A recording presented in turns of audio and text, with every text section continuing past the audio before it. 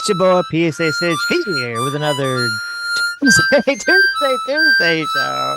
With everyone's favorite harmonica enthusiast and definitely knows how to win the hearts and minds of all the men, Adam Friendon.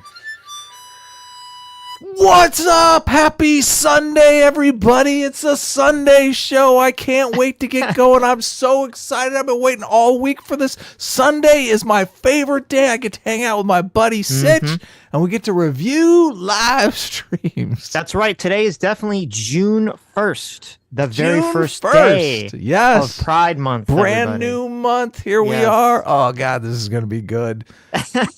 Democrats are going insane again. Oh, Yes. my God. Yes.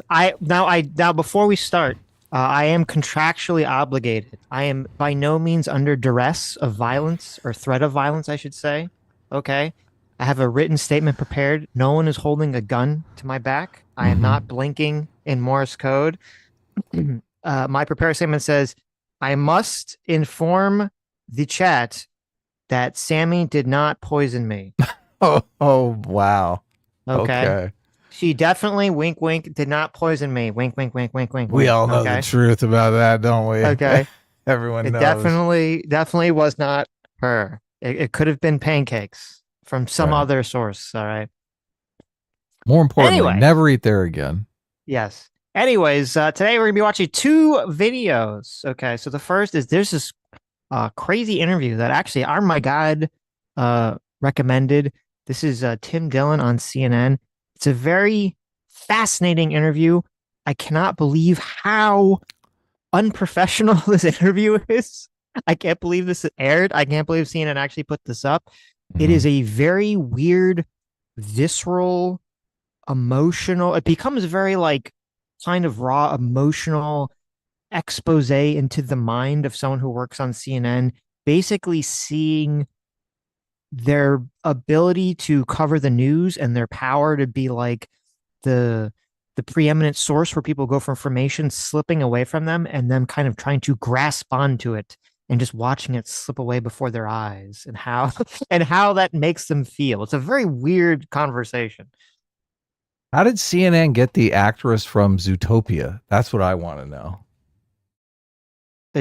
The giraffe lady from No, Zootopia? the one that works at the DMV.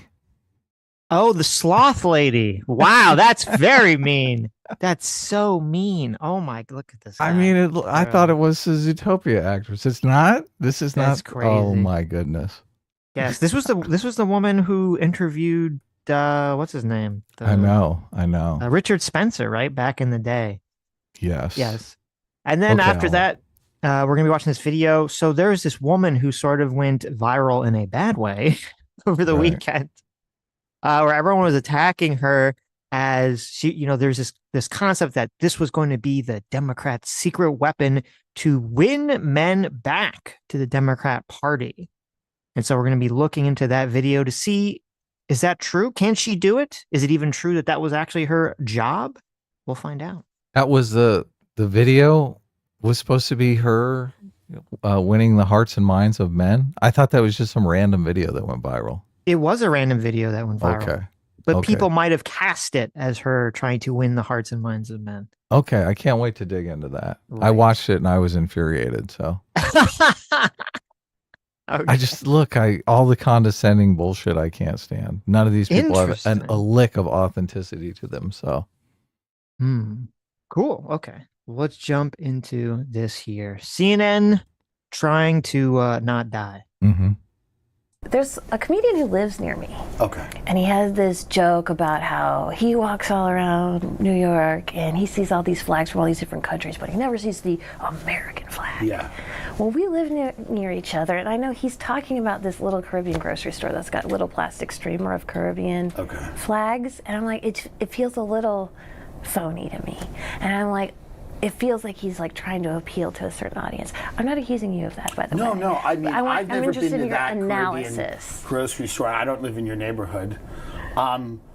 Do I? What is it? It's like I'm talking to Tim Dillon. He's a comedian. He's got this successful podcast. I'm like, let me tell you about some person I know who told a joke that I thought was a little offensive. How do you feel Yeah. about this offensive joke That's not really offensive, but I found it a little offensive. I found it was appealing to sort of the anti-woke crowd, and I don't like that. Okay, how do you feel about that? She sneaks in a premise here that nobody is actually patriotic. They're just doing it for grifting purposes, right? Nobody can legitimately want to see the American flag around their neighborhood, right? Everyone just knows the American flag is cringe, right? That's kind of the way she sets it up. So that's true. Well, and also the premise of, or not the premise, but just the idea that, like, you know, she's like, oh, well, I know this guy, so I know the one place he's talking about. How do you know that there's not a bunch of other places he goes to where he sees foreign country flags and thinks, like, what's up with this? Right. Well, that's New York. New York is like that, obviously. So yeah. There you go. Blocks there and blocks and blocks without ever seeing an American. Okay. I think people exaggerate things for the benefit of comedy probably all the time. But like, are they pitching themselves to like a Fox audience? Like comedians? I couldn't know that, but does everyone's pitching themselves to somebody? So when I hear a comedian do something like that, or I hear a comedian talk about how terrible it was that they went home and their parents were like the most racist people ever and they were so out of touch and whatever, and it's usually like, my parents are trying to be liberal, but they're not, and here's why they're evil. And you're like, okay. It usually feels like it's something that's been wildly blown out of proportion because that's most of comedy, right? It's like we would never exaggerate our patriotism on this show. All of our patriotism is 100% authentic. You know this to be true, Sitch, right? For the sake of comedy, I would never ever exaggerate any story that's ever happened to me, any feeling I've ever had. I would never do that for the sake of comedy in my entire life. Who would do such a thing? Well, look, I exaggerate all the time, just not with the patriotism. Okay, come on now. I see. I have standards. It is the way that she's framed this is very fascinating. It's like only. Well, let's say her premise is correct. Okay, so she knows this comedian. The comedian is trying to tell a joke that appeals to a more right-wing audience. So what? Yeah, what's the problem with that? Well, right-wingers are evil, Sitch. Don't you understand that? It's just weird. That's like the perspective that they have. All right-wingers are Nazis. Look, if you take that into account, then it makes perfect sense, right? It's like, why are you trying to appeal to Nazis, Sitch? It's like, okay, someone told a joke that would appeal to that'd be more conservative coded than liberal coded. Okay, so what? Why is that a problem? Why is it a bad thing? Exactly. Nazis. It's just weird. She's like, I knew this comedian and he's trying to appeal to the Fox News audience. And yeah, they got a big fucking audience. Of course she's trying to appeal to them. What's wrong? He should be trying to appeal to all audiences. But there is a certain group in this country that really, I mean, they become stick in the mud, right? Yes. Well, I think if you're a professional comedian, I think you should probably be telling jokes that appeal to the left, the right, to everyone, non-political things. And usually most comedians do. Most comedians are not just like, oh, I'm going to just go after one side, right? Yeah. Something and then extrapolating something from it. I mean, I don't know that particular joke, but like, it just feels like the basis of a lot of jokes is like, let's blow something up beyond the scope of its actual meaning to make it kind of goofy or make it symbolic of something else. So I think a lot of people do that in comedy. They just find something that's symbolic of something else they want to talk about. But do you like that he's mansplaining to her the most basic idea about comedy? I'm going to take some observation, hyperbolize it, and then blow it up to be representative of something else. Yeah. Okay, thank you. Like that's the basic of stand-up comedy. Like, this woman slightly looks like the sloth in Utopia. But you know what? I'm gonna play it up, right? She's a little slow. Okay, she's got to work her way up there. I mean, like when you must like to shit talk. I mean, I shit talk within my industry. Of course. Oh, look, she's a shit talker. I'm off scot-free here, Sitch. There we go, I'm just talking a little shit over here, okay? It's a little smack talk. It's all nice.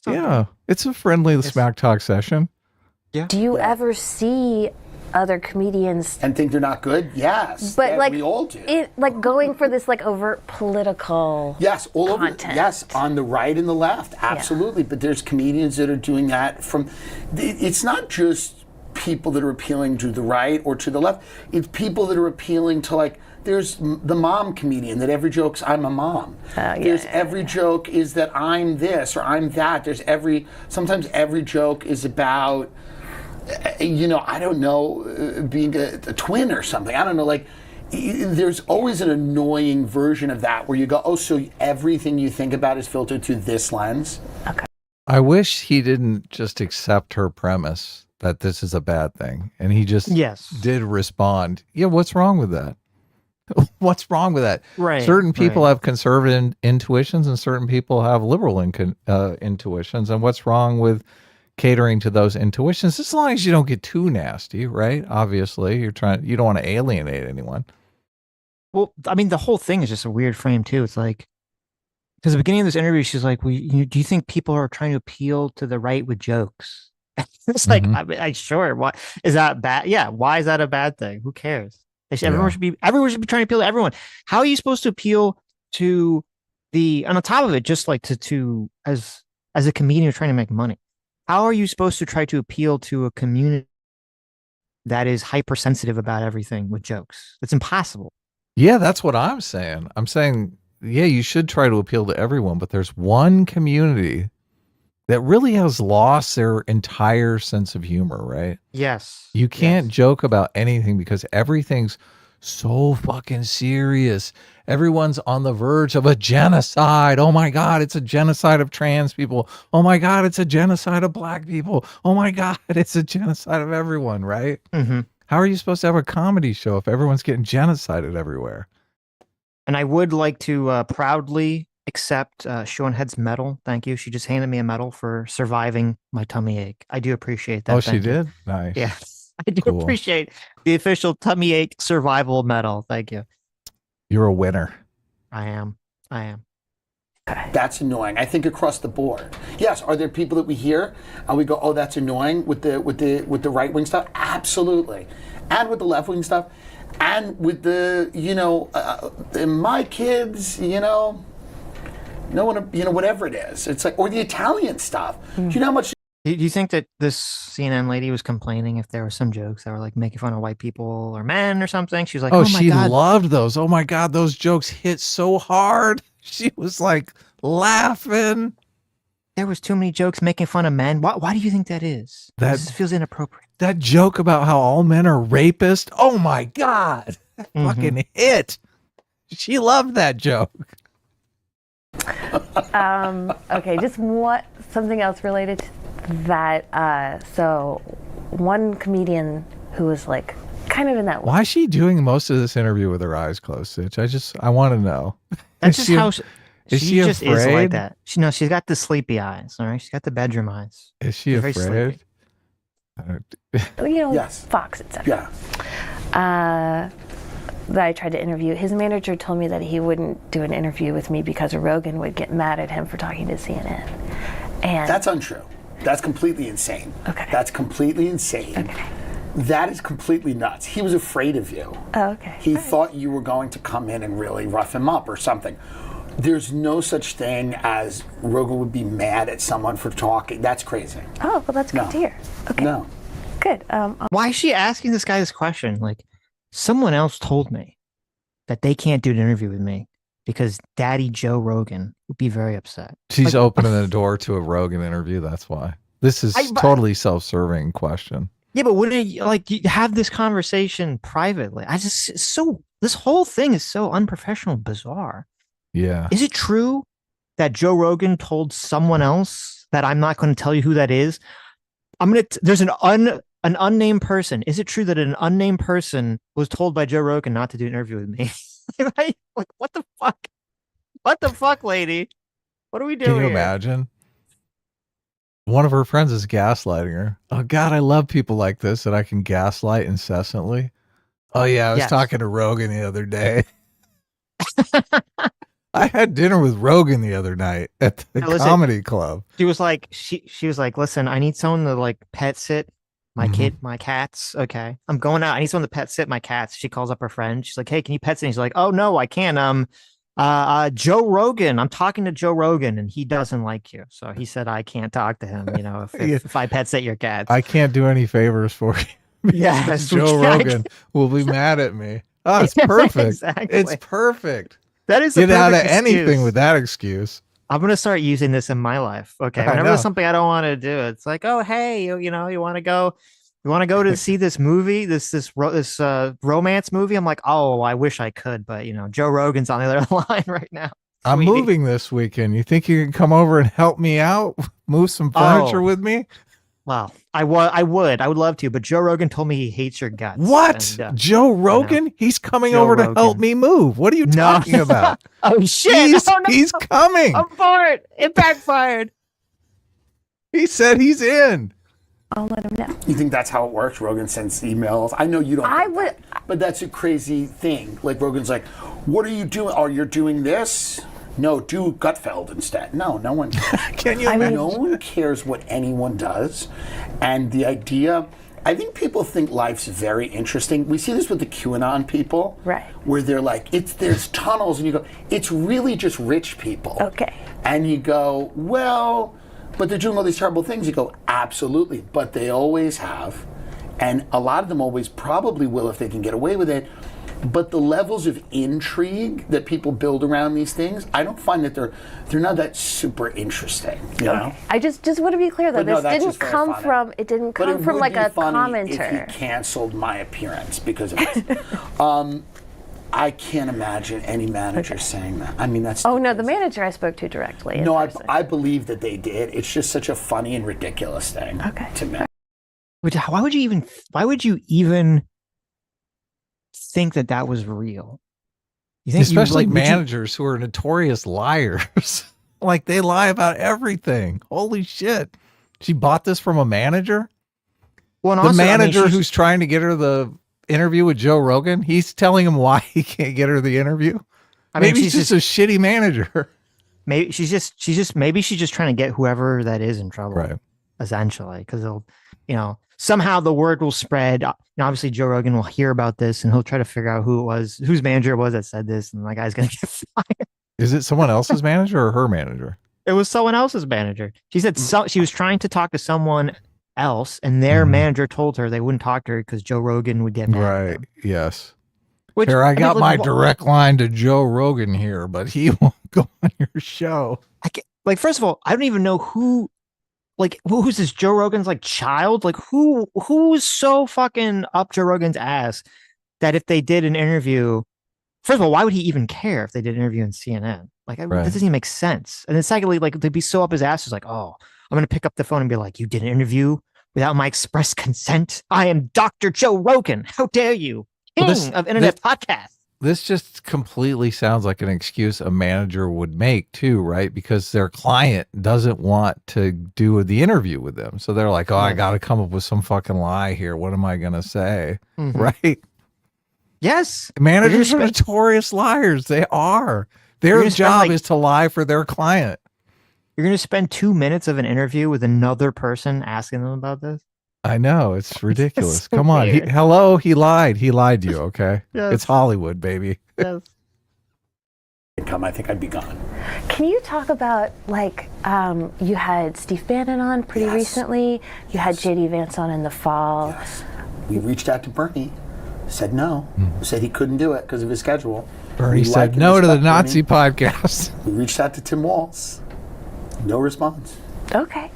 Fair enough. Yeah. But what I'm interested in is well, actually, I want to separate those two, but Vance coming on your show. Yes.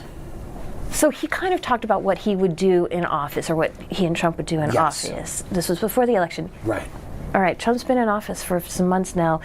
Do you think about that interview in a different way at all? I would have asked more about the tech people. Do you regret interviewing JD Vance and not beating him to death with a metal chair? Do you regret this, Mr. Sir? Yes. Didn't you know that it was going to be a total shit show? Don't you regret everything you did? Why did you not ask him about fucking that couch? Okay. You could have ended his Exactly. entire vice presidential career if you only brought up the couch. Yeah, exactly. You know, you would ask Tim Walz about the Tiananmen Square reunion. Yes, exactly. We all know that Tim Walz wears a dress dancing around to Chinese propaganda in Tiananmen Square on the deaths, on the graves of students that were crushed by tanks. Yes, yeah, of course. You would have been hard on Tim Walz, very hard. But this is really like the fact that he's like, listen, I reached out to Bernie Sanders, I reached out to Tim Walz. It's funny he didn't say Kamala, but you'd assume if Tim Walz doesn't get back to you, Kamala's like, get back to you. It's like, what are some of these podcasters supposed to do? I would imagine that every single podcaster, large, small, would jump at the chance to have interviewed Walz or Kamala during the election. Like, who would turn that down? Of course, yeah. Yeah. And if they're not going to do it, what are you supposed to do about it? You're supposed to be like, oh, okay, well, I guess I can't interview anyone because one side wants to hide in a fucking basement. Yeah, what is she's insinuating that he should just? Oh, I guess that he should ask hard-hitting interviews. Yeah, which hard-hitting questions. So there is an interesting and I think a fair question deep nestled within all of this nonsense that we will untangle when we get there. But she's not the woman to ask this question. Well, the person I should say to ask this question. I mean, all of this can be leveled at Kamala Harris because Kamala Harris only went on friendly shows. Yes. Because she didn't want to take any hard questions. So why are these guys obligated to ask hard questions of their guy? Right. If Kamala Harris isn't going to go on. I mean, Trump did actually go in on some very hostile shows, right? He went on CNN, which was super hostile. He went on that one with all the black journalists. Black Journalists Association, yeah. Right. That was pretty hostile, right? Well, that's what there was that. Actually, they were more hostile to Kamala, though, weren't they? I think they actually were. They might have been. There was that Freedom Tunes, which was very true, where it was like, never, like, Kamala wanted to do an interview, there'd be a million rules and stipulations and all stuff. And then Trump had anyone would ask Trump, like, hey, you want to do this interview? And he's like, yeah, whatever, I'll be there. Yeah, totally. Because, and I mean, this can come up later in the conversation, but Trump understands what most politicians that are not Joe Biden or Kamala Harris understand, which is wherever there's a camera, you run to it. You just want more and more and more screen time. Yeah. That's the goal. You want to get your message out. You want to win people over. There's an election coming up, right? Yes, exactly. You want people to go into the poll booth and go, wait, I know nothing about this person. I'll vote for the guy I know about. It's got to be weird for people who've like not really been involved in politics before Trump to not realize that before Trump, it was very normal for every politician, not just one side, for every politician to run to every camera as much as humanly possible. Right. I didn't know. I had no idea that Elon was going to have a major role. I don't think anyone did. Yeah. I would have asked. Well, that's not true. That's bull fucking shit. That's total bullshit. That's completely not true. They were advertising it. They were saying, look, Elon's going to be part of the administration, and that's a good thing. Yes. So yeah. I know people that were cheering on the fact that's part of why they were happy to vote for Trump would be because they're like, oh, well, you know, I want Elon, I want RFK, I want Tulsi. They're like, I want the super gang friends together, right? Yeah. Yeah, the super friends, right. Ask more questions about that. I would have asked more questions about people being deported because they've criticized Israel on a college campus, which I think is silly. I would have, but I didn't have the foresight to know that that was a plan. I know that I think a lot of people are not thrilled with those things. Yeah. Both on the right and the left. A lot of his interview with you was about portraying him and Trump as like the anti-war candidates who were opposed to these adventures overseas. Yes. And though he didn't directly say they would end the war in Gaza, he had referred to, you know, wanton killing of Palestinians. Right. So what do you make of their policy since then? I think it's disappointing. I think it's disappointing that to deport someone who wrote an op-ed or participated in a protest, and I may not agree with these people, but if they're here on a legal resident visa and they didn't commit a crime and you can't show that they're supporting Hamas, I think deporting them on the grounds that they said something objectionable isn't good.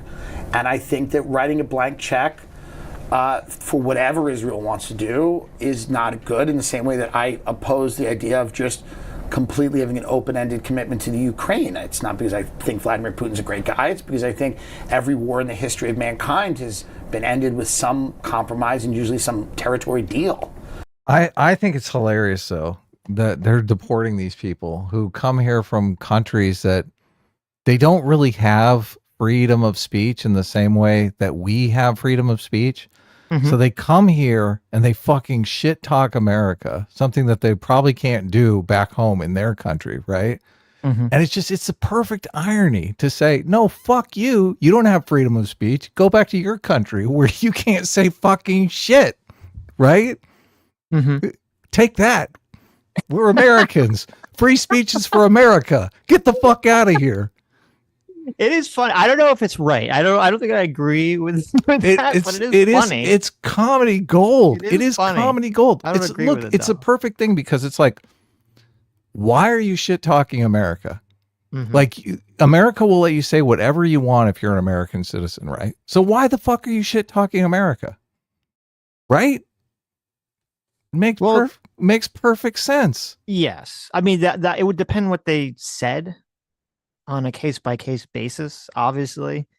The kid, that guy that if he was involved with setting up the students, doing the rushing into the building and trying to take it over and doing all the other stuff, like, fine, whatever. That's fine. That's like way beyond. Yeah. That's like way beyond just talking shit. Beyond right? Speech, it's obviously like, what are you doing? Okay, you're supposed to be there, especially if you're not even from America, you're going to college to learn, or supposedly going to college to like learn and take advantage of the education system, not to fuck around and, try to be a social justice advocate or something. Right.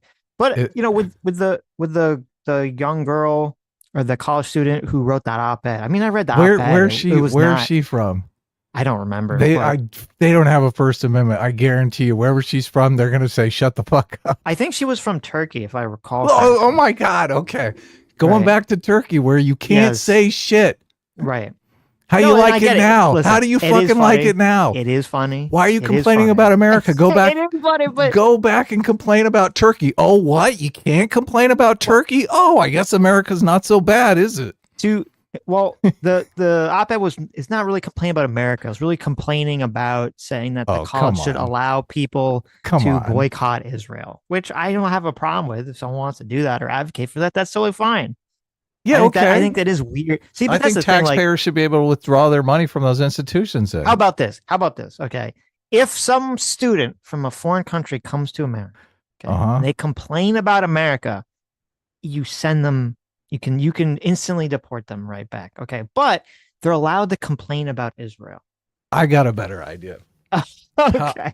How about we put on all of these student visas from other places second-class citizen, just so that they know where they stand, right? We on the visa, it has a picture of the first 10 amendments. And they just cross them all out. They say not applicable to you. Yes. Okay? The Turkey rules apply to you here. Okay. There you go. I don't agree with this. I agree with it for the sake of comedy. I don't actually agree with it. Oh, okay. Good. Okay. That's fine. That's okay. Yes. I'm just saying, look, I like the irony of it. We'd have to see the situation. Just the irony is too rich. Someone coming from Turkey, where I guarantee you they do not have a First Amendment. And then complaining about America. So, So in regards to like him talking about gods and stuff, listen, I am sorry, Mr. Dillon. I think you have to be pretty naive to think that Donald Trump, the most pro-Israel president of all human history, was going to be like tough on like we have to protect people in Gaza. That's delusional. Come on, that's crazy. What are we doing? Of course. Yes, of course. It's a little silly. Yes. I know Trump has made comments about it, but to me it's like it's the same thing. He's made all these comments about Putin and Russia. Obviously all of that's fallen through, and he hasn't really shown any teeth on any of the threats he's made towards Putin.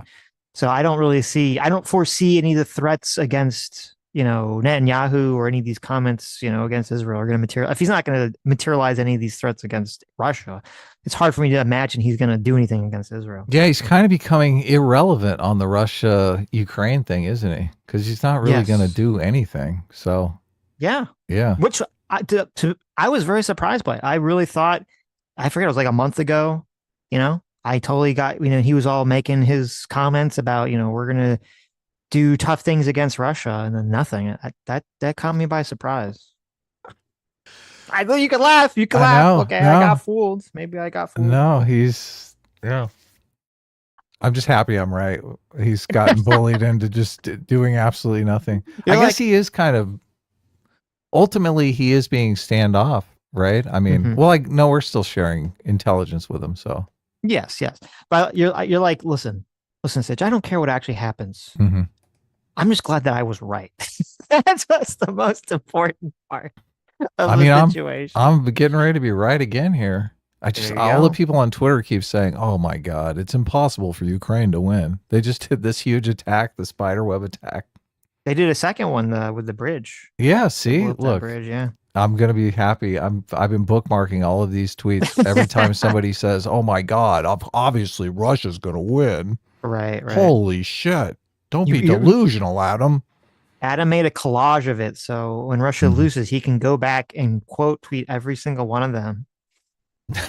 He's gonna have the GIF of iDubbbz behind Hassan doing the Fortnite L dance, and he's just gonna post it to every single person. Remember after September 11th when they were doing all this ridiculous shit, you'd pull into a parking garage at the mall and some guy came out with a mirror to like look under your car and shit. Oh, any bombs under there?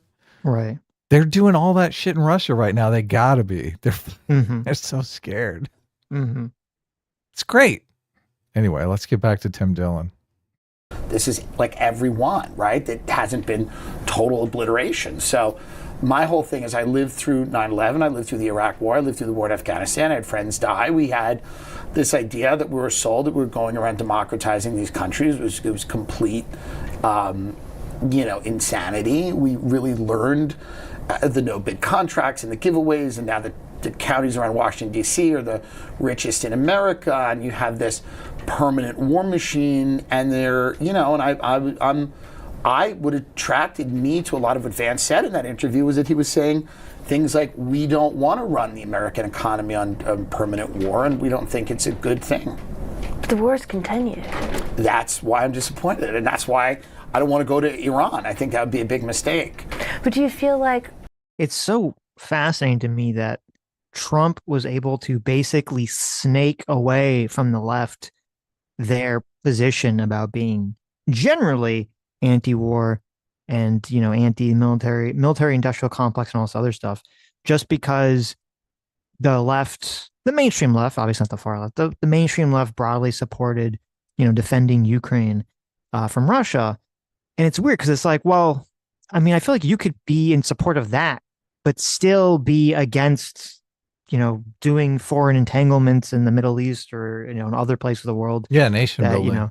And nation building and all this other stuff that George W. Bush, spent, basically mired us in for 20 years. Yeah, there's a huge difference between a defensive war and an offensive war. Obviously, Iraq was an offensive war. From Ukraine's perspective, is a defensive war. So it makes sense to support the defending party. Well, and also there's a difference between like saying we're going to give you weapons and money versus we're going to actually send our troops to be on the ground. Huge difference. Yeah. Huge difference. That was a huge tactical mistake that the Democrats completely fucked up on, just allowing Trump to completely run with that issue and steal it essentially from the Democrats, which is very fascinating. The people that drive me crazy are the ones that say if you support Ukraine, you're pro-war, because that's just so bad faith. So completely bad faith. Right. Because obviously, if you support self-defense, that doesn't mean you support violence, right? You can't just broadly say, oh, you support violence. No, I support people being able to defend themselves with violence if necessary, right? And we're definitely in a if necessary situation with Ukraine. Well, we aren't personally, obviously, but right. Ukraine is. Well, that's why so much of the narrative sort of formed around concocting a story to say, well, it was really Ukraine's fault, or it was really America's fault, it was really NATO's fault. Of It was all course, just to yes, kind of to create justification. that justification for that, Yep. concept. Which, I mean, listen, I stand firmly behind this. I firmly believe this. If it wasn't for the Trump Russia stuff and it wasn't for the Trump Ukraine stuff, I do think that the politics on Ukraine Russia would be completely 180 degrees flip flopped on what side was supporting it. Mm-hmm. Would be crazy. We don't think it's a good thing. But the wars continue. That's why I'm disappointed, and that's why I don't want to go to Iran. I think that would be a big mistake. But do you feel like Vance used you or spun you? I don't know if Vance has the power you think he does. He's the vice president. I don't know how powerful the vice president is. Historically, they're not super powerful. If you read the group chat, Vance has expressed some disagreements with Trump, I think. Yeah. That's pretty obvious. I don't think Vance can wave a wand, but if the question is, if I could go... That's interesting that he refers to the leaked group chat. We're not supposed to know that, but look... We definitely have the information, right? Mm-hmm, mm-hmm. Isn't it categorically different, though, if you're voicing opposition to the president in public versus in private? I guess it is. Of course. I mean, that's what you would expect if you're the vice president. Of you course, should not be publicly. You should not be publicly, going against the president, obviously. Yeah. I mean, but privately you should be. If you actually disagree with it, you should be weighing in and all this other stuff. Of course. It is. I don't like that there's this simplicity to the way that everyone interprets every story. It's like, oh, well, you either have to be pro-war or anti-war. There's no nuance. There's no, well, sometimes you have to be in favor of military actions and sometimes you should be against them. Because they're talking about the leaked group chat, which was, okay, well, if the Yemenis are stopping trade and American trade in the region, maybe you should be in favor of tamping down on that, trying to tamp down on that. Now, apparently, it doesn't seem like what the U.S. government or what the Trump administration did was terribly effective militarily, but that's another story. Unfortunate. Back in time in a time machine and ask about tech people and the war with Iran, I would have asked more of those questions, but as you said, he was very open about the fact that, and Trump was very open about the fact that they were, the anti-war people. So hopefully they remain the anti-war people and we don't go to war with Iran and they find a way to end this conflict in the Middle East, which is absolutely terrible and heartbreaking. And, I think a lot of people are disappointed with some of these deportations and things like that. I think it's a very fair critique. On the tech people. Yes. Let me jump ahead a second. This question's kind of boring. She's going to ask him if he's part of the new establishment now, the new podcaster establishment. That's CNN. Which he is, obviously. So he just comes right out and says, of course I am. I'm taking your spot, babe. Right? Now that that's CNN what is happens. losing its relevancy in the modern world. Yeah. He was, again, for good or ill, depending on what your point of view is, but he's been out there saying these same things for a very long time. But I ask because, do you feel like you're part of a new establishment that's being created? I don't think I'm part of a new establishment. I think it would be pretty difficult to look at these podcasts. I know it's a popular thing right now, especially in certain media circles, to say that after running an incredibly unpopular candidate who... I just want to say, because this interviewer whispers for some reason when she talks, like she's on NPR, they have to turn the gain on the mic up so much that you hear every single chair creak and shift in the room. It is kind of insane. Yeah, it's horrifying. Speak up. But you can't tell her that, right? Then you're mansplaining. Speak up, bitch. We got to turn the gain down, okay? I don't want to hear every fucking fart and creak that Tim Dillon does in his chair. Yeah. Who was introduced very late in the race because an elderly man who could not be the president, who everyone told was functioning as the president for 4 years, decided to. This wind is wild, huh? Yeah. See? But this was a very specific circumstance in which Kamala Harris ran for the presidency. Yeah. She was somewhat unpopular, and she was not a star in Democratic politics before this at all. And her communication strategy was pretty weak. I think most people have admitted that.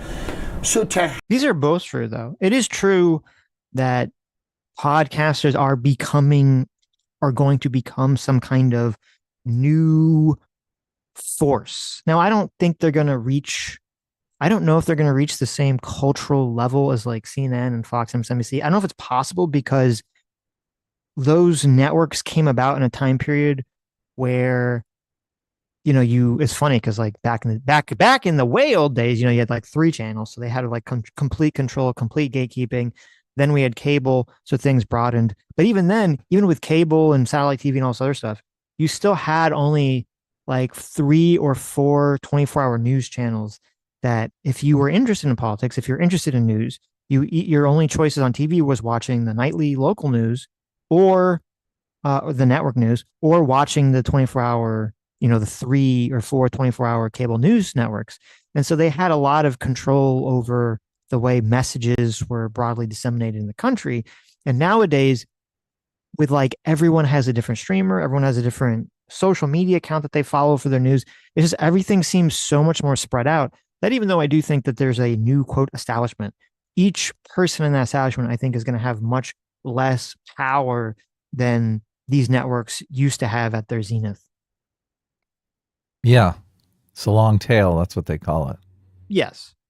But also his point is 100% true, which is that Harris ran.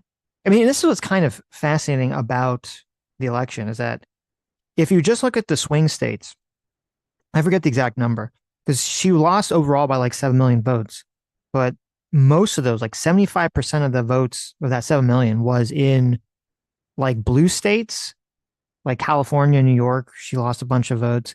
And then like 23% of the votes of that 7 million she lost was in red states.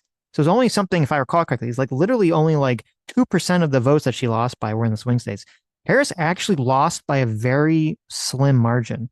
And it's kind of crazy that even with how god awful I think Harris ran her campaign and how bad and angry people were with Biden in terms of lying about his health reasons, in terms of price inflation going crazy, in terms of how, the end of COVID happened, in terms of how immigration was a complete clusterfuck and, the way the Biden administration handled immigration was so horrible. Even with all that, and Harris being like probably the worst politician I've ever seen in my entire life, she didn't lose by that much. And so it is interesting that they're like, they're trying to blame like everyone but themselves or blame, Bud Harris and all this other stuff. Right. Partisanship, baby. That's what it is. Well, she's coming out from the perspective of in CNN, they just don't want to lose their cultural relevance. They don't want to lose their prominence in the conversation, and they're going to. It's inevitable. Yeah, new technology always comes along and displaces the old guard with new people. This is just a technology change.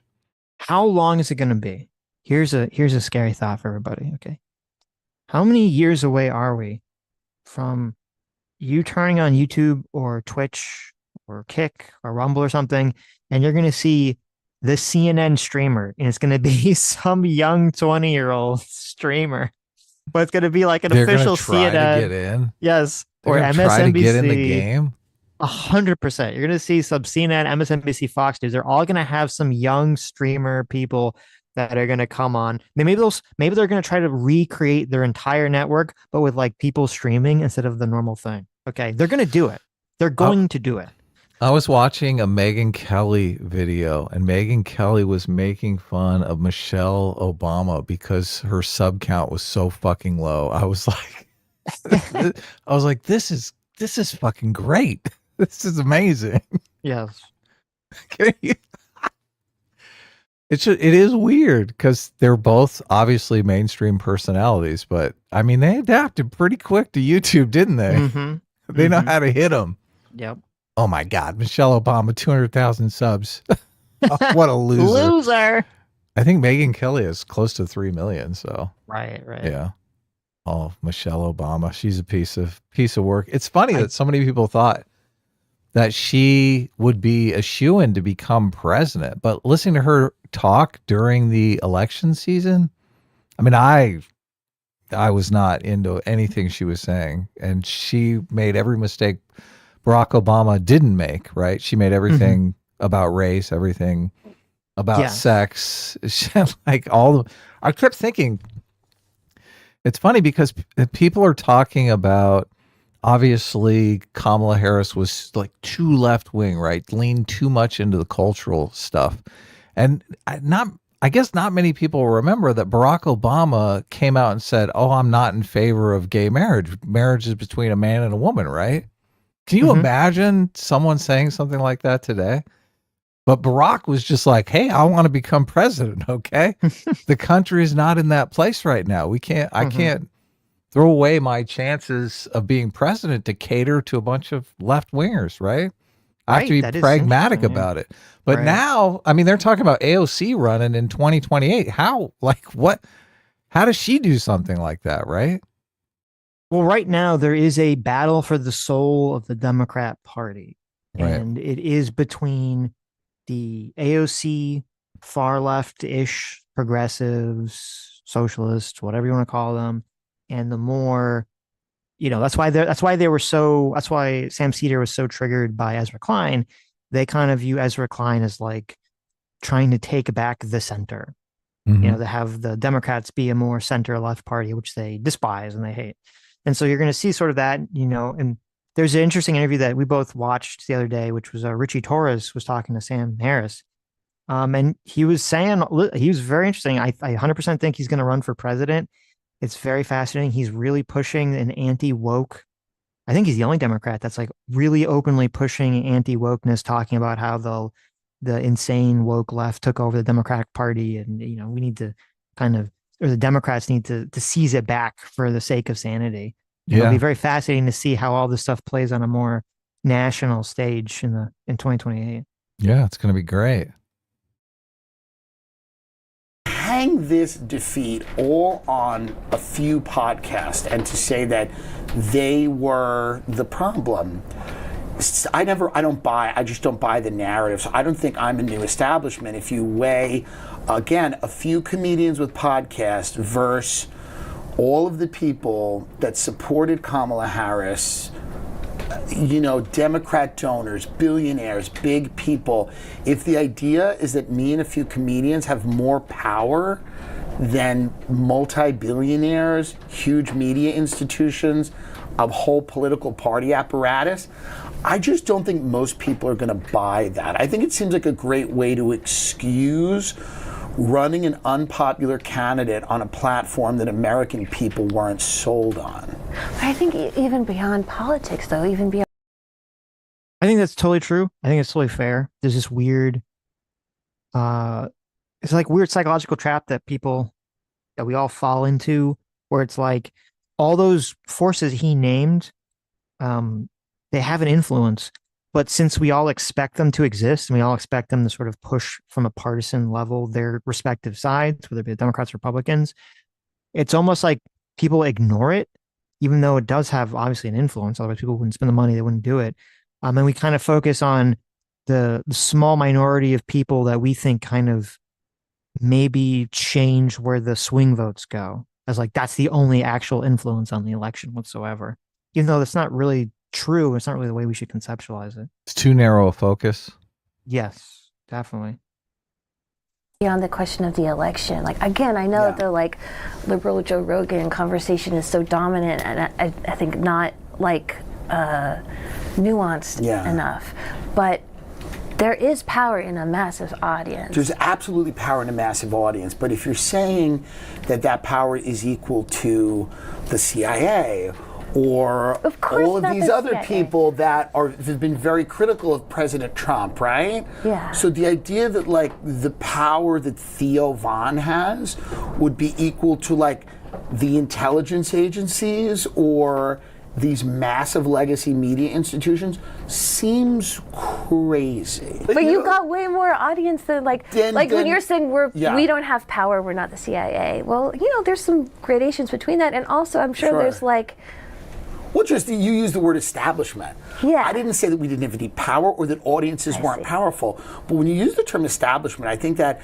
that's more than just having an audience. That's having an institutional component that I don't think we have. But I think legacy media does. I think the government and the intelligence communities do.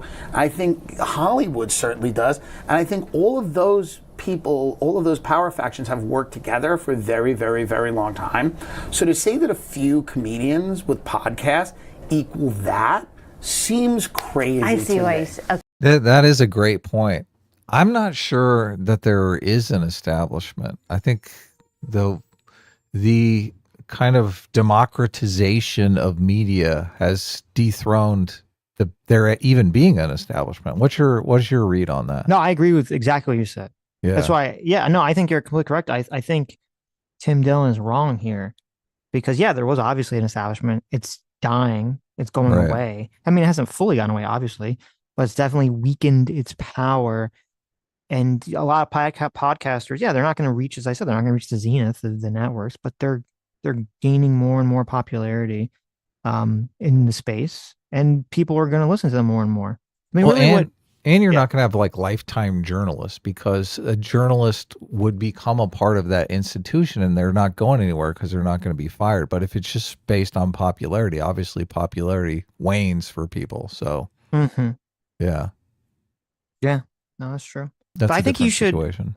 I think it would, I don't know. I think you should own it a little. I know why it's not, and it's going to come up later in the conversation, but I think you should own it a little bit more in terms of yes, comedy podcasters are becoming more, I don't know to what level, but they're definitely becoming way more important to the cultural conversation, way more important to the political conversation than they ever have been. That's a fact. That's not, The Daily Show was 100 years ago.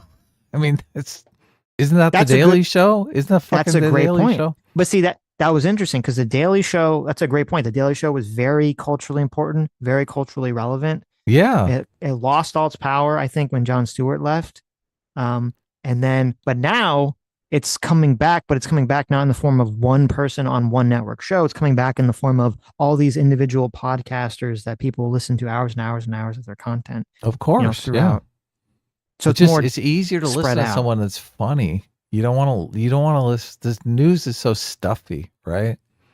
They're never going to tell you to make all these foreign exchange students second-class citizens, right? That's too far for them, right? You're never going to get that on CNN. Well, I think I don't know. I think some people are just tired of you listen to network news. There's a time period where I listened to cable news pretty consistently. Me too. Before I ever did YouTube, I know I have it on the background when I was working and doing other things. And it would be you'd hear the same, I'd listen to MSNBC, listen to Fox just to kind of see where they're going. And both networks had the exact same operating procedure. There'd be 4 or 5 stories for the day that were generated. And then each host would just talk about those same 4 or 5 stories. And they all say the same exact talking points. And it's kind of funny because we're now seeing, I feel like we're seeing this replicated on YouTube to some extent where, and I understand it's, difficult with sort of the daily grind, but you see a lot of the daily grind YouTubers, they'll be the same 4 or 5 stories for the day and everyone just sort of recycles them, again and again and again. That's basically how network news works. And I think people don't, they get tired of that and they more prefer to listen to these long form, comedian podcasts where they don't necessarily talk about politics every day. They talk about a bunch of different things. It's funny because they always say, "Oh, we never knew people had these long attention spans for talking about various topics." And I always think, what the fuck? When I was in my 20s, all we would do is hang out all day and shoot the shit. We'd hang out for 10 hours a day. Well, I think there's a couple of things, which is that people have, I don't know. Actually, I might disagree. I don't think it's that people have attention spans for these long form podcasts. There's very few people that are listening to any long form podcasts or just sitting around doing nothing while they're listening to it. That's a great Right? point. Yeah. They're either talking in the chat, or they're cleaning their house, or they're working, or Right. or they're driving, or they're doing something else, right? So Exactly. Yes. like that's sort of it seems almost like it's like the opposite of having a long attention span. It's like you want to be able to you want to do something else, but your attention wants to be like half diverted to something a little bit more entertaining than whatever you have to do. So you listen to like a podcast in the background. Right. And you're like, it's going to take me 30 minutes to clean the kitchen. I need something that's about 30 minutes long. Yes, right? exactly. Right. Yeah. And if you have some long form thing that you can just rely on to click on, that's interesting enough for you to listen to in the background while you're doing it, like boom, that's what you do. So many people listen to us at work. That's why they like our longer podcasts. They can put us on.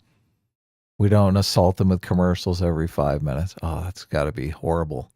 Speaking of commercials, I got some new earbuds, Adam. I don't know about you, but no, stop.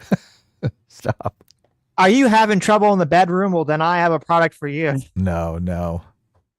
Oh, please. But no, and the other reason why these kind of comedy podcasts I think are so powerful to this conversation is that they are kind of introducing an audience to politics that's not necessarily inherently political. Because if you go back in the day, you watch Fox News or MSNBC or CNN or whatever, you're political. Yeah. Right. That's an audience of people that are like, okay, we are focused on political content. But if you listen to Joe Rogan, I mean, I don't know now, but if you listen to Joe Rogan in the past or Tim Dillon or any of those other people, you might not be someone who really is super focused on politics. So therefore, if they do have political people on and they do get a big audience, that could be more powerful than CNN or a normal debate or whatever, because you could be pulling more people to vote than would have, essentially. Right. That's what Trump did. He expanded the voter pool. A lot of people voted for him. And it was the first time they'd ever voted. Right. That's magic in politics. Everyone loves that. Oh my God, you got new voters to the polls. Right.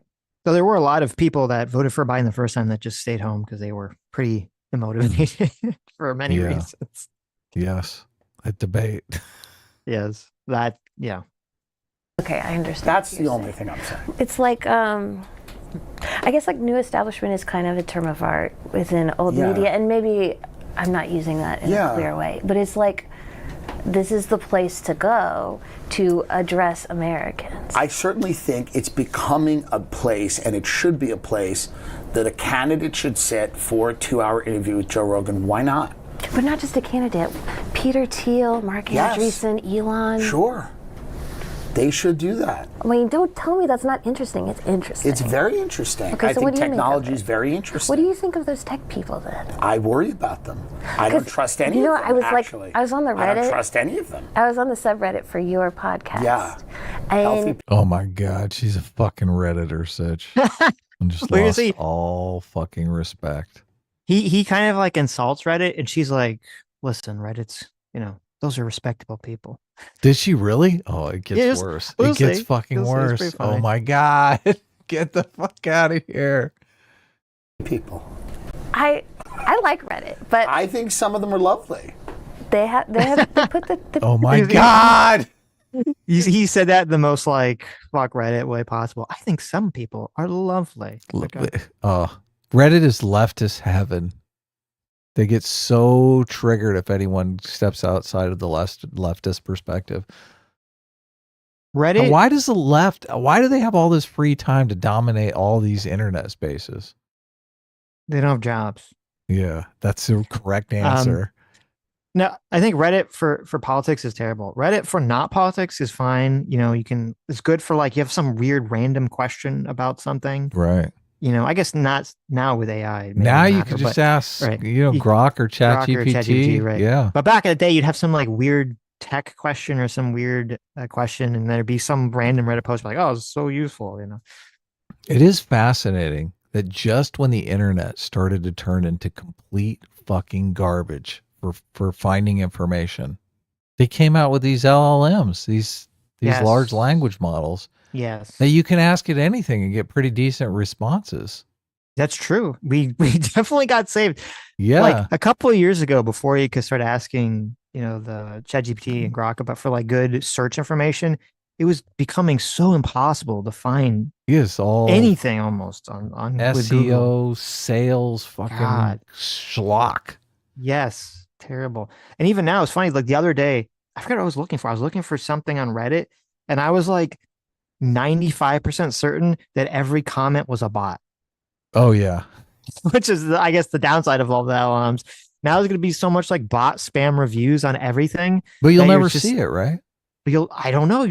Well, no, because you still like, if I'm looking for like, if I'm trying to like look at product review or, look at a restaurant review or something, I'm like, sometimes you look at the reviews and I don't Sure. know if to trust any of these Oh things. They're yeah, all yeah, just going to yeah. be all machine learning, all chatbots just talking to each other. Did you review the place you ate on Sunday? I did not. Oh, I it's did not. time. It's No, time to review. no, it is. I've listened. I've eaten that place a bunch of times before. Right. I haven't got sick before. So Only takes one time. it only takes one time. Put in the work. Yeah, and I appreciate it. They were analyzing. You attract what you are a little bit. Oh God. Okay. Yes. They were analyzing your reaction to You just called her a Redditor nerd. He's like, fuck you, nerd. Elon Musk's Yeah. He did. Roman salute. Yes. And they were like puzzling, the people were puzzling over whether Yes. you thought it was intended to be what it looked like. Right. What did you think it was? I think he's trolling in a weird way. Yeah. I don't think Hey, that's what I said. That's exactly what I said. Holy shit. he's a Nazi, but I think he's trolling. I think he desperately wants to be liked, and I think he desperately wants to be funny. And I think people that want those two things can make grave errors, especially around weird. I think the Bannon thing was literally he was just kind of weirdly waving. Steve Bannon's massively pro-Israel. He's a very, you know what I mean? Like he's not, if you look at the politics behind it, he's incredibly pro. Like that's not, it wouldn't make any sense. And I just think Elon was probably trying to be funny and trying to troll. And I think, I think that's probably what happened there. I don't think he's a Nazi, but I also think it was like a very stupid thing to do. And what do you make of like trolling internet culture, the culture of our youth being now? I mean, you cannot say that Elon Musk is not establishment. He's established. I think Elon Musk is I mean, the culture of the youth was always to be transgressive, was always to cause problem, was always to stir the pot. The issue would be is if that translates to something, you don't really want to make it too appealing to the youth to be a Nazi. You don't want to make it too appealing to the youth to be racist or white nationalist or whatever. And that's sort of the problem that, people like us would always point to was sort of the woke stuffy PC police brigade was basically making it edgy and fun and cool to be transgressive by being, racist or, whether it be racist just jokingly or actually sincerely. Right. Didn't the college professors kind of win though? And all the kids did become Nazis anyway? There's Nazis for Palestine. It seems like they are. I try to remember. I saw, a lot of people. There's kind of this conversation that happens a lot on social media about, should we be categorizing all the anti-Israel people As on the Nazis? left as anti-Semitic, right? Right. Yeah. Which they kind of push back against. Oh yeah. They know don't what? like that at all. And I That's was- their move. Right. And I think a light bulb finally clicked in my mind. And I don't know why it took this long to click. And I've said this, but it didn't really cement itself into the way this should be framed. Is that I don't think the framing should be, I know why it is, but I don't think the framing should be that the anti-Israel side is just anti-Semitic. I don't think that should be the framing. And I'm going to add a little asterisk here. And the asterisk is, I am aware, and I don't really support Israel's current ethnic cleansing bid currently.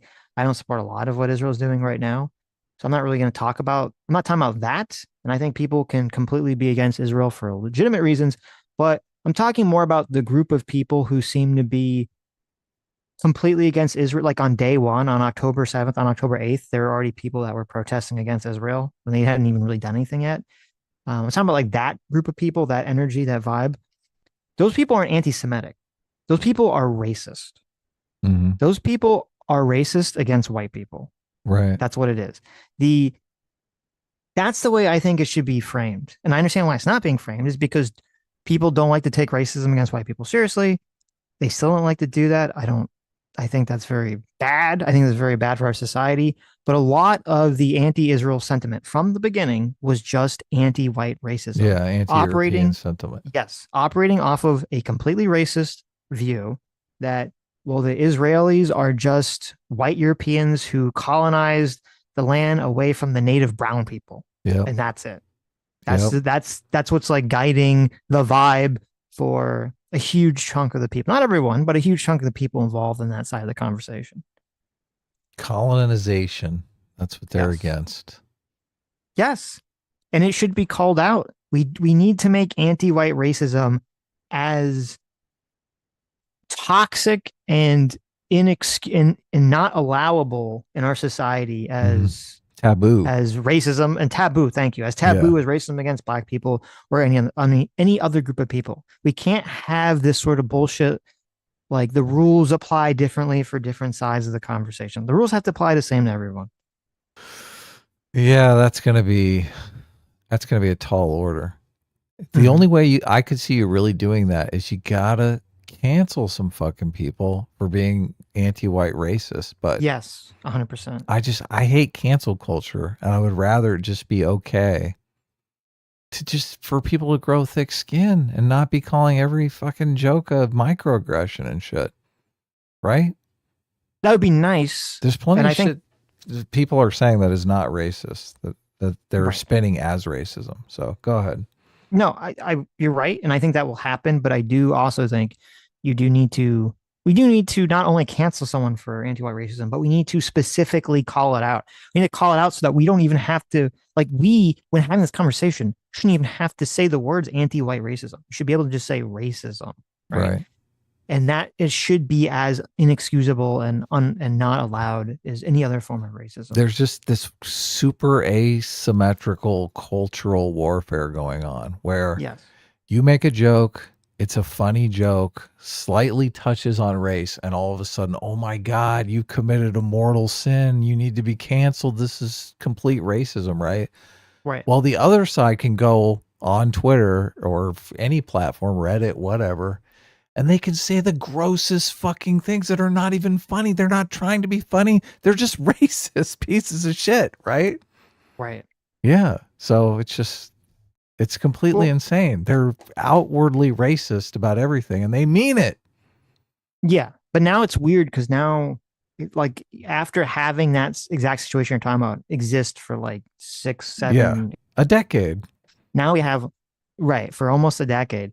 Now we have the backlash. We're now on X because there is no moderation of any type of hate speech. Yes. Now there's like shit tons of like far right, brown people, like racism against black people, totally. Far right anti-Semitism against Jews and all this other stuff. So now it's just like everything just sucks. Like on both sides. There's you go on Blue Sky and you see all the anti-white racism, and you go on X, you see all the classic racism. Yeah. Original flavor racism. They're moving. I'm not sure how to deal with that. I guess the taboo has been broken. It has been. That's why I'm not, in the past, I think I was more along the lines of like, we'll just let everyone argue. And now I'm like, I don't know if that's really working at the moment. I think taboos are useful. Not that they should be illegal, but I do think taboos are culturally useful. There was a taboo against racism. Yes. The taboo, I think, was broken by the anti-white racism that everyone sees. Yeah. Yes. So 100%. That just, once the taboo is broken, that obviously white people who are racist are going to be racist too. They're going to be like, oh, everyone's being racist. Fuck this shit, right? If you're going to call me racist, I might as well be racist. I think with some people. Yeah. Right. Hard to argue with that. That's very rational. That's a very rational it's not perspective. Productive, but is unfortunately where we go. Yeah. Yeah. I mean, I'd like to dial it back. I don't know how to do that though. It is a technical challenge. It is, and also just there was a level of politeness that has been completely lost or just never translated to the internet, I guess.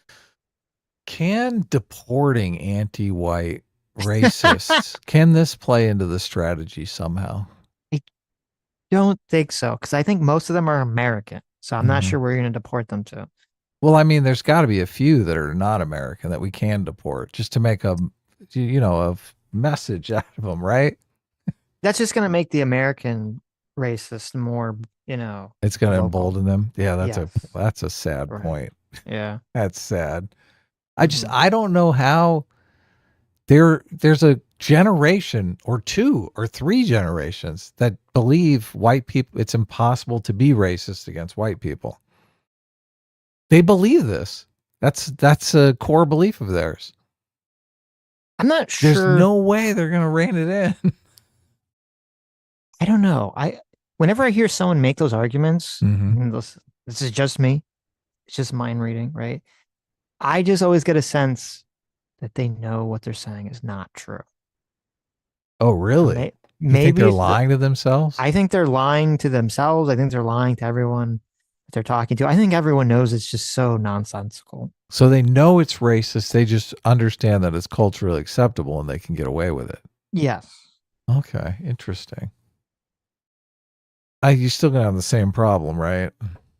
Well, it might be easier to sort of, if people don't actually believe it, I think it's easier to solve the problem. Right. Hmm. A tech oligarch. I mean, in terms of the term establishment, it's just an interesting term. I think Elon Musk is a tech oligarch, was a relationship with our government, other governments. He's got an agenda, he's got a company, he wants things. So absolutely, I mean, he's one of the richest people in the world. But what do you make of like internet trolling culture, like seizing hold of a guy like that? It's inevitable. He's the most famous, one of the most famous people in the world. I think it's just an inevitability. He also kind of welcomes it and courts it a little bit. But he's acting it out. It's not I mean, he's like an over-the-top crazy, like, these guys now are like, they're flying their own spaceships around. It's supervillain behavior, And I mean, of course. I mean, I think it's going to get all kinds of attention. What do you make of all those tech guys going on Rogan's podcast? Well, I think, like you said, it's a place where they're all making the rounds. But again, it's like, I think anybody who's a Democrat, then a Republican, then a Democrat, then a Republican, who seems not to have a political ideology outside of their own interests is someone that probably should be watched. And I think a lot of these guys believe in some interesting stuff, like the transhumanist stuff, and I think it's way out of the mainstream of what the American public wants. I think the American public wants like health care, and they want like to be able to live and send their kids to school, and I don't think their main concerns are like, let's escape the planet, let's colonize Mars. There's I'm trying to remember who it was. There was some video I watched that was kind of going over how almost all these rich tech millionaires and billionaires that support Trump now, they almost all supported Biden the first time. And it's very interesting that the reason that they really turned on Biden wasn't ideological. It was because, they felt like the Biden administration sort of didn't give them anything for their support, essentially. They didn't get any of the blood and treasure they wanted. And they felt like essentially they could just support Trump and Trump would give them, things for their support. And that's really what led to this turnaround. Yeah, unfortunate. I mean, it's definitely happened with the crypto space. Yeah. It's interesting because with crypto so much. There was an interview recently with Elon, where they were kind of asking him, now that he's sort of backing away from Doge, maybe not, how he feels about the tariffs, which obviously hurt him, and some of the other things that Trump administration is doing that he doesn't support.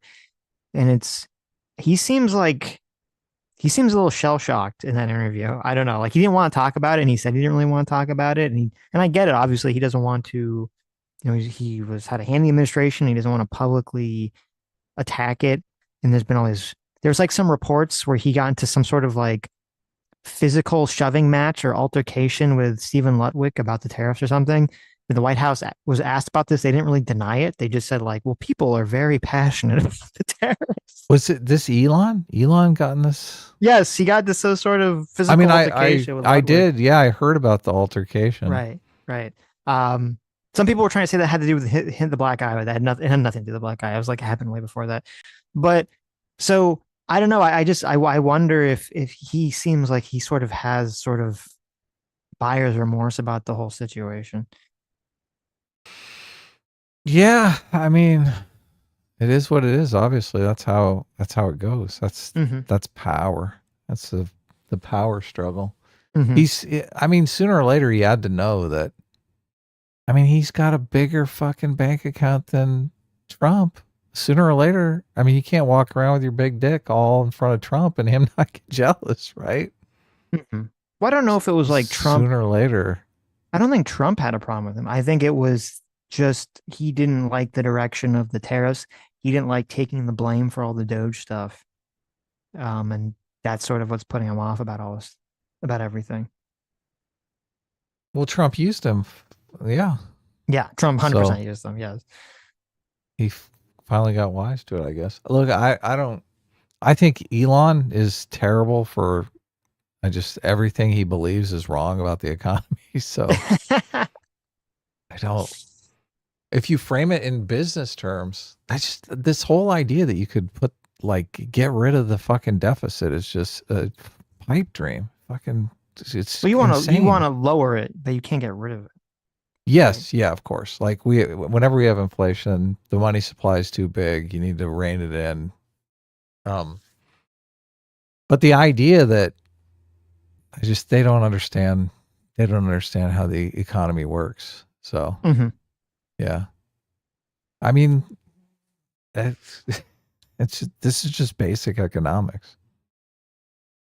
You've talked a lot about the Iraq War as being kind of like a visceral moment in your life. The comedy at that time was like Jon Stewart, Stephen Colbert, left-wing critics of the Bush administration and of the Iraq War. Why do you think that style of comedy has fallen away? Has it? Yeah, I mean, according to the people who worked for them, yeah. I mean, I think Jon Stewart's still very popular and goes viral all the time, saying interesting things, You right? think The Daily Show gets the same kind of audience? I don't think The Daily Show does, but I think Jon Stewart, because you brought up Jon Stewart. So why? Well, that's a story of why traditional media has just declined. And I mean, it's just, it's just the rise of people being able to watch things on their phones and stuff. And I remember when YouTube was a slur. Yeah. When you would sit down at a meeting and they go on YouTube, right? Now it's the biggest media operation in the world, but at a time it was a slur. You sit in an ivory tower, you think that the big three are always going to be the big three. You think, you're not afraid of streaming, you're not afraid of YouTube. It's a story as old as time. It's hubris, it's everything else. And traditional media operations don't, it's a big ship, it's hard to steer, and it's hard to admit when you need to change course. And I think the decline, I don't know if it's the decline of that kind of comedy. I think it's those kind of platforms. Mm-hmm. I think this is a bad answer. I think this is a really bad answer. I mean, I agree that this is the decline of the platforms. I agree with that. I think the original point about why, she brings up, Jon Stewart became so popular when Bush was president in, the Iraq war and Afghanistan war, and he was sort of critical of all these things.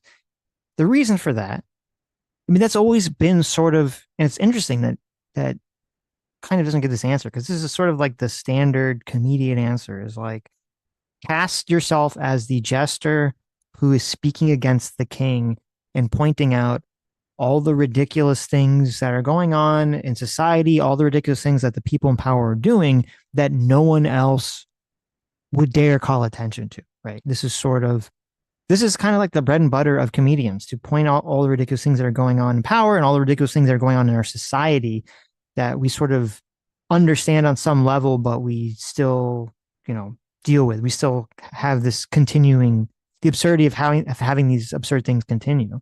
And obviously, with Bush at that period, you had the neoconservatives and the right had a lot of cultural power. They had a lot of actual political power.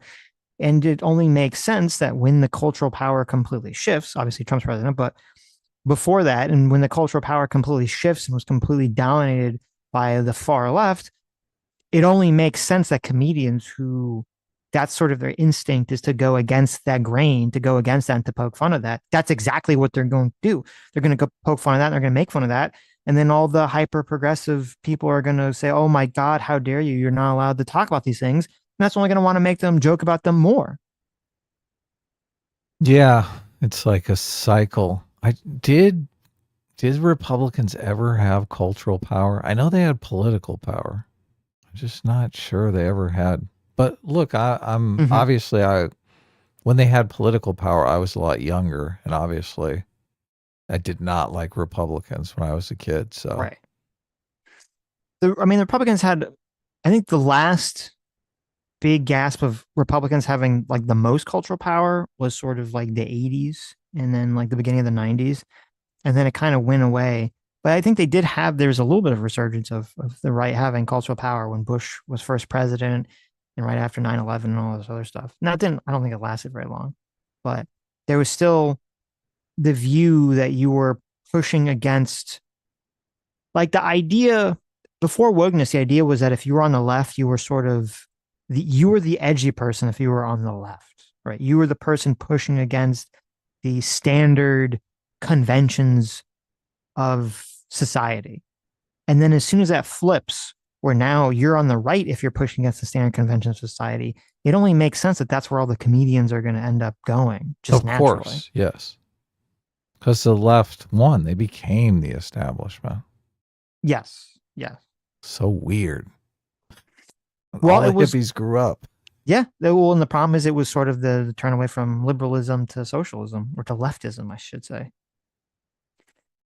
Adam Friended, look at that. Adam Friended. Oh, you finally got to my fucking super chat. It's only been 2 fucking days. I thought you guys read $20 super chats immediately. What is this bullshit? For $20, look at this. Says, hi, Adam.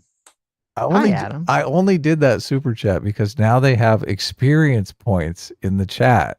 And there's a leaderboard. You can be number 1, number 2, or number 3.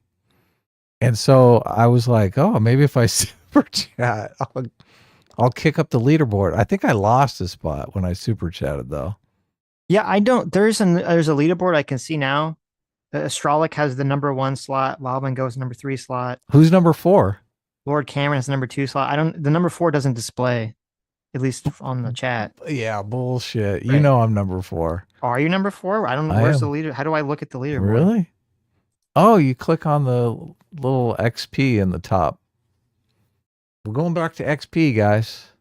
Okay. But yeah, I don't know, because there's a new thing. There's a new feature. The YouTube explained. They said it had to do with like how much you engage in chat. They don't really explain exactly how it works. It doesn't make a lot of sense to me. I don't know if it's just because it can't just be based on like how much money you're giving a super chats. I don't know if it's also based on like how many people are adding you. No, I think it's number of times you chat. Also, I think length of time in the chat. So if you just have the chat open, right? I mean, I just left my computer on all night with the chat open, so I could. There you go. Look, he's gaming the system. I was mining experience points on YouTube. Right. Yeah, there you go. I was going for it. You guys enjoy your crowns. Okay, enjoy your crowns. J-Mac, thanks so much. I sure get fired. Dang, J-Mac for the $40 says, oh, great. Does XP now? Ironic, just as we were doing D&D. Now there's chat XP. Also, I hope you are all prepared to go full nerd next week. I've been studying, preparing. I feel like Pierce in the D&D episode of Community. I've unlocked forbidden knowledge. Hell, I may even wear my wizard's cloak. Yes, if you guys didn't see last Thursday, we'll be continuing this Thursday on our other channel, How to Kill a Franchise. We did a D&D session where J-Mac was the GM, and we will be continuing it. We might be finishing it Thursday. It might be a 2-shot. And it was me, Adam, Rags, and Short Fat Otaku. Yeah, it was a lot of fun. It was great. Some fucker hired people to kill us. I know. And we are going to get that fucker back so bad. We are. Even though Dev started a massive fire in an underground cavern. Might move us in the opposite direction. I mean, that was not a good idea, but what are we going to do, right? Adam did try to seduce a dwarven woman. I did. Look, just so I could get information on the guy who's trying to kill us. You just wanted to pump her for information. Yeah, that was It's going to pump her all night. I think Adam was really attracted to those bristles she had on her cheeks. Oh, yeah. He really wanted to live out the fantasy of being with a dwarf woman. The bearded lady. Yes, that's exactly what it was. Yeah, so tune in on Thursday if you want to see us finish. Yeah, get revenge on this guy who's tried to off us. That's right. J-Mac, thanks so much for Circuit Father Dad J-Mac for the 50 gifted membership. Yes. Yeah, look at that. Thank you. And J-Mac for another $20 says the longest Sunday ever. Also hope you're all ready for some insanity on Thursday. It's going to be a doozy. Yes, definitely. I can't wait. Can't wait. Okay. Are we going back to the thing? Yeah. Comedy. There's very, very successful comedians that are left of center comedians. Like who? I mean, what do you mean like who? Chelsea Handler. I think John Mulaney, probably. I think that you would find Sarah Silverman. I think Bill Burr, Louis C.K. He's never voted for a Republican in his life. Why? Because he's an imperfect person? These are massively successful comedians. They're all more successful than I am. And there's nothing wrong with that. And they're all left-leaning comedians. Is there this idea that, like, they're not around or you can't find them? That's the craziest thing I've ever heard. No. But there's not this cultural energy around. They're not all as big as they were because I think careers go up and down. I mean, I interviewed like a late night comedy writer who was like, this Kimmel, Fallon. This thing is spent, but like, but all those people who had the kind of like left-wing shows like Amy Schumer and Michelle Wolf, Samantha Bee, those have all been canceled. All those shows are canceled. Well, but there'll be new ones. I mean, I'm a little torn on this. On one hand, I think she's completely correct. There definitely has been a cultural energy shift. At least I feel that there has been. On the other hand, I think Tim Dillon could be correct. It might be depending on like where you're looking for the audience, because like the Tonight Show still get good views, but maybe it's just that they're not getting the new, like they're getting good viewers in the older demographics, that the young people are not trickling in. And I think this is the real problem that television is going to have, is that they're kind of the next generation. I don't think the next generation really watches that much television. They're not cycling in new viewers. Of course, yeah. They all are watching YouTube. YouTube is where it's at. Right. So there, on one hand, like, there's still a lot of people watching the mainstream media and also stuff now, but it's more like there is also a shift though. That is true. Both these things are true. They're dying. Look, I never really was a television person, even when I was a kid. My parents would watch TV all the time, and I like to draw, play video games. And I couldn't, oh God, sometimes I would watch him cackling in front of the TV and it would just disgust me. I'd be like, what? Yeah, why? I'm serious. Oh my God. I just thought born edgy. I thought, I'm like, if you're hypnotized by this fucking idiot box. The fuck? I'm a creative person. I always wanted to create my own stuff. I wanted to do, not watch. So. You know the meme of like the people at the party and there's like the one person in the corner? That's me. Yeah, it's like everyone's watching TV and you're like, and in the corner, like they're all hypnotized. They're all being hypnotized to their doom. Yeah, here I am drawing some big busted ladies. This is true freedom right here. Me drawing the big titted ladies. I draw them huge, and my mom would be like, "What are you doing, son?" Be like, "This is perfect." You're like, go back to your hypnotism on your hypnotic box on TV.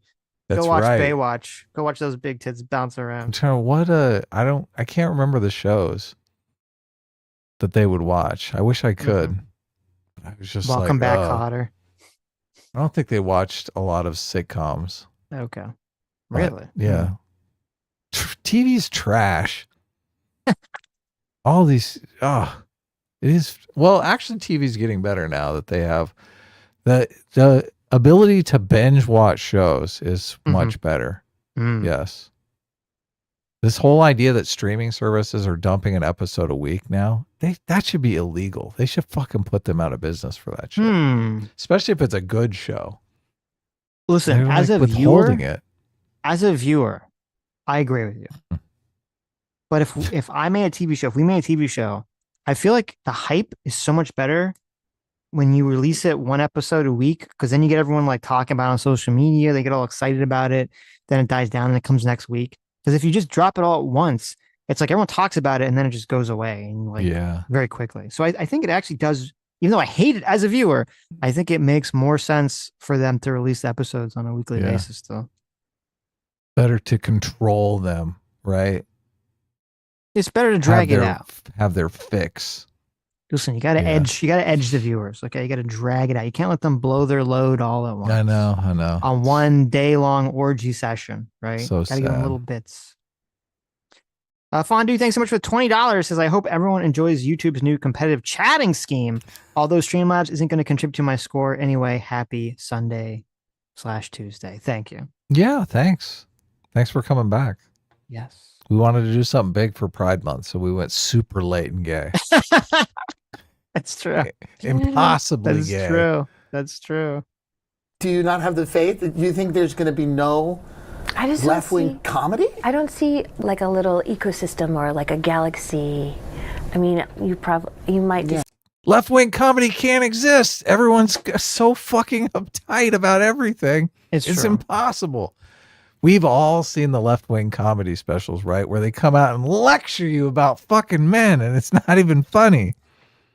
Well, they try to pass this off as comedy. It would be interesting. You're 100% correct, obviously. But it'd be interesting to flip the script on her and be like, listen, with the height of the left-wing comedy that you're talking about with Jon Stewart, was there a right-wing galaxy? Where was the right-wing comedy at that time period? Oh, yeah. Where were you running around saying, oh my God, we have this complete lack of right-wing comedy. We need to fix this immediately. What's happening here? Is that your position, back in the 2000s? No, she was like, I'm in heaven. We rule the world. Right. I'm on the left and everyone loves us. This feels so much just like, I'm just mad that my side is not as culturally dominant as it used to be. That's why it's such a weird conversation. It's such a weird interview. Wouldn't it be funny if Saturday Night Live just fired everyone and said, look, we're going full right wing now. We're hiring all a right wing cast. And then all of a sudden it was funny? You'd be like, holy shit. I can't believe they did that. Mm-hmm. I think the goal is you got to find. I don't think the goal is saying like we're gonna like hire specifically right wing comedians. I think the goal is say we're going to hire specifically enlightened centrists, anti woke enlightened centrists. Okay, those are the people that can make the funds at both sides. The true comedy, right? The true absurdity that's happening in politics. This is interesting. This kind of leans into the discussion about All in the Family and Archie Bunker, where I don't know if you know this, but that show was super pop. First of all, we're going way, way back here. Do you know the character of Archie Bunker? Is it like culturally relevant enough? I'm aware. So there was a show in the dark times when there was only 3 channels on television. And there was this very popular show called All in the Family. And the main character of the show, the big draw, was this guy, Archie Bunker, who was funny because he was such an out of touch racist, right? Yeah. And he had a nephew, right? Played by, who's the guy? Was it his nephew or was it like his son-in-law? Oh, it was his son-in-law. You're right. So his son-in-law, who became a very famous director, right? I think he directed When Harry Met Sally. Oh, okay. The guy was but he was a super left-wing liberal that he would always basically, Archie would call him a libtard all the time and all this and that. And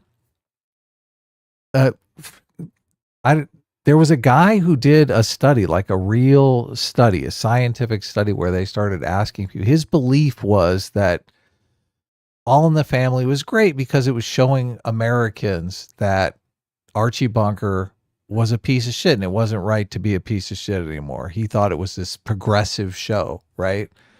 And I think he wrote a big article about it and somebody challenged him on it. He said, wait a second here. A lot of the ratings come from right wing people who are watching the show that like Archie Bunker because he says it like it is, right? So they're having a completely different perspective on the show. Right, right. And I think they did a study and found out that the progressive guy was actually wrong. And most of the people who were watching the show were empathizing with Archie Bunker and actually liked him because he was hearkening back to the way it should be, which was like a big culture shock for Hollywood because they thought they were teaching Republicans how it should be, right? So I just, in the context of Saturday Night Live, I could see something like that same situation unfolding. But I think this is why that show was wildly popular, because liberals could watch it and they empathize with the son-in-law and they think, oh my God, this terrible racist, right? They're laughing at him the whole time. And right-wingers are watching it and laughing at the son-in-law, thinking, oh, what a dumb fucking libtard. Right. Yeah. Right. They're watching the same show and having completely different experiences, which is hilarious. But can that exist on Saturday Night? Is Saturday Night Live smart enough to do something like that? I don't think they are. I really don't think they are. All of their jokes are basically right wingers are stupid, right? Yeah, I'm trying to remember. They did have some skit I saw a few months ago that was making fun of the left. Really? Yeah, I was surprised. So maybe they're finally learning. I think so. Maybe they could be. They could be finally realizing it. Money is going to talk at the end of the day if they're not making money. But isn't it genius if you make something that appeals to both audiences for completely different reasons, but everyone's chill because they don't realize it? Both parties think, oh, this is great. We're getting one over on the other side. Yeah, that would be. I mean, that's interesting because that's sort of, that's the same thing with like Watchmen, where the perception from the creator was that Rorschach was supposed to be yes, like the same thing. Yes, like kind of negative portrayal of a right-wing conspiracy nut, and then a lot of people on the right actually like his character a lot, and so yeah, it is kind of the similar thing. I think. Well, and it's funny because I'm looking up the guy. I didn't realize this because I've only seen clips of All in the Family. He looks so different. The son-in-law is Rob Reiner, a young Rob Reiner with hair. Yeah, Rob Reiner. He's the guy that directed When Harry Met Sally, right? Right. But I think the thing with All in the Family and Watchmen, from the clips I've seen of All in the Family, because I haven't seen like a lot of it, and for Watchmen, I think if you have if you have these kind of two sides or two extremes or two personalities, like, because my understanding is that like, yes, like Archie Bunker in All Family, he would be racist and it'd be like a joke line that like he'd say something super racist and then the rest of the family would be like, you can't say that and all this other stuff. And it was like kind of portrayed negatively that he was racist, but it was also like he was portrayed as like a good person. Like he wasn't just an evil person. Like he had good qualities to him. He seemed like a realistic portrayal of someone who maybe says racist shit, but they're not like necessarily like a horrible person internally. Right. And I think it's kind of the same thing with the Rorschach and Watchmen was that, yeah, like he might have, there were elements of Rorschach's character where you're like, oh, that's pretty fucked up. But there's also like a lot of good elements to him. And he had a very strong sense of justice. And, it was his strong sense of justice and pursuit of truth that was like kind of leading the story down the pathway to figure out why people were being killed. And so I think as long as you have characters that are three-dimensional and you can show them both having pros and cons to their personality, I think that's how you can draw in a larger audience. Yeah, I didn't really watch enough of the show to really know the details. And now I'm wondering, like, how was he portrayed? I just know the controversy about it because I read it in some book. So right. It is interesting. Alan Moore is a huge commie, so it's kind of funny that he wrote probably one of the most beloved right-wing characters in comic book history. Yes. Yeah. Which in Rorschach is the character. Alan Moore wrote The Watchmen. Well, it's kind of like a lot of it. It's very interesting, and a lot of writers stumble upon this. It's kind of similar to George R. Martin does this, and I think it's interesting, but it doesn't work. Which is um, he's sort of like with Rorschach, you as the viewer would sort of follow him and sort of get his interpretation of events and see the things he was doing. And a lot of the supposed negative attributes of Rorschach were like they were there, but they were a lot more subtle. They weren't so on the like you kind of had to read into the story a little bit to see them, or you had to like be like, oh, here he is randomly attacking gay people for no reason, right? But like 90% of his character would be doing all these other things that you'd see in a more positive light, right? So you'd be willing to overlook the fact that he was like a crazy, smelly homeless person. Right. So, but no, Rorschach is a great character, and this is another thing too is that especially in fiction is if the character is interesting, people will like them, even if they're like a bad person. You have to make your characters interesting. And that was always the problem in Watchmen was that, the two of the four main characters who are the more normal characters, Owlman and Miss Jupiter were boring as shit compared to Rorschach and Dr. Manhattan. Yeah, of course. I always think of the movie Nightcrawler because that character in Nightcrawler is so fascinating, but he is fucking evil. Like he is straight fucking evil. Right. Well, look, this is why Darth Vader became a big cultural phenomenon, right? Obviously, he's a bad guy, but everyone was like, "Oh, he's cool." Yeah, he is cool. He was cool. Yeah.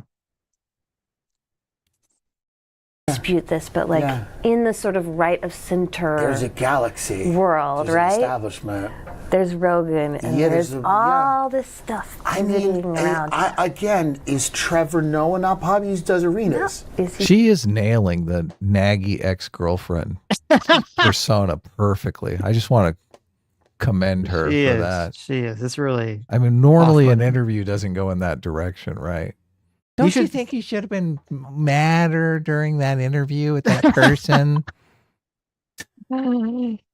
Like, just tell me what your opinion is. Don't try to do this like Jedi mind trick bullshit. No, you've got to come to that conclusion yourself. But I'm gonna lead you there, like the little dog that you are. Right. It's like, like no. And it's so apparent. It's so gross. It's so apparent. This is all just like CNN should be the center of the galaxy, right? How dare we be usurped by Joe Rogan or someone else? It's ridiculous. He's an arena comedian. He's one of the most popular comedians in the country. Hassan Minaj, Ronnie Chang, these guys are all left wing. That's delusional. Fucking that's delusional. He's one of the most popular podcasters in the country, right? Right. But when you think of the most popular comedians, it's not Joe Rogan that comes to mind. Come on, that's ridiculous, right? I can't even think of any Joe Rogan stand-up sets I've seen. Yeah. I have to go back and really think about it. You're talking, Dave Chappelle might come to mind, right? You might think of Jim Carrey, right? A huge comedy celebrity, right? Joe Rogan. Probably think of Jim Carrey as like his performances, not really a stand-up anymore. Oh, I guess, did he say stand-up? He said comedian, though. He just said, I guess you're right. He didn't say stand-up. I guess you're right. I'm thinking. I mean, most of the comedians, Adam Sandler, right, is a comedian, right? Are you going to see Happy Gilmore 2? Aren't you excited? Not really. I mean, you're not excited for Happy I want to see Billy Madison 2, where he has to go back to high school now that he's like 60 years old. I think they should get Bob Barker. They should they should put an AI generated Bob Barker. No, come you think on. Okay, you can't make odds? Look, Bob Barker made that movie. You can't do a Happy Gilmore 2 without Bob Barker. If you guys don't know, if you never saw the first Happy Gilmore, there's a scene where he gets into a fight with Bob Barker, and Bob Barker beats the crap out of him. Is there going to be? What are the odds? I think there's a 95% chance. Bob Barker's funeral, and he finally. I think there's going to be a 95% chance that there's going to be an AI generated Star Wars Force Ghost of Bob Barker. Oh my god! That's going to show up, and it's going to talk to Happy Gilmore. Okay, that might be good. I might go see it then. It's going to be like right before the third act. Right when Happy Gilmore's at his lowest point and he can't golf to save his daughter, to send his daughter to ballet school or whatever the fuck the plot is. And the ghost of Bob Barker is going to show up and is going to give him the talking confidence that he needs to succeed. Wasn't he trying hit to that little golf ball? Wasn't he trying to save his grandma's house? I think that's what in the original. Yes. Yeah. In this one, I saw the trailer. It looks like he's trying to send his daughter to ballet school. It's very weird.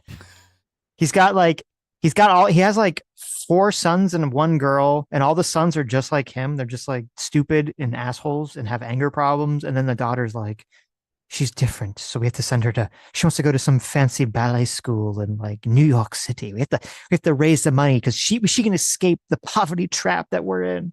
I don't have high hopes for this movie, so I'm shocked that you don't want to see Happy Gilmore. we'll too. see. Press the button. You press the button. Okay. And they're all really funny, really popular comics who I'm friends with and like. Oh, yeah? Yeah, I don't think this thing's happening. Whatever everyone thinks happening, I don't think is happening. Why this do you idea that like left-wing like where are they? Where are they? Where are they to be found? Where's Amy Schumer? I don't know. She's in her $15 million townhouse in Brooklyn. I think she'll be okay.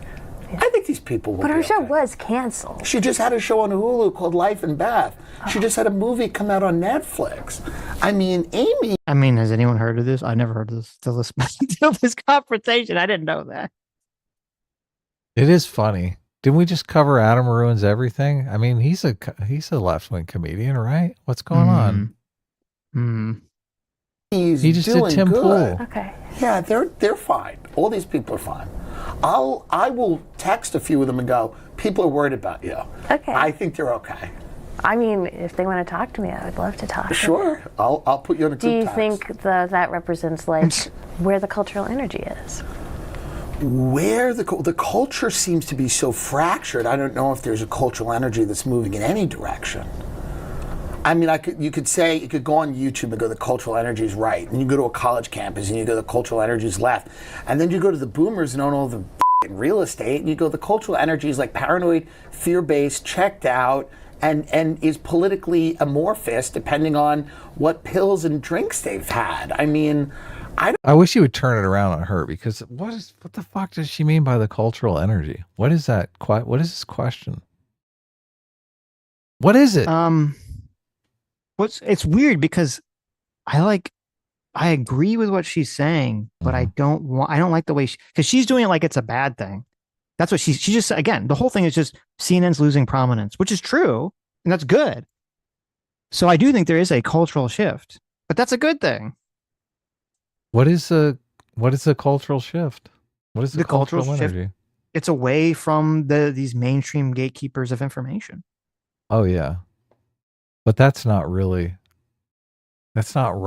comedy.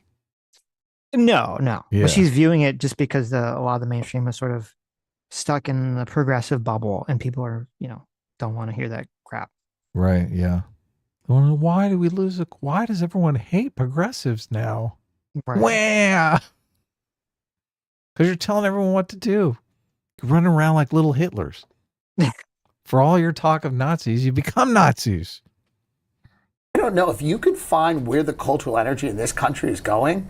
You're doing a lot better than me. Well, you are on the internet. I am on the internet. I think you're playing dumb. I don't think I'm playing dumb. I really don't know. Oh my God, she does the side-eye thing. How many times your girlfriend does that? That's a total girlfriend maneuver. He's giving him the girlfriend experience right now. And not in a good way. Listen, I don't like this lady, and I'm more on Tim's side in the conversation, but I do think he is playing dumb. Okay. I mean, I think he's playing dumb. Even if he is playing dumb. Yes. Why would you bring it up that way? Why would you like roll your eyes and cock your head and say, I think you're playing dumb? Like, why wouldn't you ask a question that gets to the heart, that exposes him for playing dumb? Because she's not professional. This entire interview is insane. This is such an unprofessional, weird. This is a struggle session of an interview. It's so bizarre. It's like, weird. I'm going to hold you, Tim Dillon, some comedian who has a podcast. You are going to be the avatar for all of my gripes and insecurities and anxieties I have for working at CNN. Okay. It's like, that's not appropriate. This is not the appropriate place. It's not a therapy session. All right. It's not the appropriate place for those things. It's so weird. It is. I mean, it makes for an interesting interview for us to watch. So good content. But if I was her boss at CNN, I would look at this interview and be like, what the fuck were you doing? They're trying to get the young people. They're like, get us a Zoomer, anyone. Right. I don't care if they look like the chick from Zootopia. cultural energy. That means like the idea that we have one dominant cultural energy in this country seems crazy to me. The idea that have we stopped canceling people for silly things? Yes. Why? It got exhausting. Does that mean that everyone's right wing now? No. Like Fox, I guess it's Fox Nation, but like Fox is doing comedy specials now, and then those comedians do the rounds on like Gutfeld. Comedy specials are very cheap to make and very cheap to produce. Okay. I think CNN also did a few. Didn't they do Colin Quinn's, who's a brilliant comedian? Didn't they put his on? We have a comedy show. Yeah, like I don't think. God, he totally gets her. Yeah, actually, we have a comedy show too. Oh, so that's okay then. Oh, okay. So shut the fuck up. Listen, it's only okay when CNN does it and they control the narrative. Oh yeah. So weird. Your point is, and would you be like, yes, I want to work there. I want to be on CNN's comedy show. Hey, call me and pay me. But I will say that I understand what you mean. If you look at young people, see, that's so wrong. They're like, what? You're not going to do it for free? We're CNN. Well, just the idea that like if CNN offered to pay some, anti woke, to come on and make fun of their audience. Why not want it for that reason? That went through COVID, has there been a rightward shift? Absolutely. 110%. When they grow up and they can't afford anything, will there be a leftward shift? Probably. Okay. I just think things are more malleable and they're changing a lot. I think a lot of those people are, a lot of them are pretty socially moderate and liberal. Mm-hmm. I think they just got really annoyed during this moral panic we had with cancellations, and then none of them could go to their prom, and there certainly was a rightward shift in that direction. But I don't think there's like this crazy shift all over the country.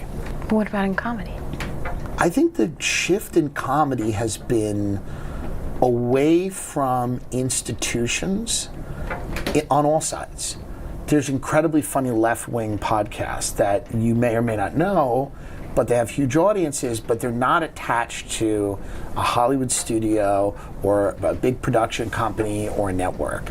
Again, I can name you very successful left-wing or left of center comics who are playing in theaters and arenas and have movies out. And then I can name you some.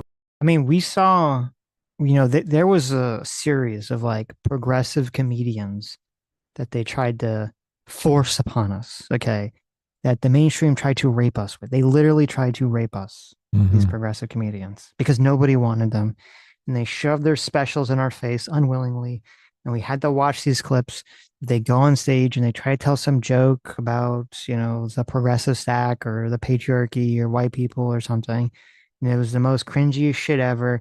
And they were like, you listen to this stuff and it wasn't even, it'd be like one attempt of a joke every 10 minutes. And the other 9 minutes would just be them preaching their lecture. Yeah. Right. And you go, why are there, where are all the progressive comedians? They don't exist. They don't fucking exist. Some ideologies, it's hard to tell you this. Some ideologies don't create comedians. Okay. Yeah. Just as you're not going to have a super hardcore, very conservative religious person be a very funny comedian. Okay. You're not going to have some super hyper progressive, woke person be a good comedian either. A lot of comedy is about transgression, hyperbolism, being fun, not being afraid to poke things, to poke at conventions that people find sacred, to surprise people, to shock people with the things that you're saying. You can't do that if you have this ideology, this very restrictive ideology. It's not possible. Yeah, they tried to queer comedy by taking the comedy out of it. If they would have thought about it for a second, they would have known this is going to fail miserably. Guys, we're gonna queerify comedy by removing the comedy from it. Yeah, and just leaving in the preaching parts. We've seen some of those specials. I mean, I watched a bunch of YouTube videos making fun of them because those were actually funny. So, it didn't work. Yeah, that's of course shocking. It didn't. Oh my God! What was the name of that chick, that lesbian chick that was like, I find actually having to be funny as a comedian oppressive. I know. Okay. Yeah, I don't remember what we were talking about, but I saw that clip. I I don't remember remember her name. that comedy show. Yes. Oh God. It wasn't good. It wasn't good. Yeah, because it's a lecture. Yes. Uh, Pay Not for $20. Thanks so much. Says, who do you guys think the Democrats' primary is going to win the presidential nominees so far? All of them suck. I think it's way too early to tell. You're gonna definitely have. It's gonna be. You're gonna have AOC. You're gonna have Shapiro. You're gonna have Pete Buttigieg. I think you're gonna have Richie Torres jump in. I think Walls is gonna try to jump in. I think he's gonna utterly fucking Oh my fail. God, please. Please. Oh, we haven't had enough making fun of Walls yet. Right. I mean, so far, just based on so far, even though he hasn't really been super big in the conversation yet, I do think Shapiro has a good chance in 2028. He seemed like he had a pretty good way to play the political game. Gretchen Whitmer's probably going to jump back in. Whitmer's going to be in. Yep. Yeah. Yeah. Oh, and of course, Gavin Oh yeah. Newsom. Newscum. Newscum is going to jump in. Isn't Newscum easier to remember for you? I know you have It is trouble with his easier. last name. It is, yeah. So just think Newscum. Which apparently now there's 5 podcasters that dominate the whole world. This is a crazy thing. But this is every article that's been written since the election. I understand. Is that 5 guys now are the only people in comedy who make money or have audiences. It's the craziest narrative ever, and it came off the heels of running one of the most unpopular candidates with a platform that the American people largely rejected. They largely rejected this platform, and they rejected it in 2016, and then everybody got together and said, it's actually these 5 guys who had podcasts. They're the most powerful people in the world. They're the new establishment, and they're the reason for this electoral defeat, not our unpopular policies and our candidate who ran on a platform of joy. But I think you're arguing against a point I'm not trying to make. Yeah. But others have. Of course. And it's this, where's the... Wait, but that is the point. That's literally the point she's trying to make. Even if she's trying to say like, oh, well, listen, there's this vibe shift and we, CNN, have lost all this cultural power. We've lost the ability to control the conversation. Don't say that's not the point. That's 100% your fucking point that you're trying to make. And it is ridiculous. The way that the media is framing this and framed the whole thing, we need to find the Joe Rogan on the left and all that shit. That's all bullshit. None of that's going to matter in the future. Of course. Because she's going to go into this and she's going to go through this whole line of talking to Tim Dillon about, how it's irresponsible for him to talk to Steve Bannon and all this other stuff. Oh, is he? Okay, I was waiting for that. Right. And so maybe I'll save, because I have a very important point. So maybe I'll save it for that when she starts going into that. But this is wait. I don't like waiting. But she is 100% asking this question. It feels very disingenuous for her to be like, I'm not saying that. The whole subtext of this interview is, isn't it dangerous that CNN has lost its power? Because now there's all these podcasts with all these blatant open Nazis that are turning all of the youth into fucking Nazis. Right. Well, that's the subtext. And she's going to be a lot more explicit with that. Yes. First of all, that doesn't seem remotely true to me. That seems completely insane and completely self-serving.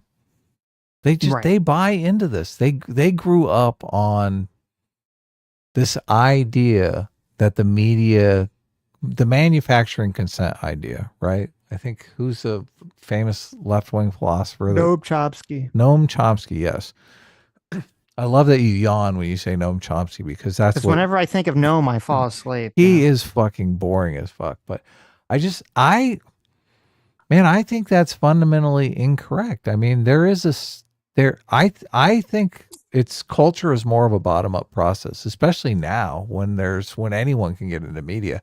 You might have been able to make that argument stronger when there was gatekeepers, but there were always gatekeepers on both sides of the political aisle. So I don't even know how you make it back then. But now that it's a complete democratization of media, it's a bottom-up process all the way. So it's not our fault that most people are Nazis now and they want to listen to Nazi podcasters. Okay. Come on. It's your fault, CNN. You weren't entertaining enough. That's words of that. Yeah, of course. Yeah. But comedy's different now, and I think it's really interesting, and that doesn't mean it's bad. I'm not saying, are you bad? I just thought when you say comedy's different, I understand what you mean because there's some popular comics that have a right of center point of view. Yes. But I think that was always the case. But also people are moving to Austin. Every comedian has a podcast, and then they all go on each Some other's people are leaving podcasts. Austin. Really? Why? They're getting priced out and they can't get the stage time they want, and they're coming back from Austin. I mean that's going to be another. Like I wanted to go to Kill Tony, and I Yeah. can't buy tickets because they sell it within seconds. Well, it's a very popular show. And another comic I talked to who used to Why is she complaining to him? I wanted to buy tickets to a comedy show and it's sold out. She's trying to get free tickets out of the guy. Come What on, the fuck obviously. is this? Who gives a fuck? This is supposed to be a official CNN interview. No one gives a fuck that you got sold out to a comedy show because you were too slow. It's irrelevant to the conversation. What are you doing? I remember the first time I saw her interview, she was interviewing a bunch of neo-Nazis with the Charlottesville thing. That was her first big CNN thing. And Right. I mean, she's obviously, that affected her. She thinks the white supremacists are everywhere. So it's bizarre because the people she interviewed in that just seem like fucking losers. And also she's like, does it really help your argument when you're like, oh, the right is taking over things? I went to Texas, a deep red state, and I couldn't buy tickets to Kill Tony. It's like, okay, like, Yeah, in Austin. yeah, it's like, okay, Austin's if you, like hippie town. well, yeah, but still, it's still in Texas, right? It's still in Theoretically, Texas. right? It's like It's like- Portland, Oregon, I in don't know. Texas. I think if you went to, I think if they did, a few years ago when they were big, the redneck comedy tour people, Jeff Foxworthy and all that stuff. I'm pretty sure if they did a comedy tour in Austin, it would sell out very quickly. Oh yeah. I would be like, oh, well, obviously this shows the Republican right-wing Nazis have taken over comedy now. They sold out their show in Texas. So weird. live in Austin was saying, like, you go on Kill Tony, you do well, that can really make your career. It can help for sure, but comedy careers are long things. Yeah. You have to work for a very long time. There are things, you have great moments, you have ups and downs, you have ebbs and flows. I don't know that anything makes a career. I think it's just a long, sustained attack. Where do you feel like you are in yours? I don't know. I think at a Took 42 minutes to get to like a, how do you actually feel about you, the subject of this interview? Where are you at in your career? Hey, Where you're are here. You know, enough about me. Right. Let's talk about you for a minute. Right. I mean, it's your interview, right? at a good place, I wouldn't mind coasting.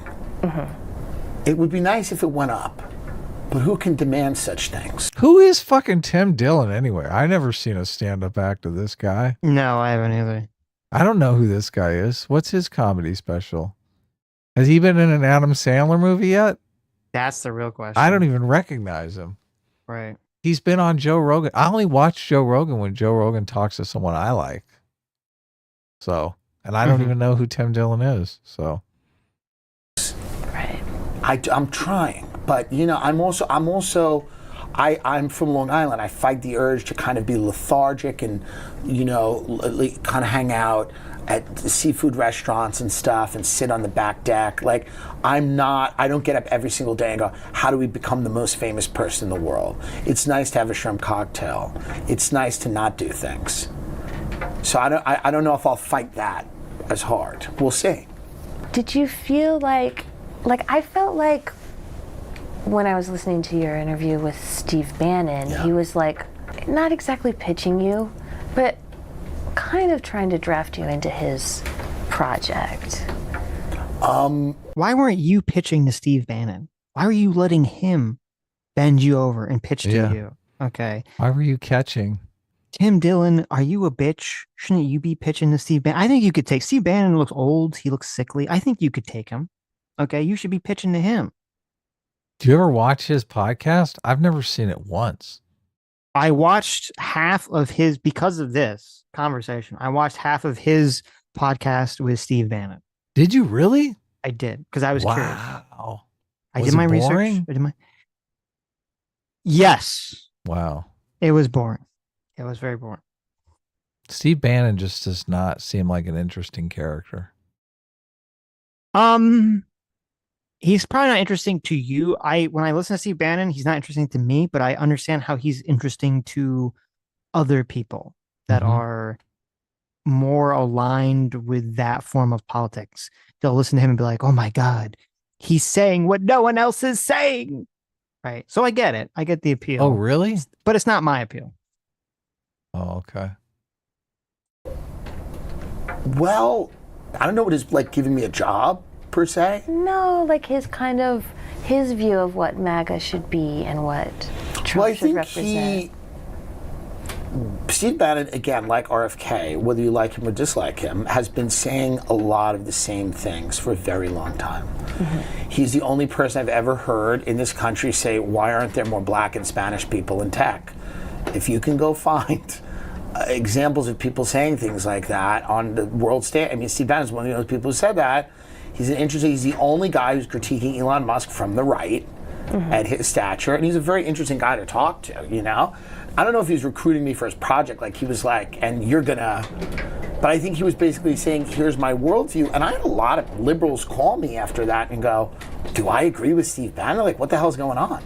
A lot of people were calling me because the things he was saying were kind of, you know, you have all these critiques of Elon from the left. There's one guy making them from the right.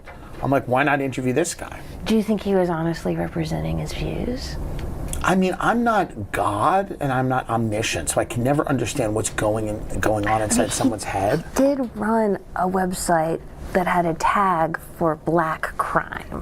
What, the Breitbart website? Yes. I don't think everything on Breitbart is phenomenal, obviously, but I also, when I'm doing an interview and someone's sitting there and they're saying these are the views, if the question is he serious about it or is he accurately representing his views? I don't know. There's a lot of people who've talked about black crime that aren't talking about it from a inherently racist point of view. Now, I don't know what that tag on that website was, and I'm not saying it was the greatest, most highly inspired discussion. I'm just saying that, like, when he's sitting there going, I think the American... Where was the white crime tag on Breitbart? That's what I want. Okay. See, I'm sure CNN has had a white privilege tag on their website for fucking years. I'm tired of hearing about black crime. Okay, that's so common. I want to hear the white crime tag on Breitbart. All right. I want the Jew crime tag on Breitbart. Where's that at? The white crime. Yes. Well, they're obviously trying to do a negative stereotype. I don't obviously fuckingly yes. Yeah. I don't like that shit, but for CNN to get on their high horse when I'm sure we could search and there's probably 1,000 articles about white privilege on CNN's website. Right. They do not have the moral high ground here. They're trying to create negative stereotypes of white people just as bad as Breitbart is trying to create negative stereotypes of black people. So fucking clean your own house, bitch. True. But he sort of, I mean, he did walk into that one. I don't know why he was like, he brought up that whole thing in regards to Steve Bannon to try to like circumvent the conversation. Right. The working class has been shortchanged and that we should tax the rich and all these things coming from this guy who got Donald Trump elected, saying things that would make a lot of conservatives that I grew up with start vomiting. It's an interesting conversation. But I would be skeptical of him as a figure of racial transcendence. I don't know if people look at him as a figure of racial transcendence. That is kind of how you were just pitching. But he also he made that quote, like he does think that the American citizen has been, you know, given the short end of the stick. I think that's why he has been very vocal against this idea that like Americans won't do jobs or can't do jobs or are ill-equipped or too lazy or something like that. I don't know if I think, you know, there are people that have fixed opinions of him that will never change. And I don't make it a point to like, I don't know everything he's done. I can't defend everything he's done. I'm sure he wouldn't defend everything I've done. I'm sure no one would defend everything anyone's done. But the idea is like, is this a Trojan horse? Like, is Steve Bannon saying all this stuff because he really wants to get in there and like resegregate lunch counters? I don't see the evidence of that. Mm-hmm. He said his favorite city is New York. Like, there's things about, like, I just also don't know that, like, is he Trojan horsing all of this stuff so that he can go in there and like run a really race-based thing?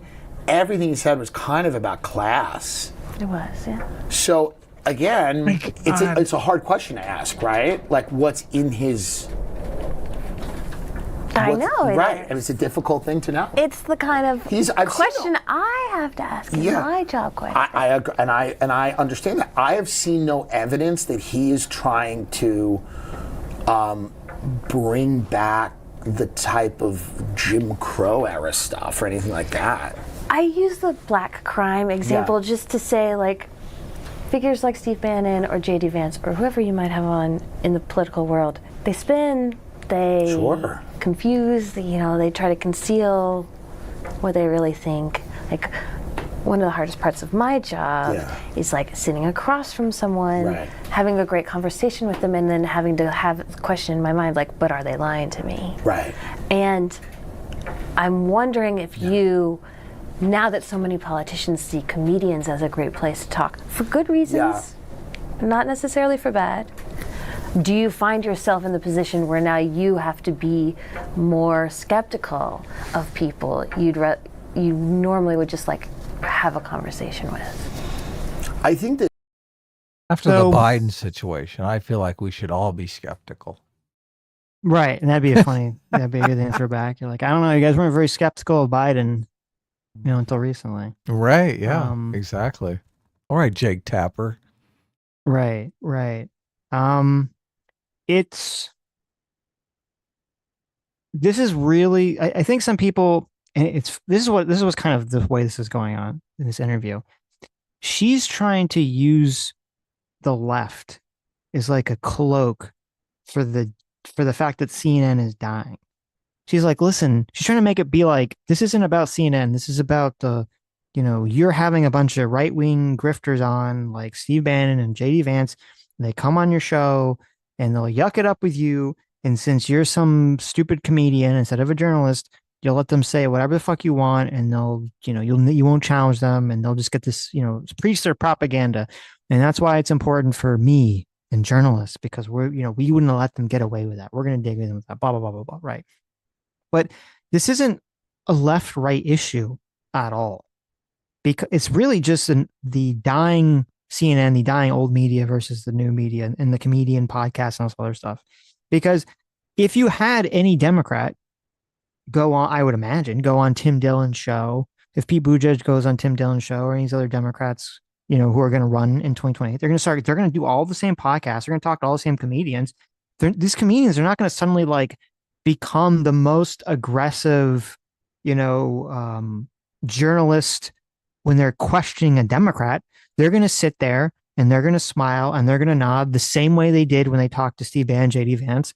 They're going to do all that same shit. They're not going to fact check Pete Buttigieg or Richie Torres or Shapiro or Josh Shapiro or any of these fucking people. They're just going to go on there and they're going to say the same fucking, they're going to spin their version of reality, and all the comedians are going to sit there and laugh, and they're going to make them look fucking good too. This is like the key element of this that I think is missing from this conversation, is that the Democrats are going to be fine in this ecosystem. The whole, like, we need to find the left Joe Rogan, that's all stupid. That's all nonsense. This all arose because there was this very unique, very weird situation where we had Donald Trump running against Joe Biden and Kamala Harris. You had Donald Trump, who had a very classical, standard view that a politician would have, where I'm going to go run to every camera I possibly can and get as much camera time as possible, which is the right attitude in the way that almost every politician in the world thinks. But we had this very weird, unique scenario where you had Biden, whose brain was melting, so they were hiding him in a basement, and they were terrified to have him do interviews, because then everyone would see how fucking enfeebled he is, I know. and how incapable of answering questions he was. And then you had Harris, who might be one of the stupidest fucking people on the planet or one of the most socially inept people on the fucking planet who literally can't do an interview. Okay. Right. To save her fucking life. So we had this very weird situation where we had the two Democrat candidates were running away from interviews, couldn't do any interviews, where Trump is running into every interview. That's not, and people do this thing in their mind. They get trapped in a psychological situation where whatever it is right now at this current time, they'll think that that's going to continue on indefinitely. It's not. All the Democrats that are going to be vying for 2028, they're all normal fucking politicians. And you know what normal politicians do, both Democrats and Republicans? Their entire fucking job. Yes, they're like the biggest part of their job is to go talk to people and sell them whatever version of reality that they think sounds the best. Okay. That's what they do. You're going to have the Democrats and Republican candidates are going to come on all these podcasts and they're going to spin their fucking bullshit. They're going to do what politicians do. They're going to spin their yarn, and the comedian podcasters are going to just smile and nod and play along with it because they're not there to challenge them to ask tough questions. That's why this whole conversation is so stupid. She's like, how dare you talk to Steve Bannon and how dare you talk to Jay Vance? And yes, Tim Dillon, I don't expect Tim Dillon or any of these other comedians to do fucking hard hitting, but you said X, or you did Y. I don't expect them to do any sort of hard hitting journalism. But that's not going to affect the Democrats because the same fucking thing is going to happen over the next 4 years when the next election starts. All Democrats are going to all these platforms and they're going to have same access to these spaces too. You already saw it with Pete Buttigieg was on Andrew Schultz. And if you look through the comments, there were some people who are like, oh, I'm more on the right, but I really like what Pete Buttigieg said, because they're not stupid. They know how to word. That's what politicians do. They know how to word things in these interview settings in ways that sounds appealing to whoever the audience is. Good politicians, obviously. Kamala Harris was a terrible politician, and they would spin her not going on Joe Rogan as she couldn't do it because it would be such a hard-hitting interview. But you're exactly right. Joe Rogan's not going to do some hard-hitting interview. But Kamala Harris did get destroyed in a friendly environment on The View. Probably the most She's retarded. Yeah, exactly. Yeah, yes. The most damaging thing happened to her in a friendly environment because she's fucking stupid. Okay. Yes. Obviously. Yes. So if she went on Joe Rogan, yes, she would say stupid shit, and Joe Rogan probably would go, "Hey, that's pretty dumb," right? Right. And they would spin it as, "Oh my God, Joe Rogan's a right winger attacking her. Oh shit, fucking, this is a catastrophe." Right. But it's just this completely delusional take on reality, on how the landscape is, how the media landscape is, all because they can't acknowledge that Kamala Harris was a bad candidate. It's impossible for them to do. So, yeah. But whatever. It's funny because there's always people on the left that have their hair on fire about this when they're not, they don't need to. They just have the fucking Democrat politicians be literal politicians again, which they will.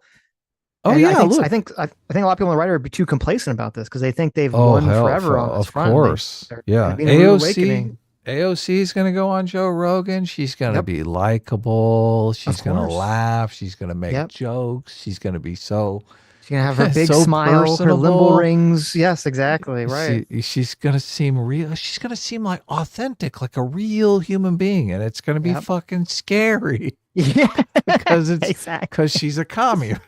Right. You know this, but look, she's gonna have a interview just like Trump did. She's gonna be super likable. Same with that Richie Torres guy. Oh yeah, he's gonna go on Joe Rogan. He knows how to talk to people like a real normal human being. It's amazing when you actually nominate. Well, obviously they didn't nominate Kamala Harris, so they did. They nominated her in scare quotes, but.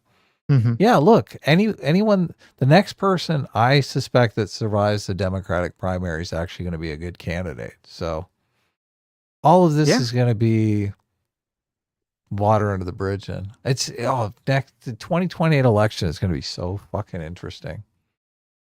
It will be interesting to see the directions both the Democrats and Republicans are going to go.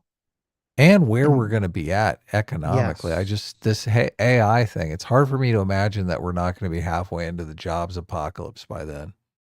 Right. Or at least on the cusp of it coming, looming over us at the very least. Yeah. But yeah, so like in this whole interview, this whole conversation, it's all like being framed as like the evil right defeating the left. And it's really not. It's it's like CNN using the skin suit of like the left to try to protect itself. It's like it's nothing to do with the left or right. The left is going to be fine.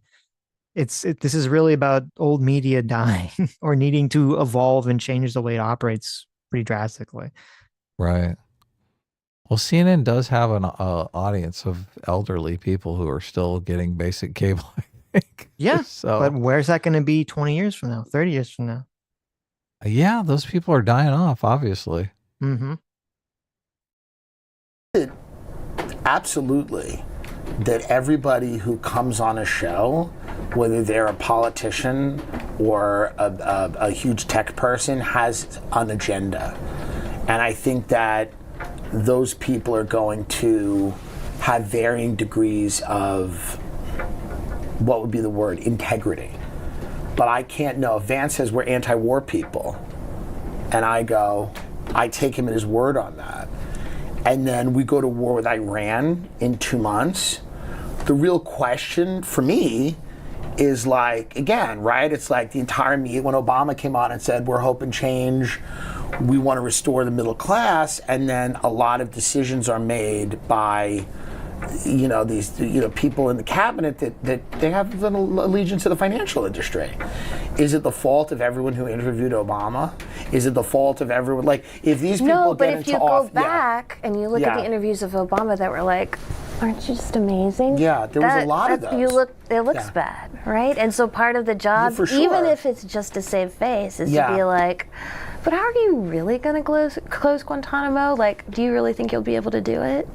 Well, I mean, so like, if the thing is like to say to Steve Bannon, but aren't you really a racist? Like, you've said all this stuff about the American middle class, but don't you really hate black people? Like, that seems to be like, again, they have to present the evidence. He did call his website a platform for the alt-right in 2016.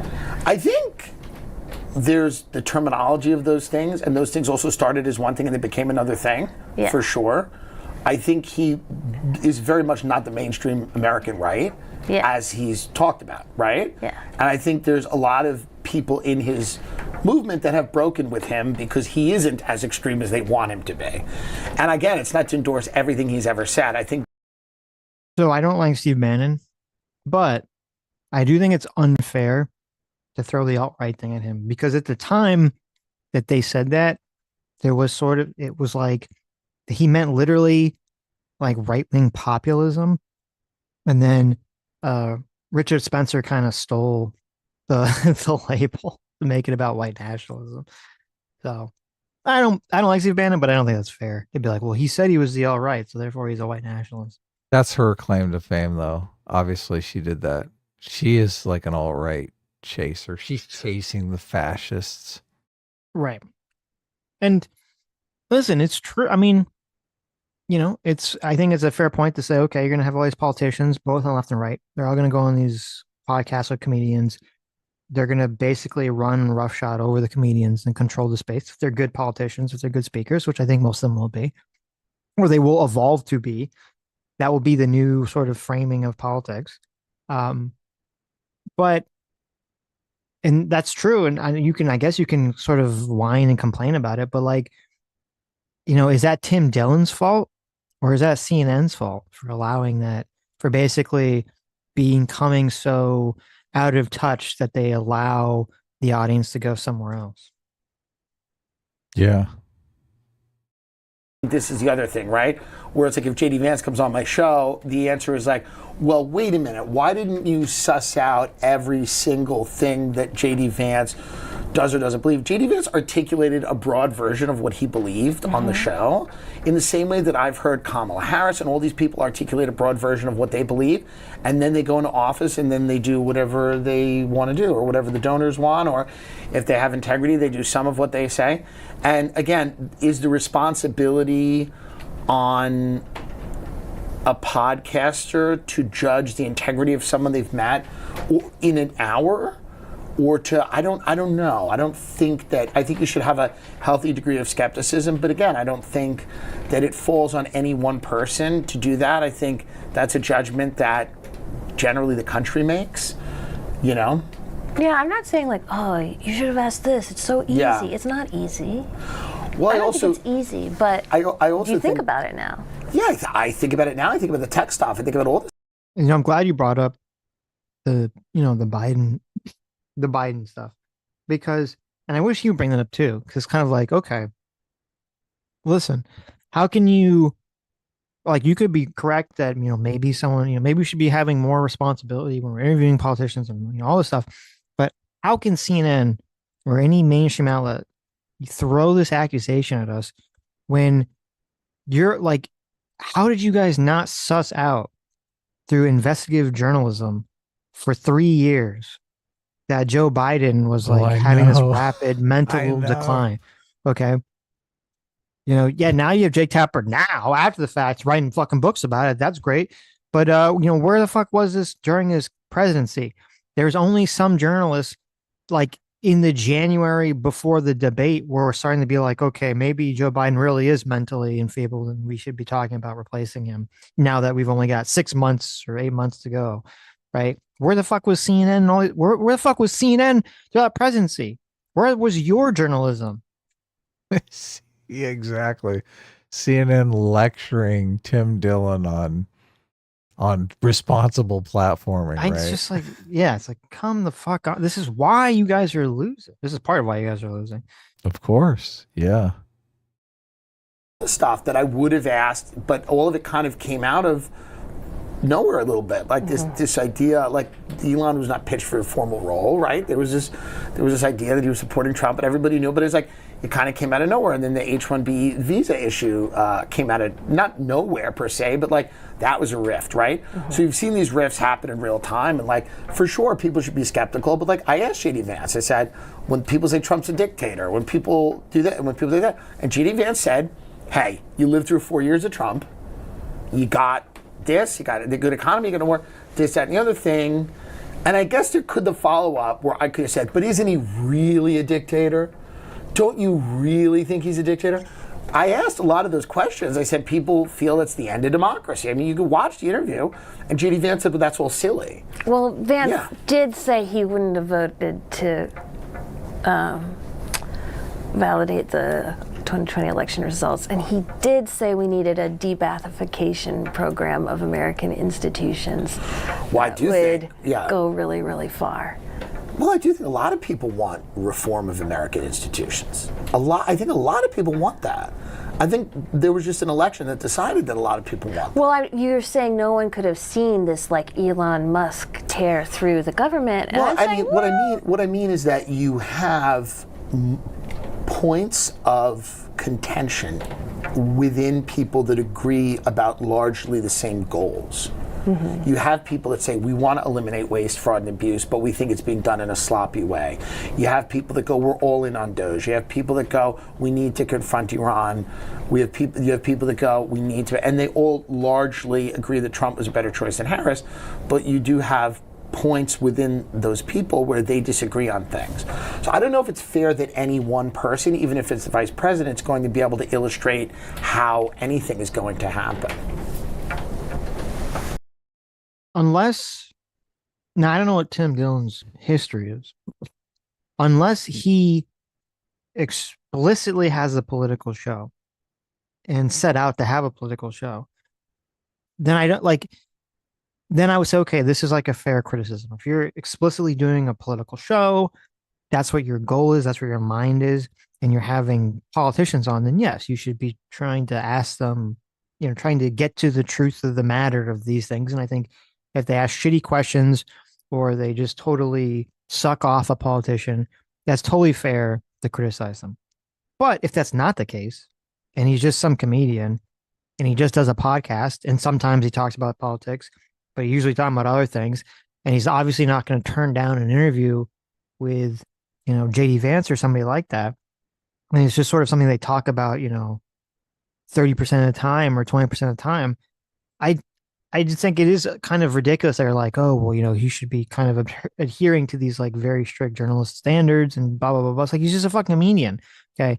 Like, why are you blaming this guy for the fact that you guys have lost your audience because your product sucks now and the youth of America doesn't want to listen to it anymore? That's not his fault. Yeah, exactly. It's just so condescending. Did you find him to be authentic? I found him to be a politician. Yeah. So I've never found a politician to be anything other than a politician. Like, okay, it's like asking like a salesperson. Like, have you ever met a realtor? Do you find a realtor to be authentic, or do you have to buy a house?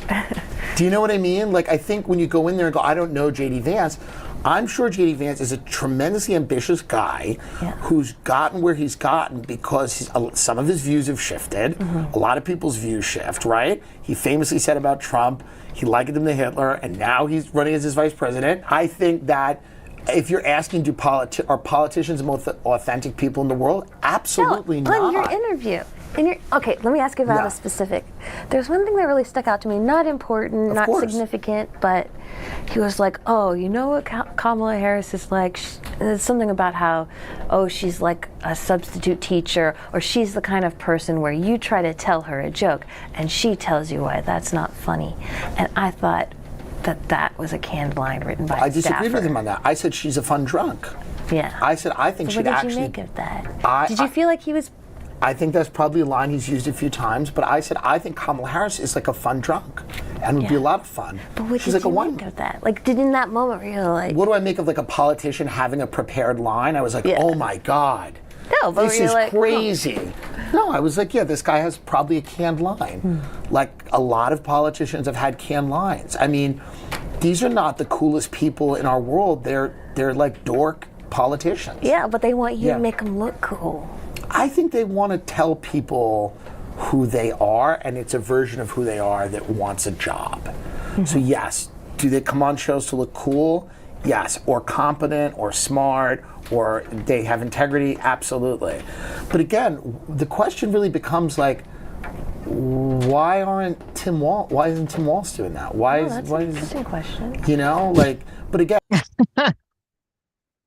She's like, you've got to be responsible with your platform. But Tim Walz won't go on, so how am I supposed to do that? Right.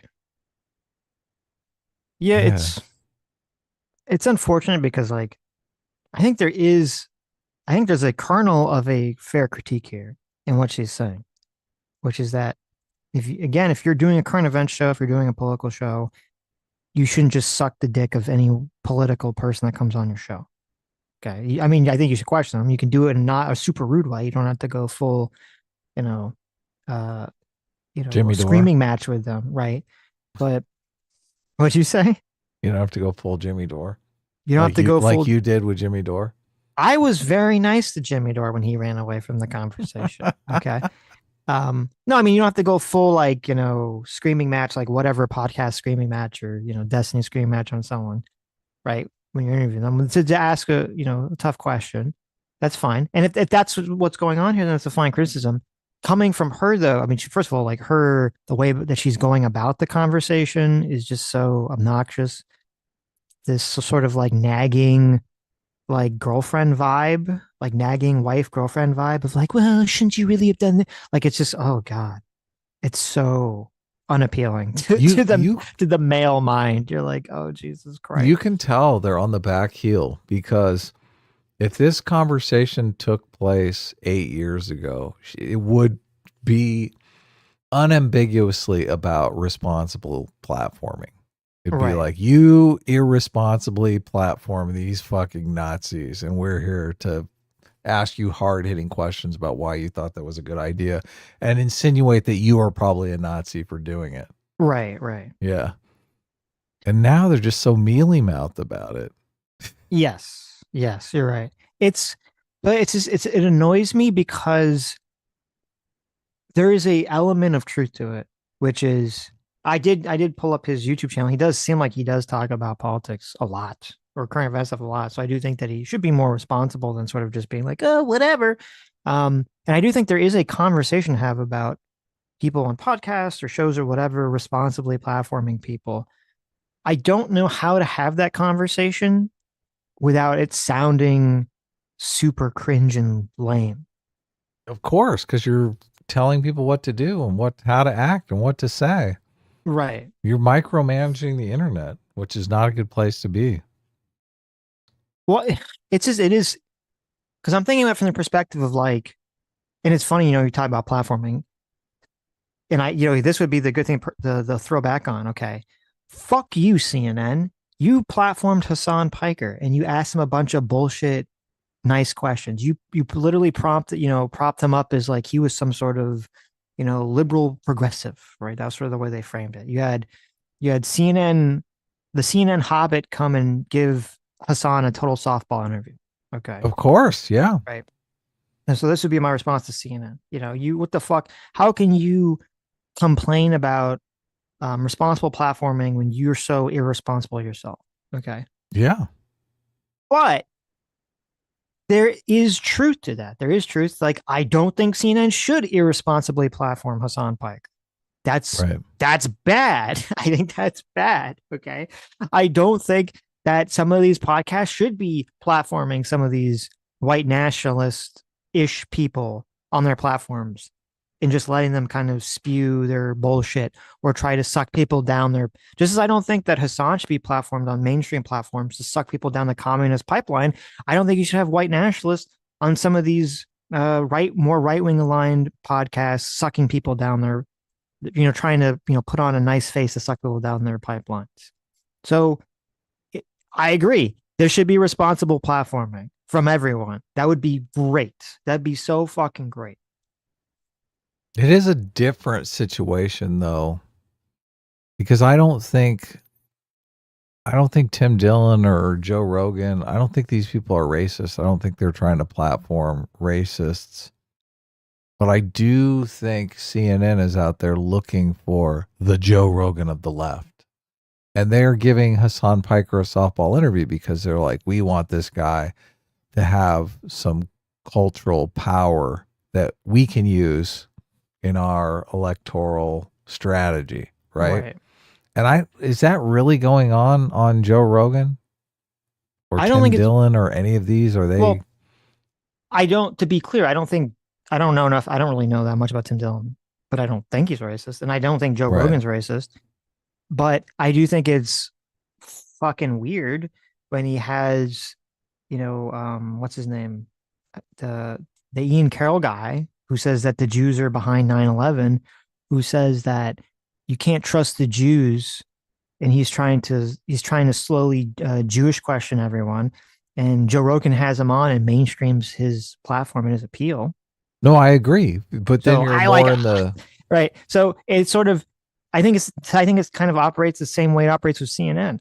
It's either CNN is just, they're either ignorant of the guy who interviewed Hassan, either they're ignorant of Hassan's radical views, or they're not ignorant of it, but they think they can utilize it for their own purposes, right? As you were saying. right. It's one of those two things. And I think it's the same thing with Joe Rogan and some of these other people. They're either ignorant to the more extreme views of these people, or they think they can use it to their own purposes. I don't. This is a difference. CNN is in the persuasion game. They want to convince you should vote Democrat. Mm-hmm. I don't know that Joe Rogan or Tim Dillon are in the persuasion game. I mean, maybe they are. I'm not under the impression Joe Rogan wants you to vote Republican. Wants you to consistently vote Republican, right? I agree. I don't think Joe Rogan wants you to. That's a vast difference. That's a huge difference. That's a fair point. I don't think Joe Rogan wants you to vote Republican. I do think he announced who he was voting for, or basically got bullied into announcing that he's going to vote for Trump. He wanted to vote for a reason. Yeah, he wanted to vote for Kennedy. I think he got Kennedy involved, like as one of the super friends, because of that situation. Well, he said he wasn't going to vote for Trump, and then basically he got bullied into his audience into voting for Trump. He did, yeah. Yeah. So no, you could be right. Joe Rogan might be a bad example. Maybe a better example would be like, Tim Pool, when he has, he recently had Elijah Schaffer on. And even though Tim is not racist, and Tim is arguing with Elijah Schaffer, but I watched this podcast and I look at the comment section, and so much of Tim's audience, and some of it's not the white national, some of it's Tim came off very obnoxious in that conversation for completely other reasons, had nothing to do with race issues, which makes it even worse. You're going to have some like open white nationalist on your show, and then you're going to make yourself look like a huge asshole and then make them look better, right? Oh yeah, Like, that's a bad situation. yeah, and you look at the comment section, the comments are all against him. It's like, what is the point of platforming that? What's the point of doing that? Yeah. Like, it seems stupid to me. It seems really fucking stupid to me. And so I would say that that's pretty equivalent to CNN, trying to pump up Hassan. Like, I don't know. I don't think it is responsible to do this sort of shit. Yeah. A lot of it could be fuck ups. A lot of it. Yeah. Separating the fuck ups from what is intentional, I think, is just, I mean, that's human nature to want to Of do, right? course. We Of want to course. assign blame where we can. Yeah, and it's like, does that invalidate him for the job that he made, that he had a can line? These are not the coolest people in the world. I don't think, and the tech guys, when they go So on why show, have it's him like on your sad. comedy show? What? So why have him on your comedy show? Well, because it's very interesting to talk to somebody who might be the vice president. That's an interesting thing. Yeah. Why wouldn't you do that? Like, I mean, there doesn't 'cause seem he to be a might- good reason. Because he might use you to further his own ends, perhaps even ends that you don't agree with. Yeah, but I think that's It's just so bizarre because the reason why she wants to have a conversation with him is to use him so that she can make him look like a fucking idiot and not get elected. I mean, they're both playing basically the same game, just on opposite Right. sides of the field. I remember when Right. journalism wasn't about even being on the field. Yeah, well, I think they just need to just compete and stop complaining. CNN Well, is fucked up in a lot of ways that are completely comparable to them, so it makes them completely hypocritical. And they just need to fucking compete instead of, scold this guy. well, no, I just it, the old establishment was more, we're going to interview politicians, right? We're going to ask hard hitting questions and we're going to let you be the judge of how well they did. And it's kind of devolved into there's left wing media and right wing media, right? But Right. could it be that these podcasts are more popular because they are more, we're not here to judge. We're just going to have a conversation and let you decide who the winners and losers are. They're not coming at it with a perspective. Um, Maybe I think that kind of I was scrolling through some of Tim Dillon's other videos. Oh, he has a perspective. Yeah, I mean, like he was, yucking up with Candace Owens a few months ago. So Oh, I'm okay. assuming, and everyone in the comments is very pro Candace Owens. So I'm assuming that, it's not like a neutral platform, that there definitely is a political ideology or a shift or a vibe to his show, which is fine. It's funny that she spent so much time attacking Joe Rogan because it made me think he was more like Joe Rogan, but it turns out he's nothing like Joe Rogan. Well, maybe not. I don't know. To be fair, I haven't really. I only listened to half of his conversation with Steve Bannon, and Steve Bannon was talking 95% of the time. He didn't really say much of anything, so I don't even know what his take on the conversation was. Right.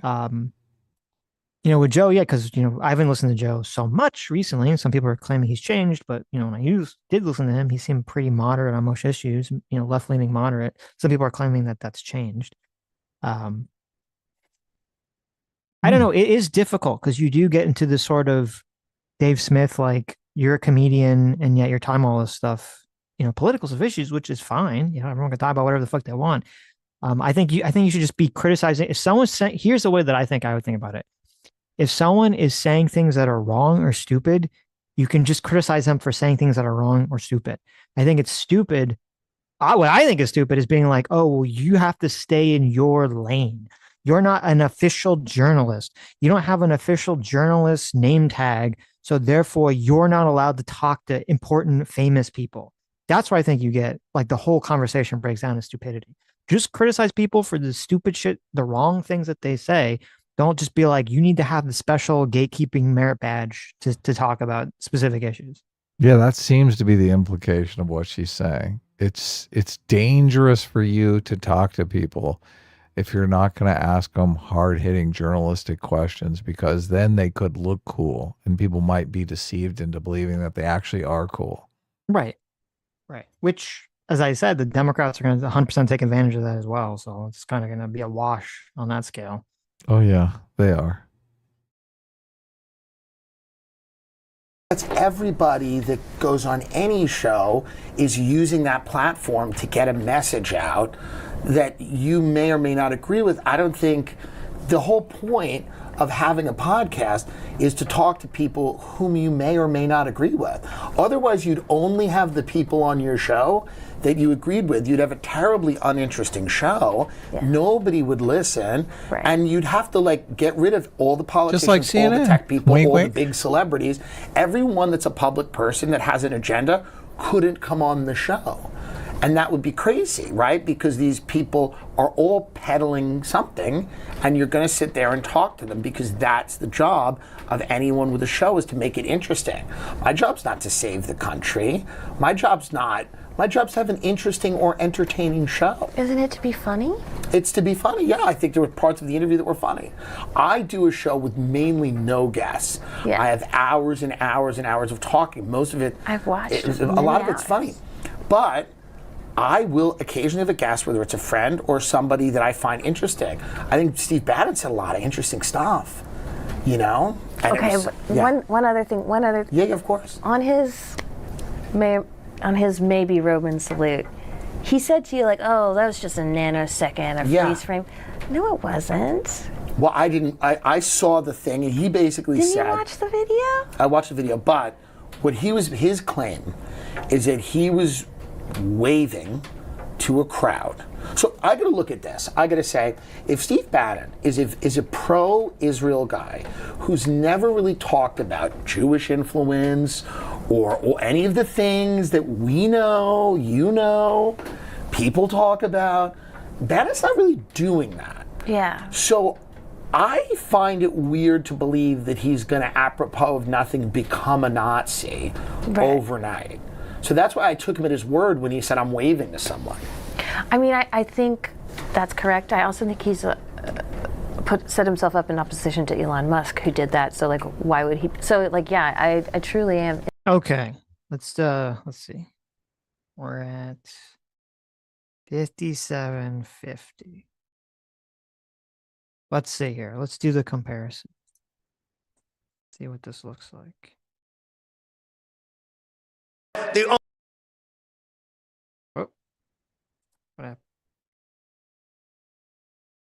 broke it again. Oh yeah. Oh wow, Steve Bannon. Everyone talks about Steve Bannon like he's Hitler. Well, she's talking about, because remember it was very shortly after Elon's Hitler salute. They're like, Steve Bannon did a Hitler salute too. Yeah. So let's refresh our memory here. Yeah. I remember the day win that. is we retreat, and we're not going to retreat. We're not going to surrender. We're not going to quit. Fight, fight, fight.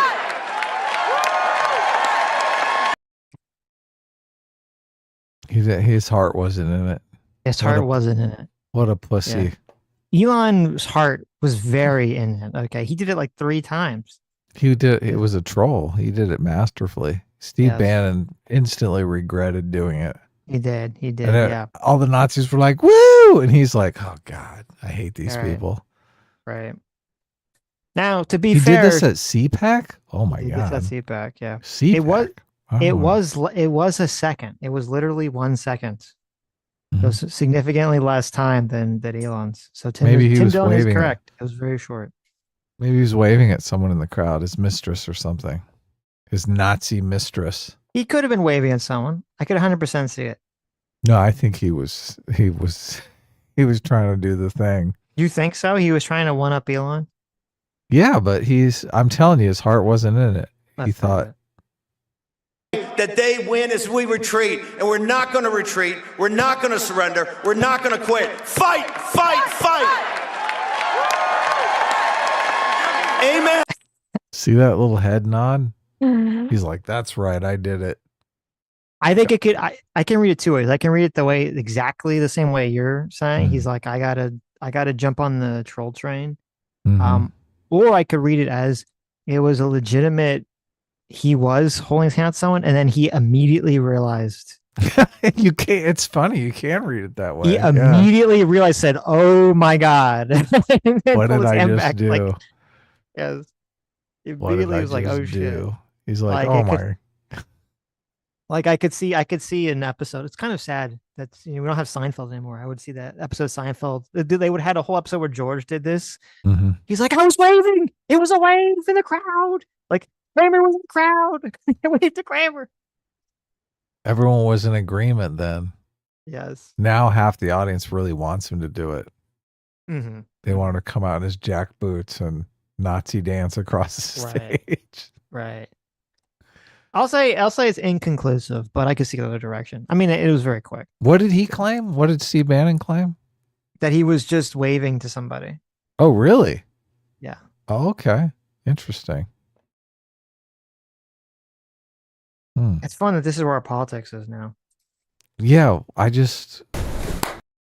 why is that? It's so uninteresting. Everyone's a faker. You're trying to discern the real intentions behind everybody. Right. I feel like we're living in a very paranoid society. Because everything is very kayfabe right now. Everything is very pro-felicity right now. There is so many. I feel like we are surrounded by people lying to us. Mm-hmm. That is definitely going on. So you're always like questioning, like, who are these people? Like, what is the purpose of all these people lying to us? What are they trying to do here? Interested in the backstory there, but I would humbly submit that you did not get the backstory from him. I didn't get the backstory. The backstory of what, the Roman salute? He said he was waving. But you know it wasn't just a nanosecond. Well, he said he was captured waving. But it wasn't like. But again, so what was I? So was I going to say, are you actually not like? No, I think you're like, come on, man, that wasn't a nanosecond. But it was. I think you could freeze he frame. stands there and he's got like a goofy look on his face. I think you could freeze frame a lot of people doing a gesture, and you could get very close to that gesture. But it wasn't a freeze frame. But you could. Of course you could do that. Right. People did. There's lots of memes of it. I mean, again, when you ask someone that question and they say to you, didn't this just happen with Cory Booker? Did you see that? Oh yeah, I did. Cory Booker did the hand wave and people were like, oh my God, he did the Nazi salute. Like, yeah, okay. I did. You know. Saw it all over Twitter. It's unfortunate. Yeah, it's who like, cares? I don't think Cory Booker did it intentionally. Steve Bannon happened, so it was so quick. You know, it was either well, you said he was going to do it and then realized and then pussied out. It looked like that's what it looked like to me.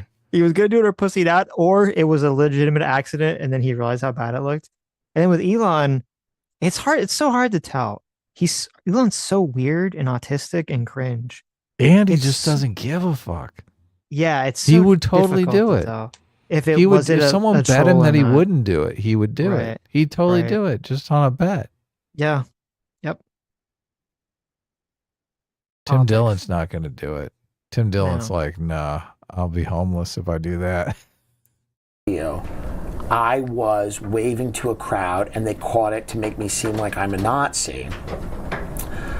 The only other thing I could say is, come on, man, but you're a Nazi. Do you know what I mean? And he's never, in anything that I've been aware of, expressed any interest in that sphere of the internet, which you well know exists. Of course. But he, in your own research, do you find a lot of Steve Bannon stuff in that world? No, I mean, he did have Milo Yiannopoulos as a correspondent. Understandable. Eventually left. He wrote a whole guide to the alt-right thing, which included a bit on the 1488ers. We're getting a little too in the weeds on this. I'm just saying. Yeah. See, look, she's the alt-right fucking. She's basically the mainstream Ian Danskin. Right, but like if the best, again, I don't like Steve Bannon fucking at all. But if the best evidence you have that he's some big racist is it's weak. Right, is the fact is the fact that he, I think, wrong. He had the alt-right label before it was associated with the white nationalists. That he had the black crime tag, which I think is race baiting, but only makes him a white nationalist on Breitbart. That he hired Milo Yiannopoulos. Like, these are not the biggest grifter in the fucking world who has absolutely no politics. Yeah, right. Like, these are not the pointing to someone, these are not the pointing to the person saying something crazy about how they actually think that, white people, Yeah. that only white people can create a Western first world capitalist society or country or something, right? This Like, isn't the leaked tape of Richard Spencer going off about how much he hates Jewish people. right, that they should all look up to white people and thank them for the Yeah. great society Yeah, they built or whatever. exactly. Right. Like I would expect, from her, if she's like the big, I'm the alt-white whisperer, I'm the person who digs deep and all Mhm. this stuff, that she'd have something to me that would be a little bit more definitive than like, well, he hired Milo Yiannopoulos. It's like, okay, well, Right. I wonder what her research is. She probably dated these guys, and these guys were like just mm, claiming to be white nationalists so they can go out with her. there you go. Hey, What was it? guys will claim to be a white nationalist to go There's out like with a this, pretty girl. You know they would. Even there's if like she this does look weird, like a sloth. there, there's this weird, so me.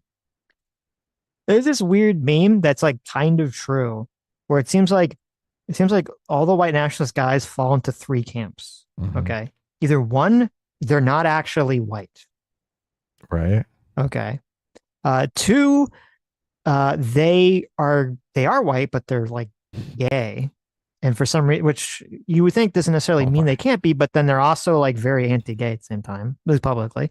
And then the third is they're not gay and they're white and they're white nationalists, but they're dating a woman who's like black or Hispanic or something or Asian, right? It's so weird. It seems like the white nationalists always fall into one of those three camps. They're not racist enough to give up a good prospect for a girlfriend, right? Exactly. Why would you? I don't remember who it was. There was like a big white nationalist guy who was literally married to a Jewish woman. Um, Yes. oh my God, I don't remember who it was. And her entire relationship, like they ended up getting divorced and like their entire relationship fell apart because of, him becoming so prominent in the conversation and all this other stuff. Because he was a white nationalist. Yes, even though he's literally married to like a fucking Jewish person. Crazy. Yeah. But I I just think never he took. spun you a little bit. And by the way, maybe he did, but nothing in his past has indicated that he had any sympathy for the Third Reich. Right. So, it's why just- are people doing this? Like, you It's don't think just Elon a is a weird Nazi thing for either. me to think. But you don't think Do you Elon's think my Elon's God. a Nazi? No, but I don't think it was an accident. I so think he why was do trolling. it? I think Elon was trolling and trying to be funny, and he was being stupid. But you don't think Bannon was trolling? I don't. Bennett's not a troll. Like, did you watch the interview? Yes. It's a different energy than Elon. It's not a troll energy. Yeah. It's fully like this quasi autistic, like, this is the way it is energy. Yeah. I mean, that's the way I read it. I could be wrong. Are you on the spectrum? I reserve. No, I'm not. I mean, maybe. Who knows? Right. I don't think so. Who among us? I mean, it depends. Is there money in it? I don't think it. I think it was more of a troll on Elon's thing, and the Bannon thing seemed to me like it was somewhat accidental. But maybe I'm wrong. But I don't. Again, he's shown no evidence that he's sympathetic to that belief system. I'm like kind of having an epiphany like in this interview. It's like I wonder, it is possible that maybe the journalistic fixation on the whole podcast thing is partly like you guys are kind of taking our jobs but not doing the shitty part, which is like the uncomfortable thing in the room that sucks, which is like, are you bad? Just like, How did she only have that epiphany an hour in this conversation? She didn't realize what this was going into this. She's not like, oh, okay. I'm projecting my personal feelings into this interview too much, so I come off like a nag. Yeah, she's not doing the tough part either, so No, she's going after people she fucking hates. She's not asking tough questions of anyone in the Biden administration. yeah, I would be curious. Where's Al Reeve, having a tough conversation with Hassan about, is he helping radicalize people to violence? We've had these They two would never. violent attacks, on Jewish people, on people associated with Israel, right? is this associated with the far left ecosystem, with the Noah Samsons of the world, who went off on this whole thing about how protest isn't enough, whatever that means, right? So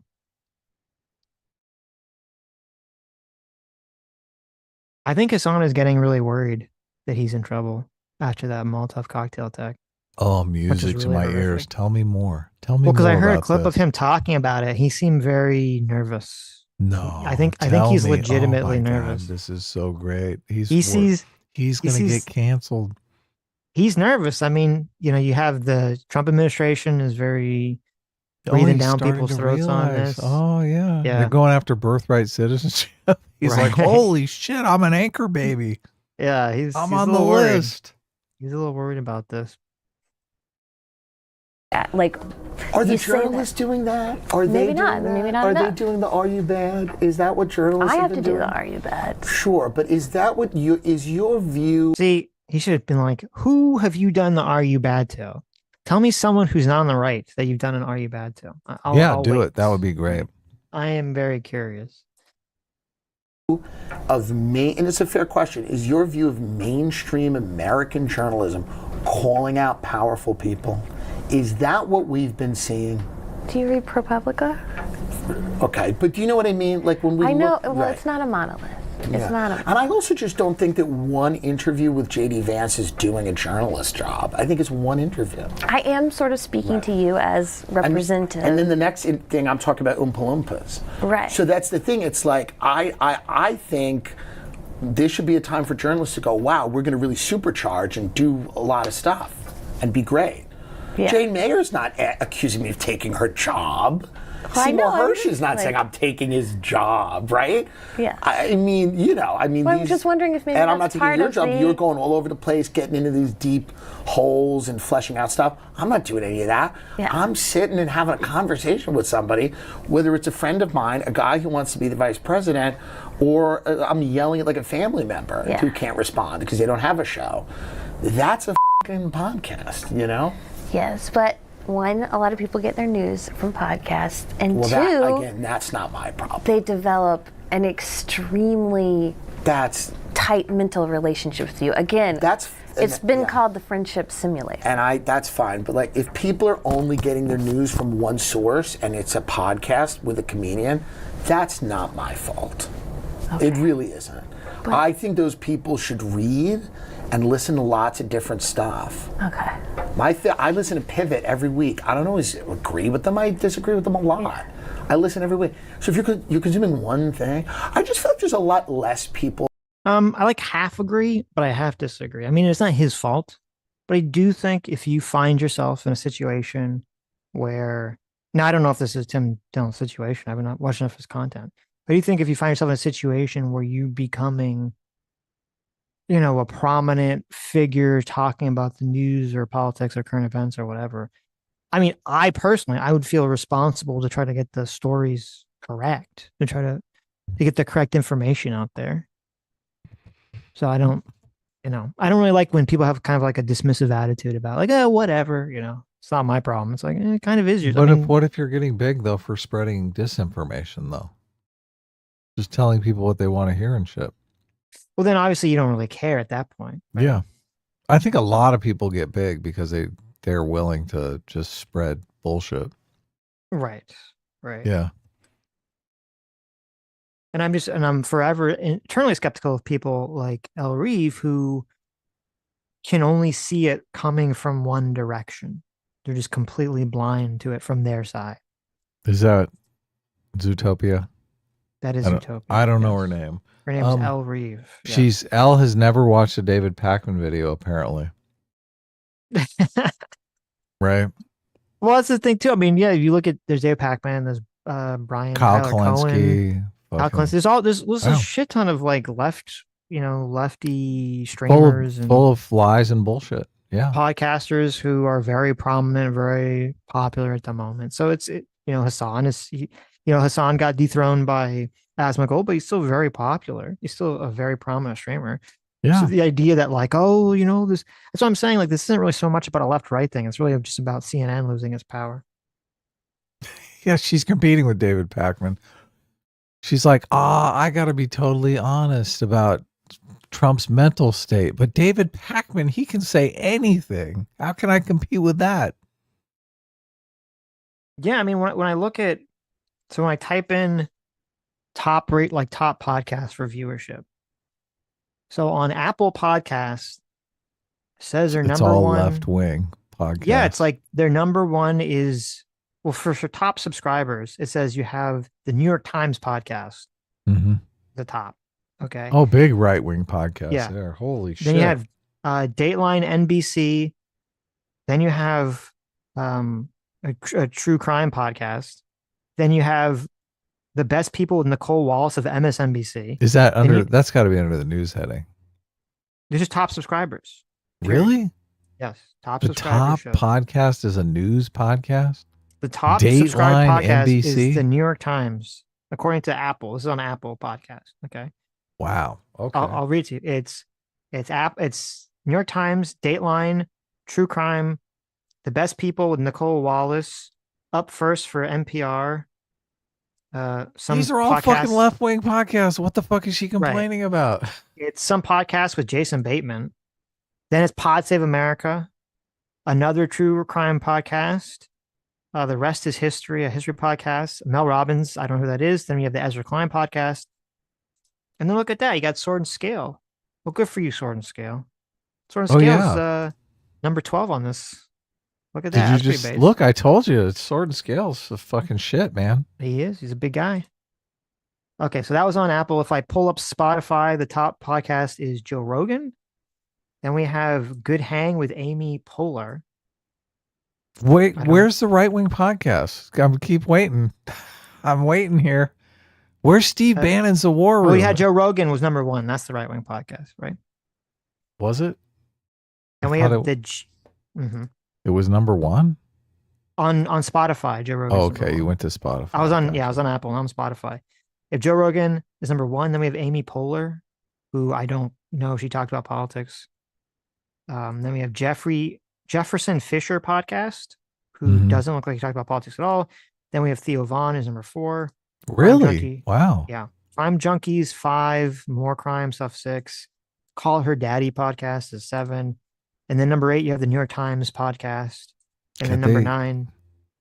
This is just so indicative of how a narrative captures people and they can't let it go. Because all of this makes this narrative that this was a podcast election and the podcasters completely swayed everyone and right-wing podcasters are ubiquitous and left-wing podcasters are non-existent. That whole narrative is just bullshit. It's fucking bullshit. Well, I wonder if I do it, if there's, because I'm looking, it doesn't have a politics tab.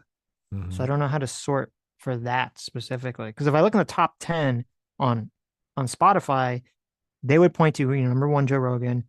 They might point to 4, Theo Vaughn, and then obviously number 9 is the Tucker Carlson show. But then you also have, Call Her Daddy, the New York Times podcast is number 8, NPR is number 10. So it's not exactly like the idea that it's all just completely dominated by the right is not true. Right. I mean, I think Joe Rogan could motivate swing voters. I think Theo Vaughn could motivate swing voters. Tucker Carlson's not motivating any fucking swing voters at all, right? Probably not. No. No.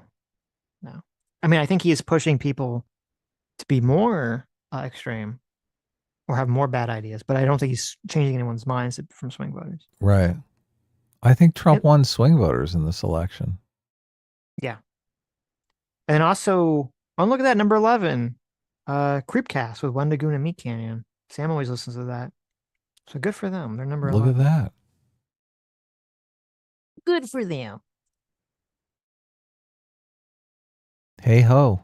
Around that are getting their news solely from me. I don't think that's happening as much. I think people say it as a joke. Like, I get my news from this guy. It's like a meme, and I sit there and I have these crazy glasses on, and I'm wearing a crazy hoodie. Yeah. And people go, I get my news from this guy. I think that's funny. I think people get their news from, like, local news. No, they don't. A lot of times people do, like the news People that who are matters. 85. If a plane crashes, people don't go to my show and go, what's his take? No, they go to Twitter and then Yeah. they look for your take on the helicopter crash, which just happened. Well, I think it's a good take, and that's the day after that crash, you're getting the best deals. No one's getting a better deal on a helicopter ride the day after that crash. And that's information the tourists can use. I mean, these are not. That is good information. I'm going for a helicopter ride. You want the best time to do your helicopter tour? Okay. Hell yeah. You can just wheel and deal then, right? You're like, how about 10%? I do not want to go on a helicopter tour. I'm strictly anti-helicopters at this point. Yeah. Too many crashes. These are not my "are you bad" questions. Just so you know, I'm No, not no. saying you're bad, but do We're all you think bad. about these things? We're all I'm not saying you're bad. I'm just saying stop taking my customers. Mm-hmm. That's what I'm saying. bad. I'll stop you there. I think we're all bad. I think humanity has a flaw, no? Like, can I make the Steelman Yes. case for you being bad? Yes, absolutely. You I'm not saying you're bad. Can I now make the argument that you?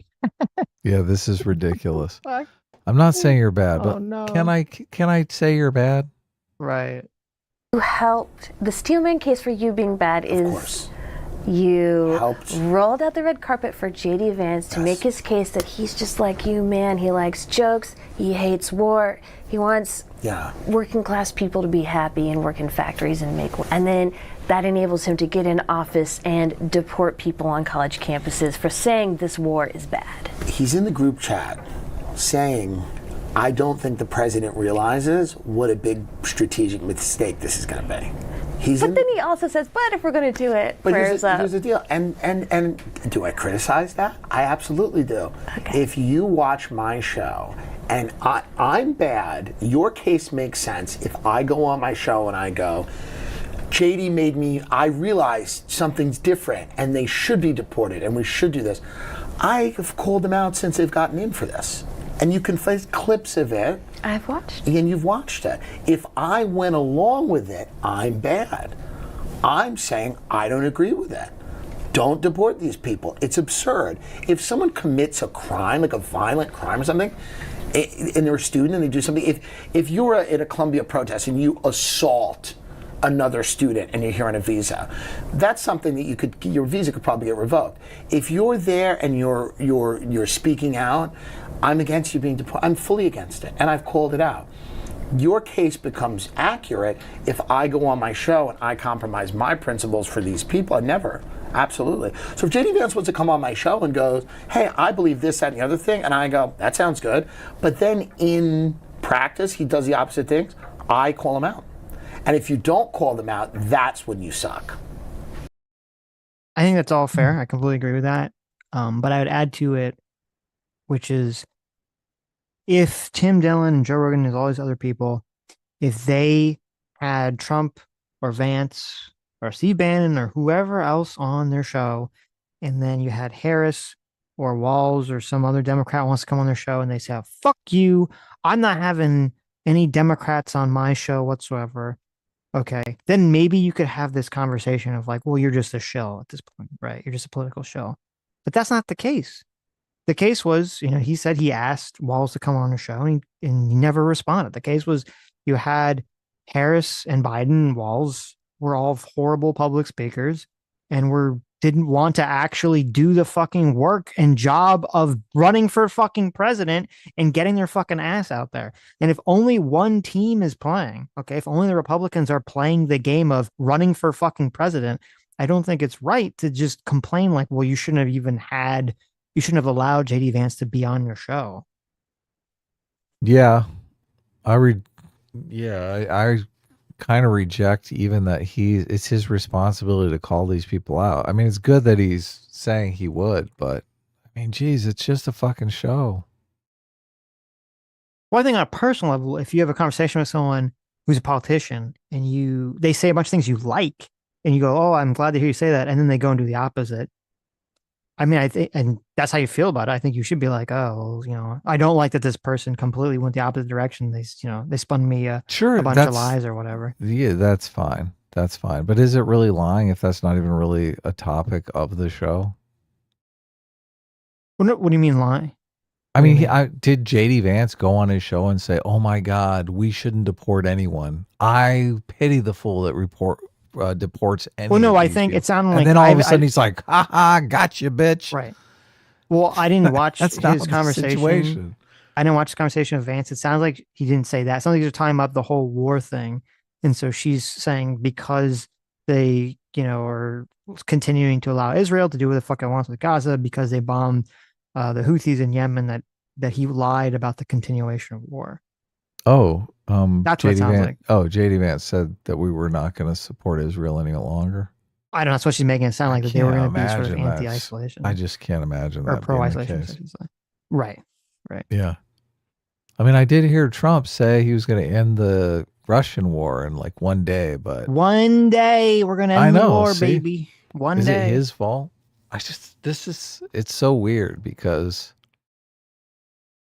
it's just, framing the show as this do or die situation. Oh my God. She's making it sound like it's the fucking Nuremberg trials here. He has a podcast. He invites people on to talk to him.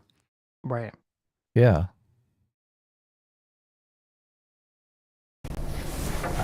Okay. Now, do you ever wrestle with the question, am I bad? For example, I'll just give you one from my own life. I actually interviewed one of the students who came under scrutiny from Homeland Security and rather than show up to be deported, left the country. Yeah. And I'm like, damn, should I have done that story differently so people cared more or whatever? Do you... My God, this is insane. This is fucking insane. She's like, I'm a bad person because I didn't propagandize people better. I wasn't able to save this person. Yeah. It's so silly. This moral compass is just completely opposite of mine. I didn't gaslight people enough to buy into my point of view. So therefore, I am a bad person. Well, it kind of, it reeks of like, you're in a job interview and they're like, what's your biggest flaw? And you're like, I work too hard. Okay. Right. It's like, because she asked the question, like, do you ever think that you're bad? Which is an interesting question. I mean, it's stupid the way she's framing it, but then I was like, oh, but she's like, let me give you an example of where I felt that way. I'm like, oh, it's interesting.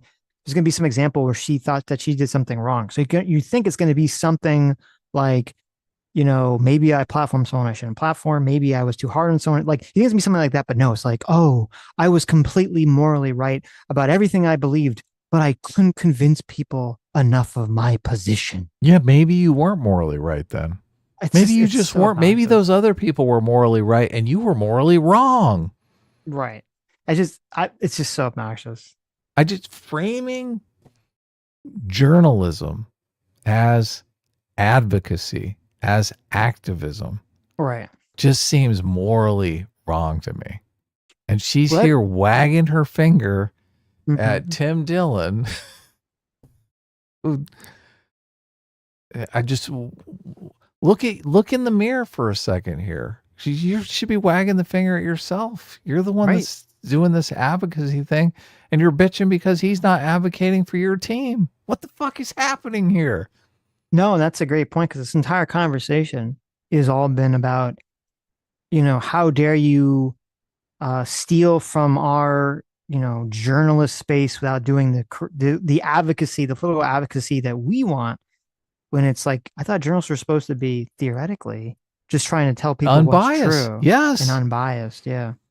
You have a theoretical faith in democracy, and you're going to just tell people the facts, and they're going to come to the conclusion on who's right and who's wrong and who should lead the country and what sort of policies we should adopt. Right. Right. Yeah. Right. But they don't believe in democracy at all. They don't give up. They're like, look, we're here to trick you into voting for who we think would be good for the country. And if you don't do that, then we failed gaslighting you. Oh my God, you found out the truth. We fucked up. That's the way it reads to me. Yeah. And the hubris of it. They don't even. She can't even comprehend that maybe she's incorrect. Maybe she's morally wrong. Maybe she's a morally disgusting one. She can't even fathom that. It makes it even more disgusting. This fucking self-righteous soapbox bitch. Fuck this lady. Pisses me off. It pisses me off too. And this is why nobody gives a fuck about CNN, because CNN wants you to tune in for your lesson, for your re-education lesson, so that they can show you how to be a more morally righteous person in the world. Okay. And nobody wants that. Okay. Go away. Let us watch Tim Dillon, have some laughs. Let us work it out ourselves. We can listen to people on podcasts. We can talk it out. We can figure out right and wrong on our own. We don't need you lecturing us from your fucking cathedral. We don't need that shit. It's infuriating. And to have this sanctimonious attitude while they do it at the same time. Oh God, fucking puke. I don't know. I think most people do want to be moralized too, though. They just want to be moralized along their what they already believe to be moral. Then isn't it the opposite of moralizing then? Look, okay, the situation you're talking about is I agreed to show up at this church because I agree with these people and I want to hear their take on something that I already agree with, exactly. right? Yes. CNN is not in that fucking role. I guess they are to the left wingers who want to believe this crazy thing about reality. But then to them not to recognize that there are other churches that are teaching other gospels, like them to want to go into other churches and say, oh no, we're the gospel. How dare you disagree with our gospel? I mean, that's part of the problem. I'm glad you brought up the church metaphor. I think that's the perfect comparison, is that we had a time period where CNN used to not be a church. They used to, at some point in our far past, maybe it was 20 years ago, maybe it was 40 years ago. Right? Yeah. The news was a lot, seeming to be more impartial. Some news, unbiased. Seemed to be more impartial, seemed to be more unbiased. But then slowly over time, they became churches. They became churches that were preaching specific flavors of gospel. And then we had the three, yes, of dogma. We had the three big churches. We had CNN, MSNBC, and Fox News, and they were spreading their dogma. They're spreading their gospel. And then now you have all these other churches kind of start to grow and become more prominent on the internet. And you have CNN, who used to be a big church, is coming to a smaller church like Tim Dillon and saying, how dare you, sit and provide a sermon of dogma to your audience? And it's like, you literally are part of the same system. You're pretending you're not. You're pretending you're impartial. You're pretending you have all the truth and the facts and all these other things on your side, but you don't. Yeah, I do think, and maybe I'm naive about this, maybe it's not the case, but I do think there is people that just, they don't want to be preached to. They just want to fucking listen to a show and listen to people talk. It's only perceived, I think, as preaching if you don't agree with it. If you agree with it, I don't know if you perceive it as a preach session. I mean, we disagree all the time, and I don't feel like you're preaching to me. I don't fucking feel like you're preaching to me. I mean, yeah, there's a way to disagree. There's a way to say things without preaching. Maybe. Yeah, that's true. But think there are lots of people I listen to that I do feel are like very preachy, or maybe preaching is the wrong word. They feel like they're kind of going on like a long sermon rant in most of their content. She is crying now because she did some story that people disagreed with her on. Right. What the fuck? Yeah, she's complaining that she wasn't able to save some person. I don't even know who she's talking about. Some person from being, deported or unvisaed or something. Man, I do have a lot of faith in democracy. It's odd that so many people on the right seem to hate democracy, but it's even weirder that so many people on the left hate democracy, and they're supposed to. I mean, it's called the Democratic Party, for heaven's sakes. Yet so many people in the Democratic Party, they have no faith in democracy. They think if Republicans win, democracy failed. Yeah, I mean, that's how it always works, right? As soon as your side loses, you're like, oh, democracy's in the toilet now because my Not, side lost the I Democratic mean, race. I guess so. There are very few people who actually believe in democracy. Then, Yeah, they're fair yeah, weather democracy friends. yeah, that's sad. Oh, I guess it is the partisans. Sad, very sad. The average person, the bulk majority of Americans are in favor of democracy. But the Right. very politically activated people, a good chunk of them probably don't really give a shit about democracy, and they just want their political will imposed on everyone else. Yeah, yeah. They're the priests, the priestly caste. Right. Ugh. Like obviously, like 15 years ago, did you get into comedy to like do a commentary on politicians? I always had opinions, and some of them are funny, and some of them, I guess, interesting. So it's like, did I get into it to interview the vice president? No, I never thought that would be possible. Right. I never thought I'd have a show that was big enough where the vice president would come on, or the guy who was going to be the vice president, right? Mm-hmm. Did I get into this to have an opinion about stuff, then say what I think? I think it's why a lot of people get into comedy. Do I feel responsible for Trump winning? No. No, that's not my question. But also, do I think, are we asking the same question to the people when Biden won and Kamala Harris and Joe Biden wrote a blank check to Benjamin Netanyahu to do anything he wanted in Israel? Are we holding all of those people to the same standard, and are we asking them, do you feel bad because you got an administration elected that wrote a blank check to someone to kill tens of thousands of people? Are we using this across the board? Because then we're never going to have to talk to another politician. If the standard is don't talk to anyone who's going to do terrible things, you can never speak to a politician in this country ever for any reason. And I don't know that that's the way forward. You interview a lot of people. Does that get them more fans in some cases? I don't know. Who knows? You know? But if we're never going to interview another politician, that's fine. But every single politician in America is probably going to commit some war crime in office. This is pretty obvious. So you can never speak to them, and that might be the standard. There is an argument that no politician should ever go on any type of show that isn't like a public lashing where you have three people come on and they just attack or whatever, and then that politician can only participate in these three debates and they're all publicly funded or whatever. But if you're having all of this different media landscape where people are popping in and out of these things, you're going to end up talking to people who do things you disagree with and you find abhorrent.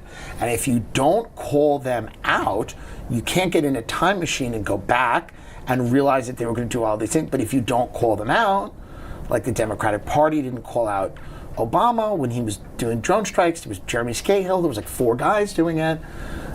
That's when you don't have integrity. Look at her face. Yeah, she likes that. She's like, I called Obama out. I don't know. I read it as like, I don't know if it's what she's thinking, but it's a very like smug, condescending expression. Yeah. Yeah, I was right face.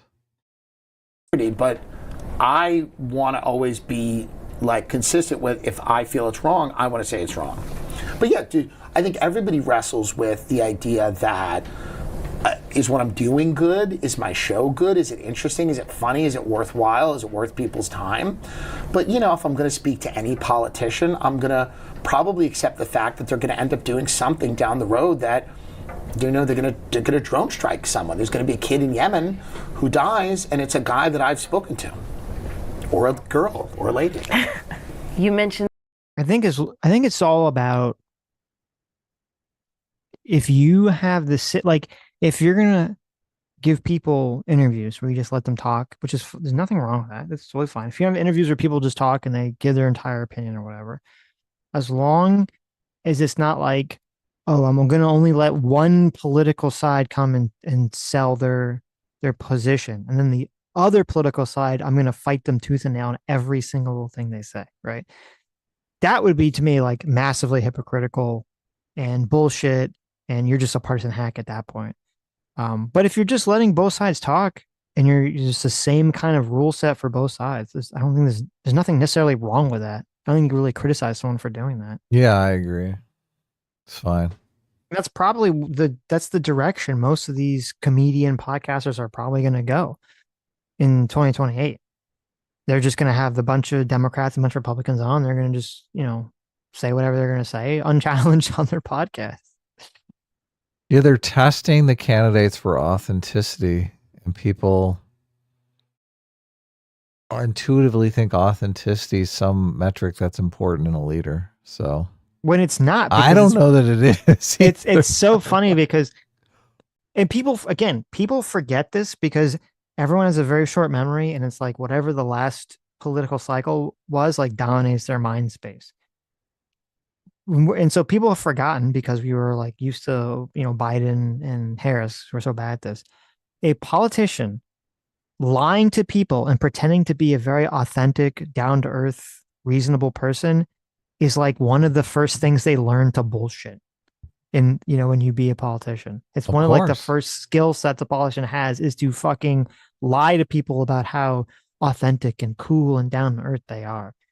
And so, yeah, I mean, we're just going to be flooded with a bunch of Democrats and Republicans coming on these podcasts and seeming really authentic, down to earth, cool people. And it's not going to really tell you much of anything about, whether you should vote for them or not. Did you ever see the movie Primary Colors? I think it's John Travolta that plays Bill Clinton. Yes. That there's a scene in there where he's on a radio show and he's just fucking lying his ass off in front of everyone. Mm-hmm. And it's so poignant because it's like, it's kind of a gut punch because there are all these people here and everyone can see he's fucking lying his ass off. I think he's talking about some memorabilia from some veteran he had, and he's got it here in his hand right now, and obviously they pan to his hand and he's got nothing. There's nothing there. Yeah, right. Yeah. And you're just like, wow. But everyone's so mesmerized by it. They're just like, yep. They just all go along with it.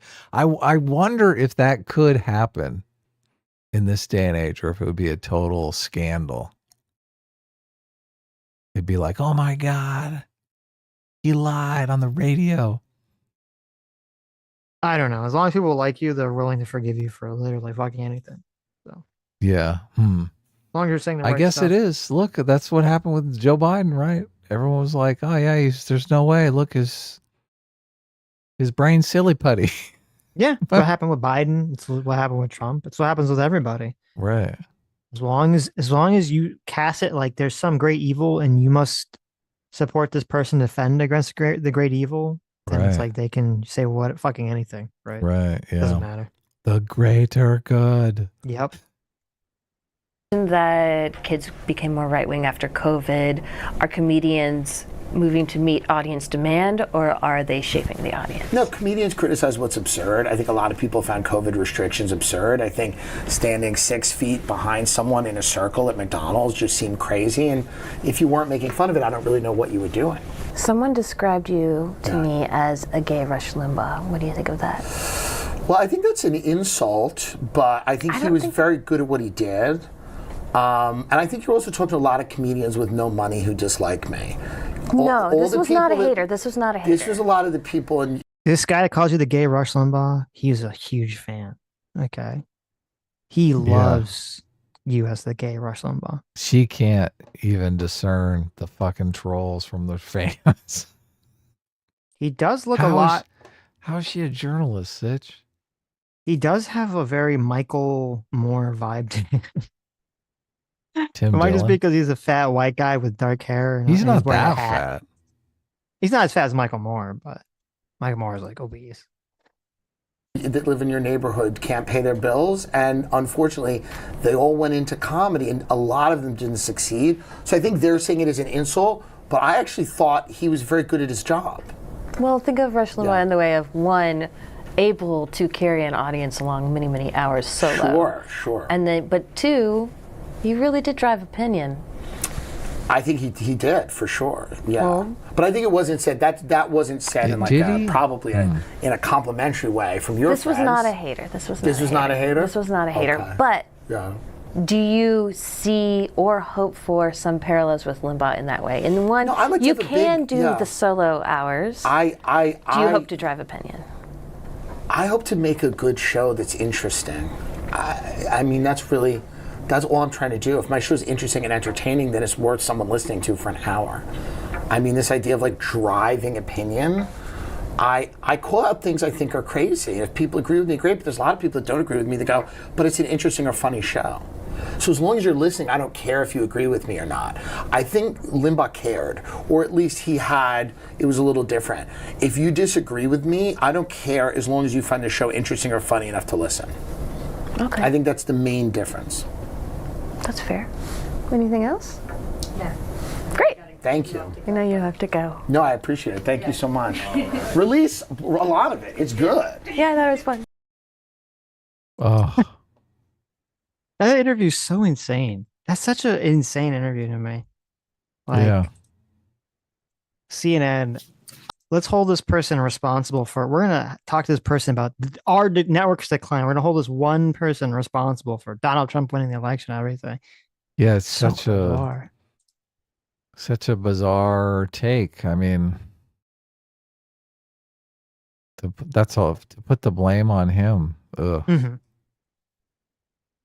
it's kind of weird. J-Mac or Circuit Far for $20. Say so much. J-Mac says, did you guys see Asmongold got twice the views on his first kick stream than Hassan had on Twitch? I know that must eat at his soul knowing that makes me giddy. Does that make me a bad person? No, I'm giddy too. Yes. I have what do they call it? Schadenfreude. Schadenfreude. Yeah, Schadenfreude. Yes. I definitely have that. Hassan is not a good person. So No, he's not. So yeah. the Mongolian Leprechaun Servant Man from Saturn for $20 said, hey, Sitch and Adam, have you guys ever played a game called Killing Time? It's horror-themed FPS with a 1932 setting on an island with an Egyptian mythology and lots of monsters, and the best part is that you can kill zombie ducks. I've Wow. never heard of that. I want I've to play. never That sounds awesome. I've never played that, no. Sounds Is this great. an old game? It looks like an old game. From the Inmate back, 566 for $5 1995. says Sitch is a gay Ben Shapiro. There you go. I like that. Thank you. Thank you. That's what I Hater. strive for. That's what I strive for, right? Oh yeah. That's why Sam liked me so much. You know, she's really into like the gay anime boys. So Oh, it there makes you sense. go. Yeah. Okay, this Peanut for $5 says Ian Danskin scammed $155,000 off of his audience and said on Twitter he's going on vacation for the summer, and these guys call others grifters. Really? Wow. I thought he had to use it to pay off bills and stuff. Now he's like, woohoo, I'm going to Maui. Yeah, so Ian Danskin, Innuendo Studios, the guy who does the alt-right playbooks, he was crying to his audience about how he owed like $60,000 or something in fucking back taxes, and he was begging for money, and he got a bunch of money, and now he's you're saying that he's going to go on vacation after all that? He's like, Okay. I was going to pay off my back taxes, but I decided, fuck the IRS. I'm out of here. Right. That's pretty bad. That's pretty bad. I wonder if he has to pay taxes on this. Mhm. How does this work? Is this income? Right. Is this a gift? And well, I guess instead of Ian Danskin, what would we call him? Like Ian Dan Scam, Oh, that's good. something like that. Dan Where did he- Scam. Dan Scam. Where did he Scam. talk? Where did he talk about? Are you that saying he was meow? going- What? Are you saying meow? Am I saying meow? Meow? Am I saying meow? Do I look like a cat to you? Are you saying meow? So what's going on with these creepy people? So we're gonna find out what's going on with these creepy people. So this is two trans people having a no. having Okay, a so podcast. this is Olivia Juliana, I think is how you say her name. Right. And it was really weird. I saw a bunch of people on X, posting like libs of TikTok. I think Trump Jr. was involved in this. A lot of people were saying like this is the new person that the Democrats have hired to try to draw more men to their party. Right. That all And seems so, like bullshit to me. well, and I saw it, and I was like, and I, well, no, because I saw it, and I said, okay, like, that's classic Democrats fucking up. This is so retarded. You can't, obviously, you can't get a woman. I don't care what she's saying. Okay. And even if she was super hot, I don't think you can get a woman to try to like draw, to be like, oh, we need to be more masculine, right? That doesn't make any sense. Doesn't really make any sense. The vibes are off. Um, but I looked into this, and apparently that framing is not true at all. This Olivia person, and we're gonna watch a video with it. This Olivia person has a Substack, which I think she has a fairly decent size Substack, but she's not being paid by the Democrats, the DNC, or anything. She just wrote a blog post about how she thought the Democrats should appeal to men. She did this conversation with this guy on YouTube about how she thinks the Democrats should appeal to men. Somebody clipped this and put it on X, and somehow this story kind of like snowballed out of control, making everyone think that the Democrats are paying her millions of dollars when none of that appears to be even remotely true. I never heard that part of the story, but it seemed, I just thought she was a nobody that went viral because people clipped her. Well, the frame, like when I saw it, because like people, they frame things on X and they'll be like, this is who the Democrats are hiring to get men back. And you think, oh, that's sarcastic. Well, no, see, but that's the thing. I look at that, and a lot of other people were judging from the comments, and I was listening to other people comment on this too, because there's some other story. There's another story of the DNC did spend or is planning to spend $20 million to try to get men back, and that somehow got associated with her, even though she's not involved with that. But people would say like, "Oh, this is who the Democrats are hiring," and myself, and I think a lot of other people think they literally mean the Democrats are hiring this person, but it's not. It's just a random person that people are clipping. Yeah, they're just saying this is a type of person that right. The Democrats think would be a big winner. Exactly. Let's laugh and point about what a terrible idea that is. Right. Essentially. Can I run to the bathroom real quick? You can run the bathroom. You go to the bathroom. Read like a super chat or something. I will. I don't want to miss any of this premium. I will cringe. stare in the screen in silence. We will stare into these people's faces until you get back. I mean, this is a premium cringe I've been waiting for. This is really. Right. I love to be lectured from a guy who looks like he's 12 years old about manliness and masculinity. All right, I'll be right back. Yeah, Dust in the Wind. It was Project Sam. It came out at the same time, and I don't know. People were like conflating it together. It was very weird. Lives and Does Well specifically for $2 says if YouTube is doing the XP thing, we need skill trees. That would be cool. If YouTube really wants to like jump on this, giving people experience points for like chat, there needs to be something cooler than just the little badge. I mean, the badge is cool, right? You get to brag to everyone, get to be like, look, I'm number one, bitch, right?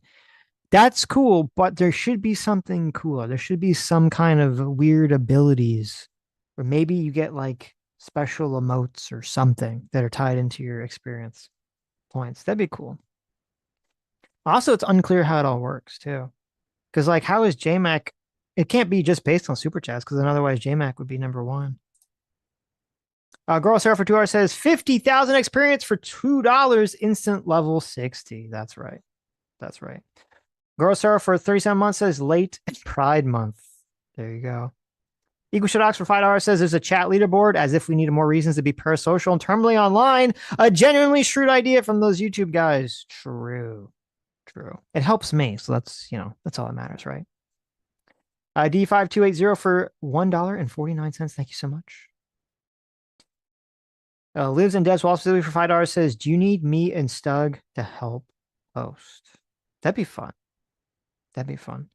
I never heard you guys. You guys have good radio voices? Because I have a terrible radio voice, so maybe you can just take over for me. Metalworks 411.90 for $5 says, I don't want to be dick, but you guys really need a backup plan for when this happens. Maybe some kind of makeup stream during the week. We're doing the Sunday stream today. That counts as a makeup stream. You mean a makeup stream?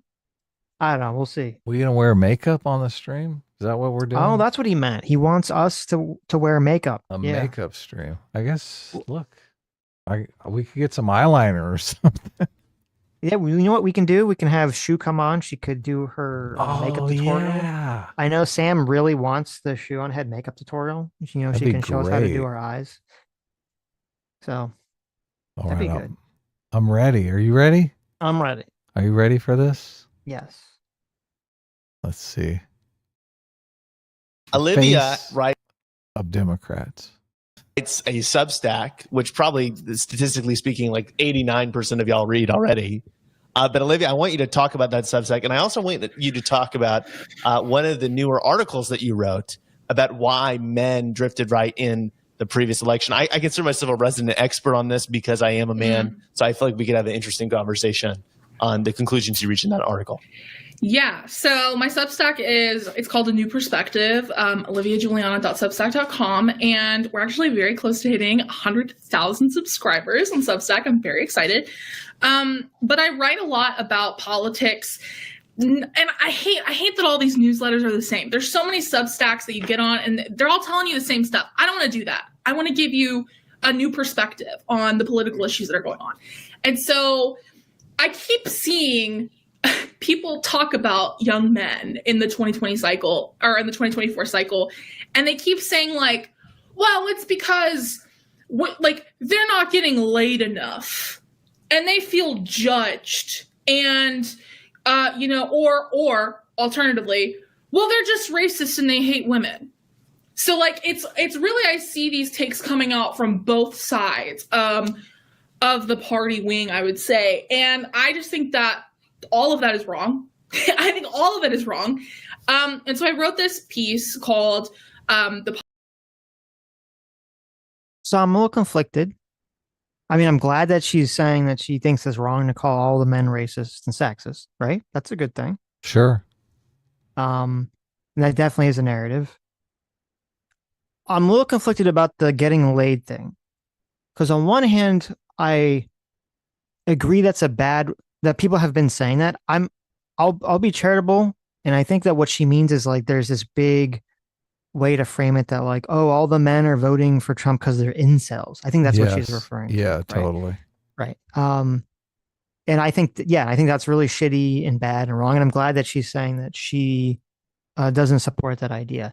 I guess the only pushback I would give to that is I do think the fact that guys aren't getting laid is actually impacting the way that young men feel about politics pretty specifically. I do think that is something that's happening.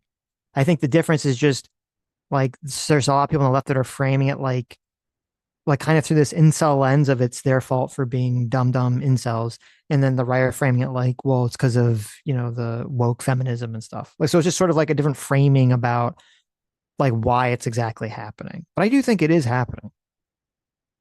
Yeah, I can see that. Definitely. The problem though is it's just like a structural problem with society that nobody in politics is even talking about fixing. So Right. There's a lot of reasons for why I think it is, and maybe we'll go through them. But it's funny. Sam said that we were talking about how we think like the dating apps have dating a lot apps kind of definitely ruining people. Of And course. because you have this problem where it's so much easier. It's kind of like I equate it to pornography. It's so easy for anyone to see, porn nowadays that probably seeing someone naked isn't even like really that big of a deal anymore, like the way it used to be, because it's so easy to do.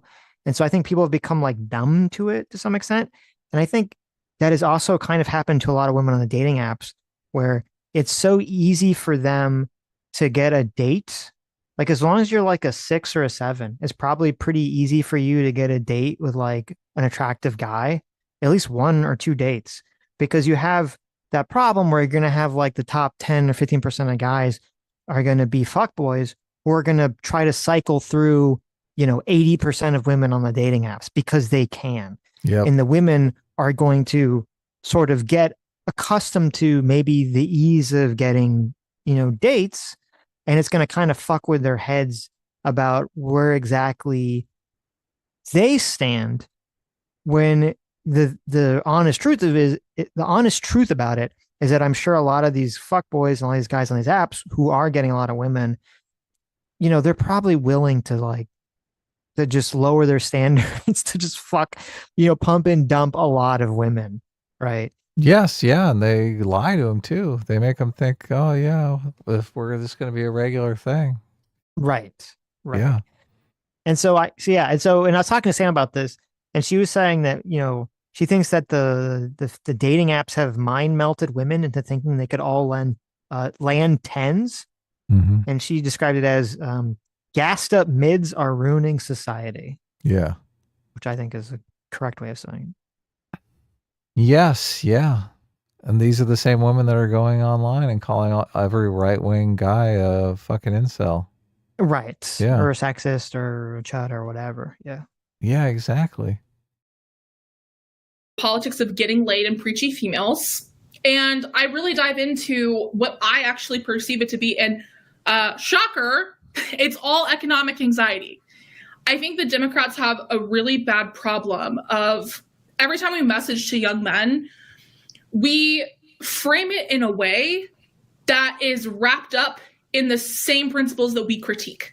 We critique the patriarchy. We critique the way that men have higher hierarchy and power structures. And then we message to them as if not only is that the reality, but that they have to continue to be like that.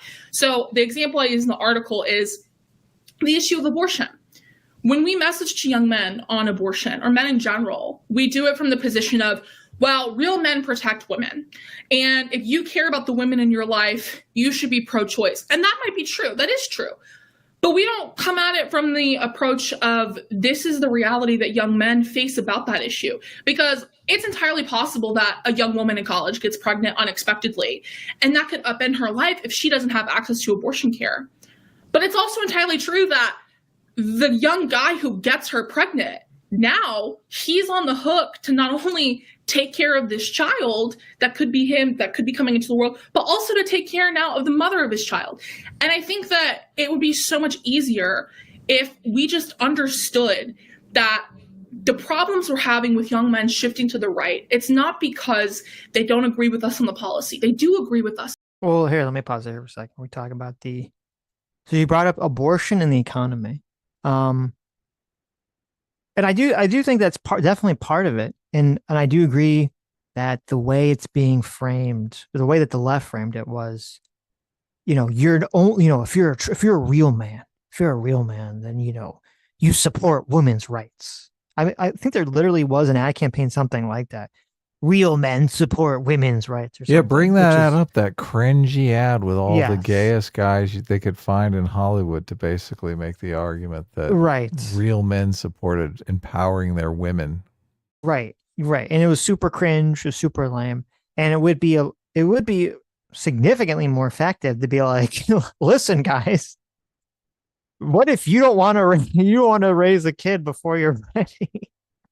Right.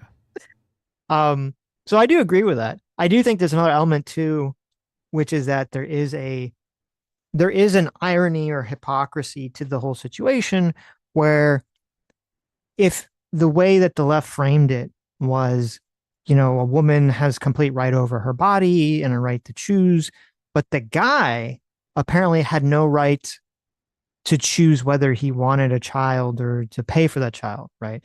It was really weird. The framing was it was entirely a woman's right, but the man had no say in the conversation. Yeah, which, of course. It is a woman's body. And if you want to make that argument, that's fine. But then I think you also have to make the argument that, well, then it's a man's right to choose whether he wants to actually raise the child or not. Now, personally, I don't think that would be like a good idea for society to push that idea. I think people should generally raise their fucking kids. And be responsible when they're having sex. But I'm just saying, in order for it to be fair, if that's the messaging, I think you have to do it on both sides. Yeah, you're willing to acknowledge the asymmetry in the situation. Right. Favoring women. Right, exactly. Yeah. Exactly. Regarding the economics thing, I don't agree with her when she says it's all economics. I think economics is a big part of it. You have a lot of guys. I think a big part of it is people have lost their sense of purpose. And the easiest way to find purpose in life for most people was probably just the biological imperative of finding a significant other and having kids and kind of going down that trajectory. And there is a very strong argument that the conservatives make, I think they're completely right, that the left has sort of deconstructed that as like a good outcome for people. And actually, a perfect example of that is the Lilo and Stitch movie, right? You have in the original Lilo and Stitch, though it ends with Nani, she's like taking care of Lilo, and it looks like she's going to be in a relationship with David, and they're going to be like a family. And that's like the end of the movie. That's like you've accomplished. That's her accomplishing the goal, right? That's the good ending. And yet in the modern version, it has to be changed because like her just being Lilo's like sister / mom and having a relationship with David is not seen through modern Hollywood as like good enough as an ending. No, she has to get a career and go to college and be a scientist, right? Yeah, of course. She's got to be inspirational to all the young women out there so they can go into STEM. Right, exactly. And so I do think that these ideas have kind of fucked with people's heads about how exactly for them to find happiness and purpose in life and do all these things. So I think that's a huge part of it.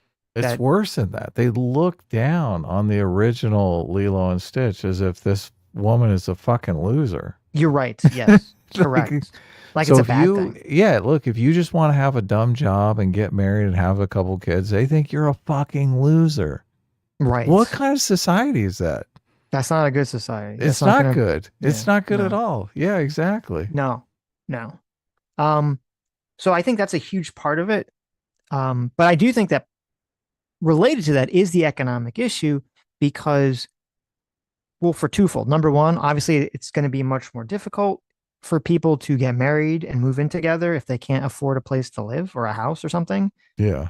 So that's a huge part of it. So that's definitely the economic anxieties. People are not going to want to have a child if they don't think they can afford it. So again, that's a huge part of economic anxieties. But there's another element too that I haven't really heard people talk about, which is that men very often get women or attract women by having status. And a way to have status is to have money, to have a good job.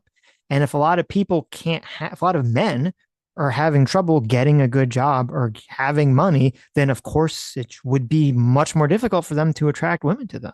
Yeah, so it does relate to the first thing. So it does. So it is not related just to economic status. Right. Yeah. So it is related. It's all related. There's another element to this too, which she doesn't bring up, and I've really never heard anyone bring up, which is that I think a lot of the anger that young men have is that, and I was sort of, because of my age, I only experienced like I think the beginning of this. I think this has really affected people younger than me, but like especially people that grew up in the Me Too era. I think there was a lot of young men that were basically taught, men are rapists or sexual harassers, masculinity is bad, men are evil, blah, blah, blah. You need to make sure you don't abuse women and sexually harass women and assault women and all these things. And that's all good. Obviously, you shouldn't do any of those things. And maybe there was a good reason for these sort of ideas, even if it had a bad outcome. But I think it basically taught a bunch of men to be very passive and afraid to be assertive towards asking women out. And also, men would be afraid that, they don't want to ask a woman out and for her to film it or talk about it on Instagram or TikTok and basically ridicule him, right? Yeah, of course. And so I think a lot of men went through that experience. So they basically became a lot more passive when it came to asking women out. And they thought, well, that's good. I'm like a good male ally. I'm a good feminist. I'm not going to be too aggressive. I'm not going to be too pushy towards women. I've been told that being pushy towards women is a bad thing. And yet women at the same time were not taught or told that they should go be more aggressive towards asking guys out. So all that basically happened was a huge chunk of men were taught to be very passive and to not ask women out, which meant that only the small percentage of men who were just naturally very assertive or aggressive would ask all the women out. They would get all the dates, and then and they would seem to be more like chauvinistic or whatever. And so all of these guys who are sitting around like, what the fuck?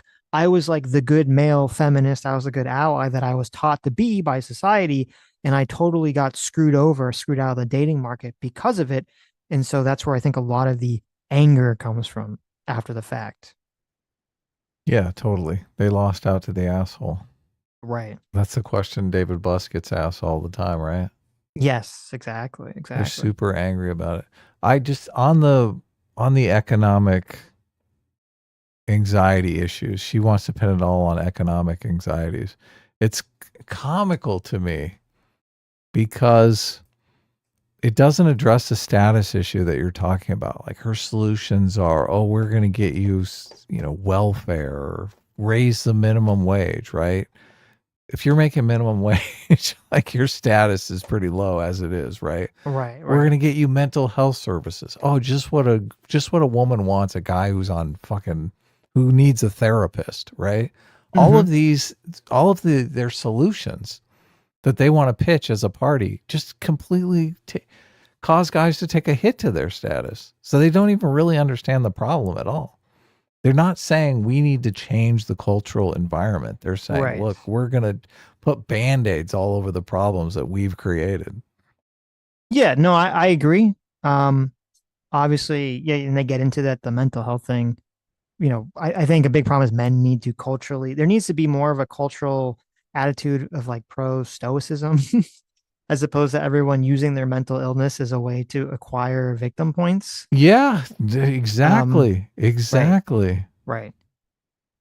So yeah, no, I agree with that completely. But what I will say though is that I'm glad though that at least she's like, listen, we shouldn't be calling all men sexist. So even if I think her talking about the economy is only like a chunk of that real answer, the fact that she's willing to jettison sort of the woke answer, which is that men are all sexist, to me goes a long way towards like having good faith towards her position, at least to see someone that she could at least potentially be in a better camp than where I think a lot of people on the left are at the moment. Well, you probably read her Substack. I didn't read her Substack or look at any of her stuff. So I am super suspicious because I know a lot of people on the left. They're just they're big pretenders. They don't really give a fuck about you. They want to say the right thing, voice the right string of words, a magical incantation that is going to get you to vote Democrat in the next election. And honestly, without any sort of reflection on their policies and how their policies affect people, men in general, working people, whatever, it's all for show. So I don't know that I necessarily even believe we shouldn't call them sexist because they're never going to vote for us if they actually know that we think they're sexist. I think that might be the angle that she's going at. I don't know. Like I said, I didn't read her Substack or anything, but I've seen that in a lot of people on the left that are just completely disingenuous. I only read the one article where she talks about this issue, and it's basically it's like very similar to everything she says in this conversation. Okay. I mean, I didn't get a sense that she was being dishonest. I don't know. I didn't go through her back catalog to see if she was hyper woke in the past or something. Maybe I'm jaded by the social media environment because it's when I think of Pisco, when I think of Hutch, when I think of any of these people pandering politics, like their whole mission is to just pretend to empathize with you so you vote Democrat. They don't actually, Right. They think you're fucking evil. They do think you're evil. Well, my position is that as long as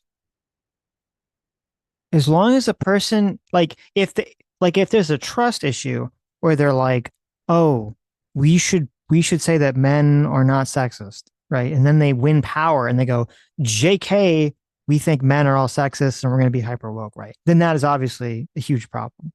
And bad, and we need, you need to be very alert for that. But if someone is like, oh, we need to win men back to Democrats, so we need to say that it's not that they're not all sexist and we need to change our messaging and whatever. And in their heart of hearts, they don't actually give a shit about any of that and they just want to win votes.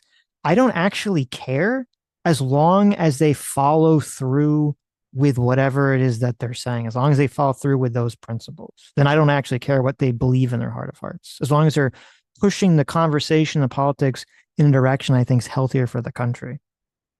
Well, I totally agree with that, but just as soon as they gain power, they're You don't know, right? going to revert back to their old selves. It's what they always do. They're going to start talking about, oh my God, well, we can't. They have all of these pet projects that they've never come to terms with the fact that these projects have been devastating for huge swaths of people. Well, I think that's why, and this is where it's important, the next election is going to be very important, is when it's kind of the battle for the soul for the Democrat Party is, when people win office, especially in their first term, they do have a bunch of groups. This is a straight dictator handbook. They have a bunch of groups that they basically need to appease. And the question is, who are those groups? What do those groups look like? There's an interesting thing. I think, I don't remember if it might have been the Jake Tapper conversation about Biden's, mental decline. And they were saying that they think part of the reason that Biden's administration went as progressive and as woke as it did was because he was so enfeebled and his chief of staff basically ran everything and his chief of staff was pretty woke. And so that basically gave him a lot of control over things. And so I don't know. I think if you had a Democrat, like if Richie Torres or you have some Democrat wins and they run on a very kind of anti-woke, messaging, and then they suddenly be like, JK, I'm super woke again. I mean, I think that's going to destroy them. I think it's going to destroy the Democrat Party in the midterms and, 2030. I don't think that would really help them politically. And I think those people that are pushing that message are aware of that. Yeah. And I mean, if they're noticeably anti-woke in the campaign, then they've obviously put together a winning coalition that includes people who are anti-woke and shown that they don't need the people who are going to walk away who are super woke. So they have more power to put those far left people to the side. She literally mentioned patriarchy. So the worldview that she's working with here just does not equip her to come to good policy conclusions. So, well, she mentioned it in the framing of, my interpretation of what she said in this conversation was she was saying like, oh, there's all these people attacking men for being part of the patriarchy. Okay. That was my understanding of what she said. Not that she was saying that, we live in a patriarchy. No, I think she's coming at it from patriarchy theory. Like, we'll back up a little bit here. Yeah, back it up. So, here we go.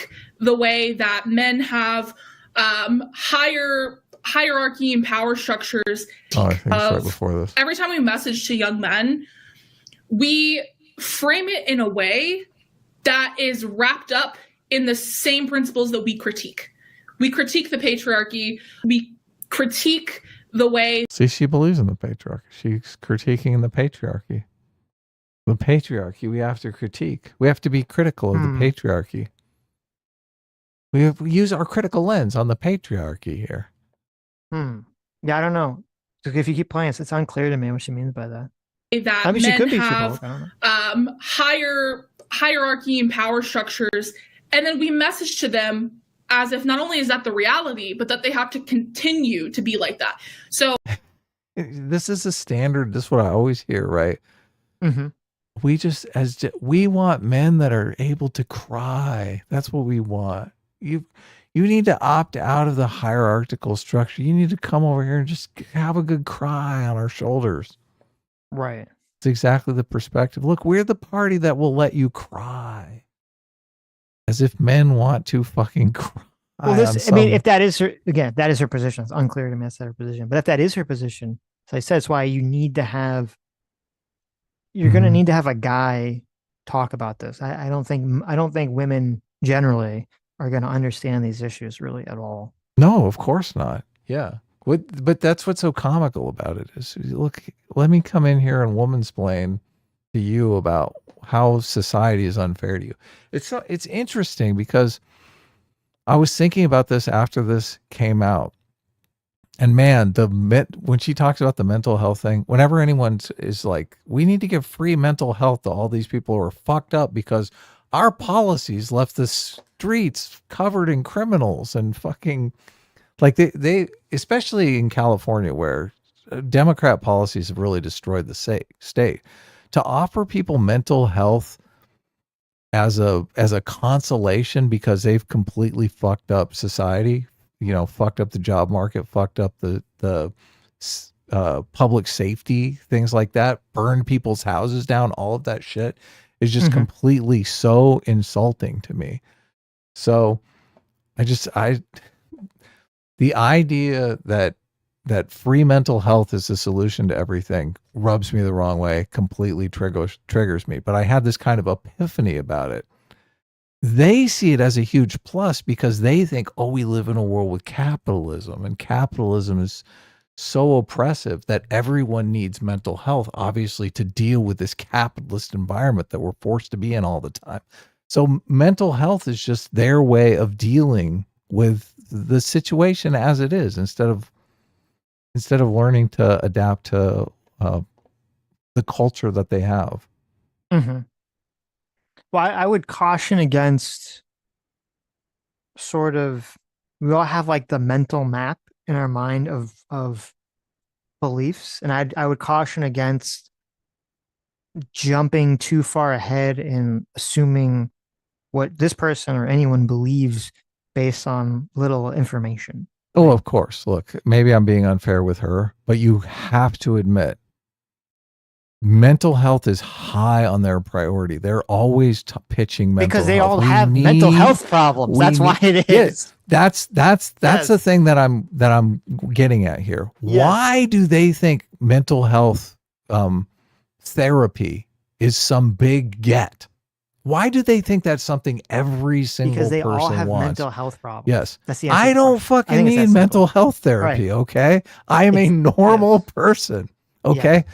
And why do you think we live in a world where 99% of people need mental health fucking therapy?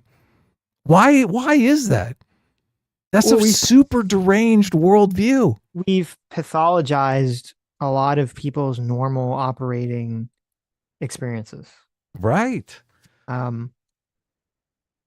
This is a way that I look at it with this person, is that, we've talked about this a lot, that there's the greedy racist stereotype. Of course, yeah. And it's a stereotype that the right or anyone that disagrees with the left is a greedy racist. They play into it in this talk. Well, I don't think they do, because she said the opposite of that. Well, he says men just want to do, bad things, and they like the Republicans because they let them get away with it. What are those bad things? Probably being greedy, probably being a racist. I think, well, we're going to watch that. I think you misunderstood. I think he was saying it like that it wasn't true. He was saying that this is the stereotype. So my position would be, if there's someone on the left who is willing to throw away the greedy racist stereotype, which I think is such a destructive force in our society, even if they have solutions that I don't think are 100% there, I'm still think that we should give them a lot of charity, because we're like, well, at least they're getting rid of the greedy racist stereotype, even if we don't agree with their solutions. Yeah, I totally agree, but I just, God, I lived this, and I was that fucking sanctimonious asshole that would be like, oh, I just, I'm trying to win them over. So I'm like basically bullshitting them, but really I think they're greedy racists. Right. So, and I think a lot of people, I mean, you really have to transform your outlook on life, on politics, on everything, to come to the conclusion that the other side, wants what's best for society. And most people never come to that conclusion. I think it would be crazy to think that these two have come to this. They look like they're barely 20 years old. I mean, Let's not be ageist, okay? We're old Look, men. Let's not be ageist. I just Okay. I think it's far more likely, and look, I would love to be wrong. God, I Uh-huh. would love to be Uh-huh. wrong. But I think it's far more likely that they're talking about how, we empathize with you guys. We know how difficult it is to be guys. But really, we just need to get you into a good therapist who will teach you a woman's perspective, and you'll start voting Democrat. I mean, we don't, these people aren't running for office. No, of course not. They're just We're not people on the internet. Yeah, these are random people on the internet. The two of us are not putting these people into positions of power. No, It's of course possible that they're totally bullshitting, but it's also possible they're 100% sincere. And I don't think we personally don't lose that much if we just assume that they mean what they're saying. And if they turn out to not be, well, okay, then they turn out not to be. Like it doesn't, Sure. it doesn't really have a huge impact either way. I believe I did see a picture of her shaking Joe Biden's hand, though, and I know She does have a picture of her shaking Biden's hand. I have never. Have you? I have never shook Joe Biden's hand. Okay, I've never been in the Oval Office and had the opportunity to shake the hand of the president. So, but it's probably because I'm a white straight male. So, no, I believe she's done work like Democrat right, polling work and stuff in the past and stuff. Now, personally, I've never shook Biden's hand. I have had my hair sniffed by him, though. Oh, okay. And I do have a picture of that. I do have a picture of Joe Biden taking a big whiff of my head. He played some grab ass with you in the Oval Office, huh? Back when you were just a wee lad. Well, fortunately, from the angle, you can't see him grabbing my ass, but he did have a full grip on my right butt cheek as he sniffed, dug in deep and had a big whiff of my head. So. Well, he was probably senile then, so at least there's that.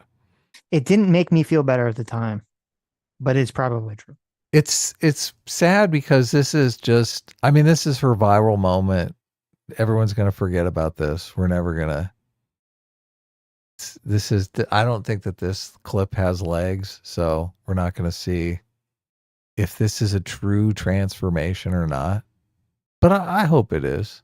Well, if anything, I mean, I read some of her posts, and that was wrong. I read two of her Substacks. I read this one, and I read the aftermath of everyone attacking her. Mm-hmm.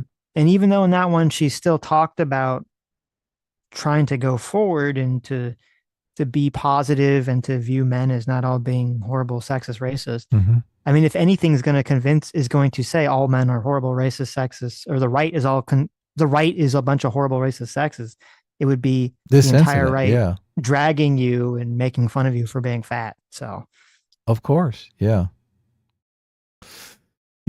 that's tough. But look, she's got thick skin, so.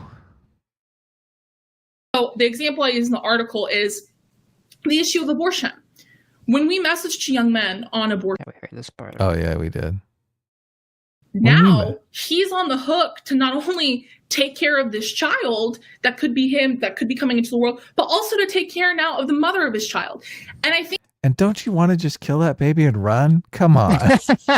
That's the moral thing to do, right? Of course, if she wants to have it, then the moral thing to do is for you to settle down and get a fucking job, dude. Mm-hmm. It's just hilarious. It's hilarious. Oh my God. Getting the job, I think, is doing the right thing, right? But I understand can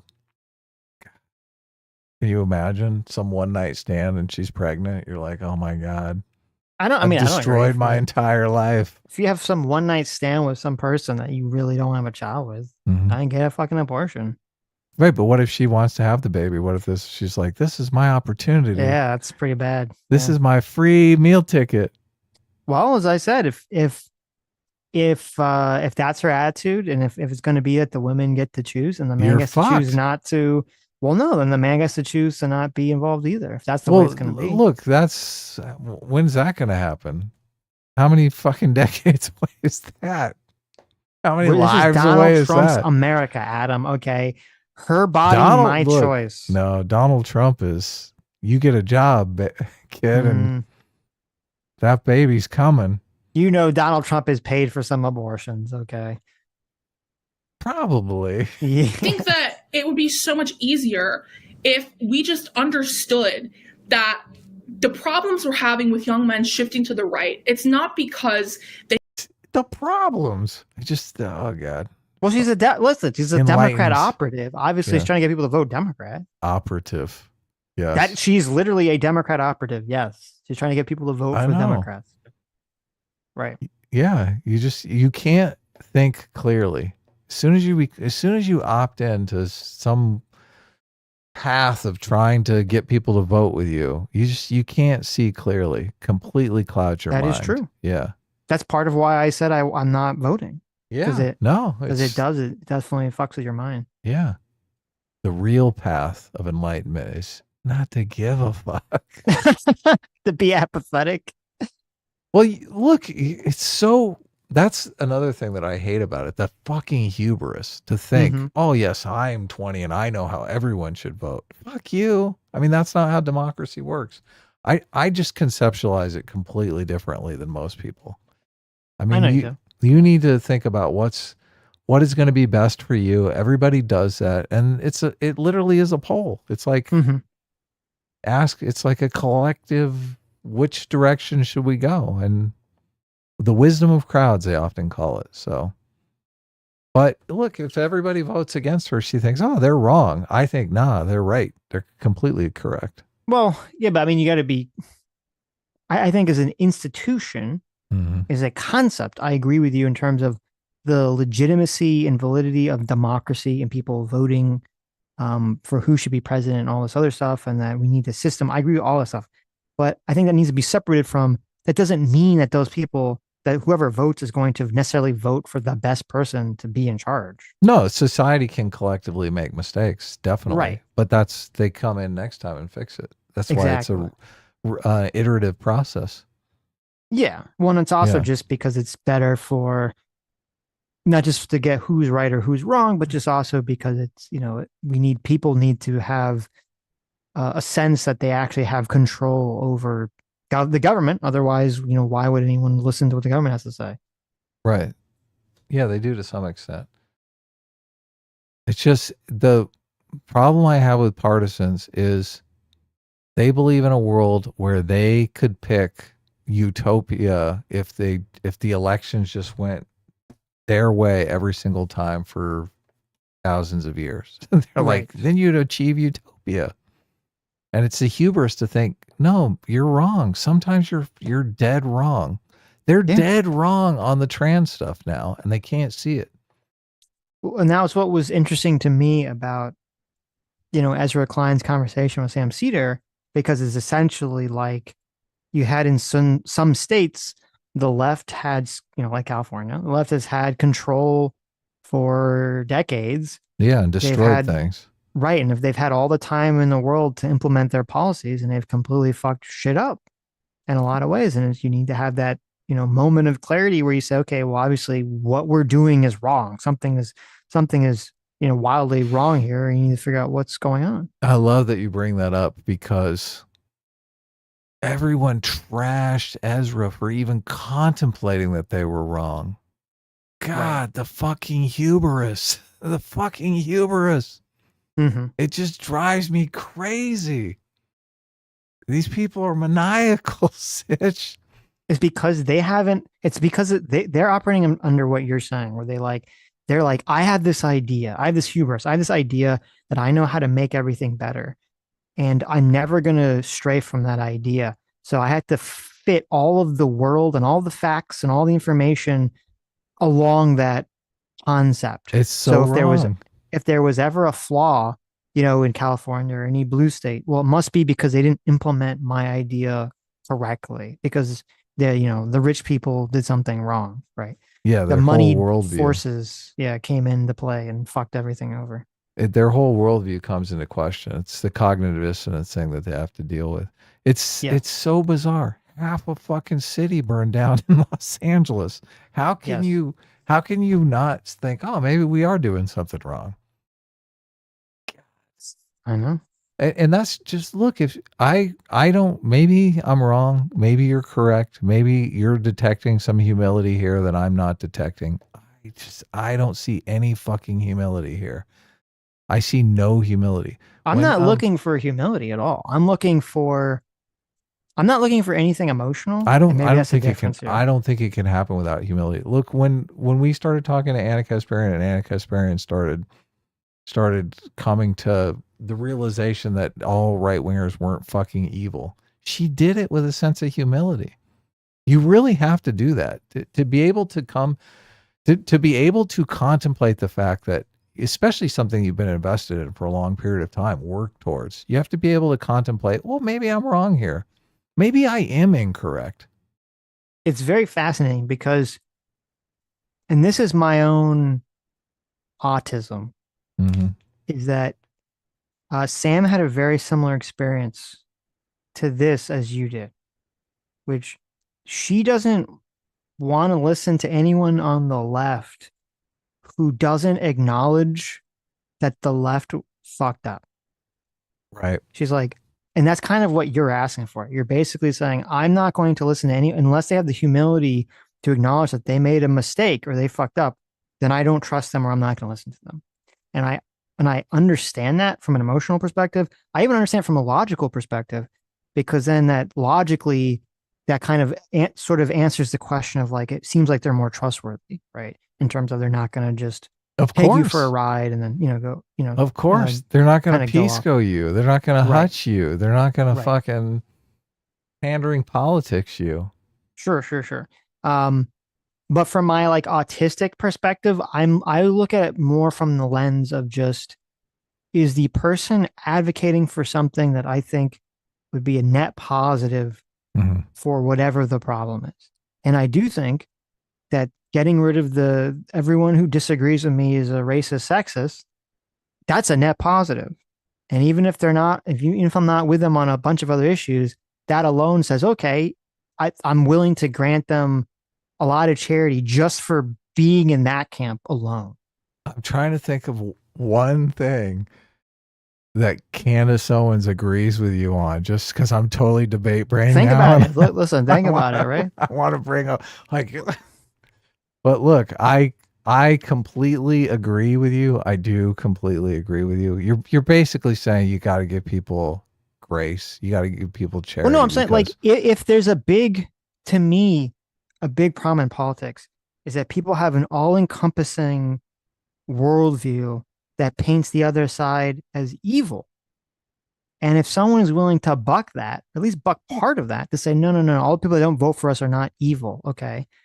That to me is great. That's wonderful. If Candace, like, my big problem I have with Candace Owens is that that's her entire thing, is that all she does is says everyone on the other side is evil and degenerate and demonic and they're being possessed by demons and they're secret Jews and all this other stuff. Like, that's the problem I always have. And that's for me personally, is that when people have all these grand narratives painting the other side as like the great evils. Well, look, and I do admit that this conversation is teetering on that all liberals are fucking evil, hubristic, like manipulators. It is. I am not saying that, obviously. I do think people can change. I do think and I mean, maybe I'm wrong here, but it seems like you're saying you got to give them charity because you got to give them the space to change. Like, maybe she doesn't believe it now, but maybe she'll come to believe it.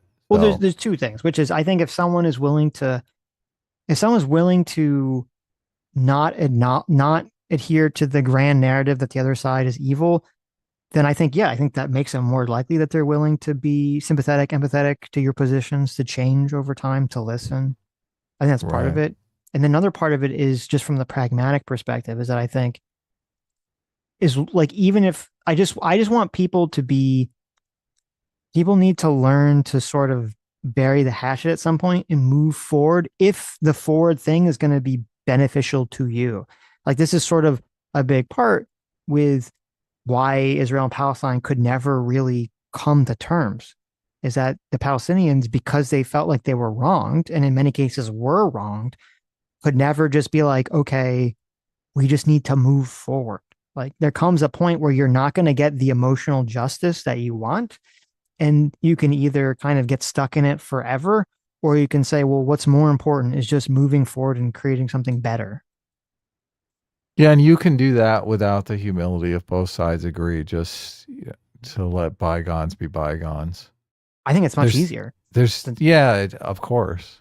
I think it's more, I mean, it's going to be more lasting and more cooperative if both sides are willing to admit they made some mistakes. But it seems much more rare. Say, right? Let's just fucking forget about it and move on. Yes, right. I'm not sure that's what's going on. No, listen, and I don't want to look. Right. I obviously don't think, and I hate it when people. A lot of times you'll see right wingers on Twitter. They'll constantly say to me, and it triggers me. I shouldn't say that because now people are going to do it deliberately to trigger me, but it does trigger me when people say, "Oh, this is just all leftists or all people on the left or all left wingers." Because I mean, my intuitions really are on the left, and I don't think badly of Republicans, and I don't think I'm crazy. I think I'm very sane and very grounded. So to say the left is all one thing, I don't think is right. It's the same thing that a lot of people on the left want to do with people on the right, where they want to say, look, they're all greedy racists, right? And obviously they're not all greedy racists. So. Right. We can't have a situation where you say it's wrong for the left to pose all people on the right as greedy racists and then turn around and say, well, everyone on the left is degenerate, egotist or something, communist, or whatever. Yeah, whatever you want. Whatever. Pick your poison, right? Sure. And to be clear, like we're having these concepts that we're talking about, this is a very like grand, far spread, universal conversation. And like, I don't know anything. I know something, but I don't know. I know very little about these people. Person, these people in this video. Right. So I have no fucking clue. I'm just saying, but I think generally we should have these attitudes about things. Yes. Yeah. And then they compile a 25 tweet thread about how you're maybe listen, they could either rise to the occasion or be like, oh, here they were yesterday talking about how white men are bad, right? Like, I have no clue. Right. So, regardless, I think that's just how you should operate in the world, even if whether these people are good or bad examples of that. We've given so much charity to people. We do it over and over and over again. What happens? What happens every time, Sitch? Sometimes it's good, sometimes it's bad. When has it ever been good? There's lots of people that I'm so friendly with that say a bunch of shit I think is really fucking horrible. Right. Yeah. Right. Well, and I mean, a lot of content creators obviously haven't backstabbed us. Right. A lot have, obviously, but some have, but not all of them. Yeah. And I think it's always, listen, even though I, definitely let my emotions, my anger get the better of me, and many times I do always think it's whenever I see someone like be classy, I always come away with it like with a better feeling about that person. Yeah. So look, I've said nothing about her weight, not once. No, I'm not saying you. I'm not saying anything about you. I'm just saying in general. I don't think that's fair. I don't think that's fair at all. Yeah. Agree with us on the policy. They do agree with us on the policy. It's because they feel like we don't understand the struggles they're facing. The actual struggles, not the perceived struggles of the masculinity crisis or whatever it is, the actual struggles. And instead, we just kind of want to blame them for all of our problems. Right. I see, and that's where I again, half agree, because I'm glad she doesn't want to just blame men for their problems. That's great. But I do think there is a masculinity crisis in this country that needs to be solved. I mean, obviously she can't solve it. But the left has completely demonized fucking masculinity. Oh my 100%. God, they caused the fucking crisis. They did. This is why I hate the fucking mental health shit. It's like, look, if you live in a tough neighborhood where you're going to get mugged, walk into the fucking store, you should have mental health problems, right? That's fucking normal. That's not a mental health problem. That's just being fucking sane. Okay. And then to say, look, we're going to empty all the fucking jails and let all the criminals on the street so that they can harass you and harass you on the subway. And we're going to give you a mental health date so that you can deal with our fucking complete failure. What the fuck is that? Right. I want to slap these people. I want to shake these fucking people silly. Yeah, I agree completely. Why do you think it is that mental health issue resonates with you so much? Look, it's their fucking failure. It's their failure. Like, is it just the idea that we're letting all these people out, or was someone like, was there some person that was like, Adam, you need to get to therapy? No, it's they were no, like gaslighting you. Like, what happened? No, look, it's not me. It's not that they're trying to force me into therapy. Look, if I needed therapy, I would go to therapy. But look, I'm a fucking stable, like grounded, well-rounded person. I don't need that kind of shit. But it's the idea that your policies put people in dangerous situations, right? And then you saying, because those people are in dangerous situations, that they have mental health problems, doesn't it seem like the real solution would be to deal with the crime issue, deal with the dangerous situation, and then they wouldn't need mental health services, free mental health services? Doesn't that seem like the more rational perspective? I think that's part of it. I mean, I think another big part of it is just, if you teach people that they should be strong, they will actually be stronger. If you teach people that they can use anxiety and depression and mental illness as a crutch to get people to feel sorry for them, they will lean into that unconsciously a lot more. Look, that is a problem in the fucking suburbs. Okay. I'm talking about people. Everyone's not living in like a high crime area. Look, these people are supposed to be representing the people who do live in fucking high crime areas. That's why it's so fucking offensive to me. Right. You're supposed to be the voice of the downtrodden. Right? I see. Right. It's so that is true. It's so fucked up. It's so fucked up. And look, you could say, oh yeah, we need to teach people to be strong. But you drop some of these kids in a fucking hard neighborhood, like they join a gang just so they can fucking survive. And you think that's not what we want? That's so bad. That's so bad. So this whole idea that you can go to someone it's so delusional. There are people with real fucking problems. And to think sitting down with a therapist and talking about your problems is going to make those problems magically go away is ridiculous. But if you're in government, you actually have the tools to deal with some of the problems, right? Why did New Scum let all the criminals out of all the prisons? Why did he close down so many prisons in California, right? Why? That's a good question. Why is he turning these neighborhoods into hard neighborhoods so young kids who don't have a chance are going to end up in a fucking gang? Ideological He did it because of the racism, right? Oh my God. Let all the criminals on the street. That'll solve the racism. It's so infuriating. Look, and these kids, I mean, they live in gated fucking communities. It's laughable. They want to represent the downtrodden from the gated fucking community. It's insidious. It is evil, Sitch. It is fucking evil incarnate. There's a lot of that I just fully agree with. I mean, we just don't message to men, right? And I was like we don't message in a way that resonates to men. Like something that you kind of responded to that I've seen a lot is, well, the reason why Republican messaging resonates with men is because men want bad things, right? So like men want to have sex and like own women, right? Like they want to dominate everybody. And Republicans say, you get to do that. And then Democrats can't say that. So we just lost men. It's over, right? Like, what are you talking about? Like a lot of times. See, he sees all of the right as Andrew Tate. Dude, the right having anything to do with Andrew Tate was the biggest mistake ever. It's fucking such bullshit. Yeah. I mean, first of all, the right 100% associating themselves with Andrew Tate was completely fucking retarded. But he's not saying that that's what people want. He's saying that's what people are saying people want, and that he doesn't agree with it. Yes, I get that. I totally get that. But he is using the stereotype of Andrew Tate as the right. Because he does say, I don't know if he is, or if he's saying that people are using the stereotype of the right. Let's see. It's unclear. It's unclear. Maybe I'm being uncharitable here.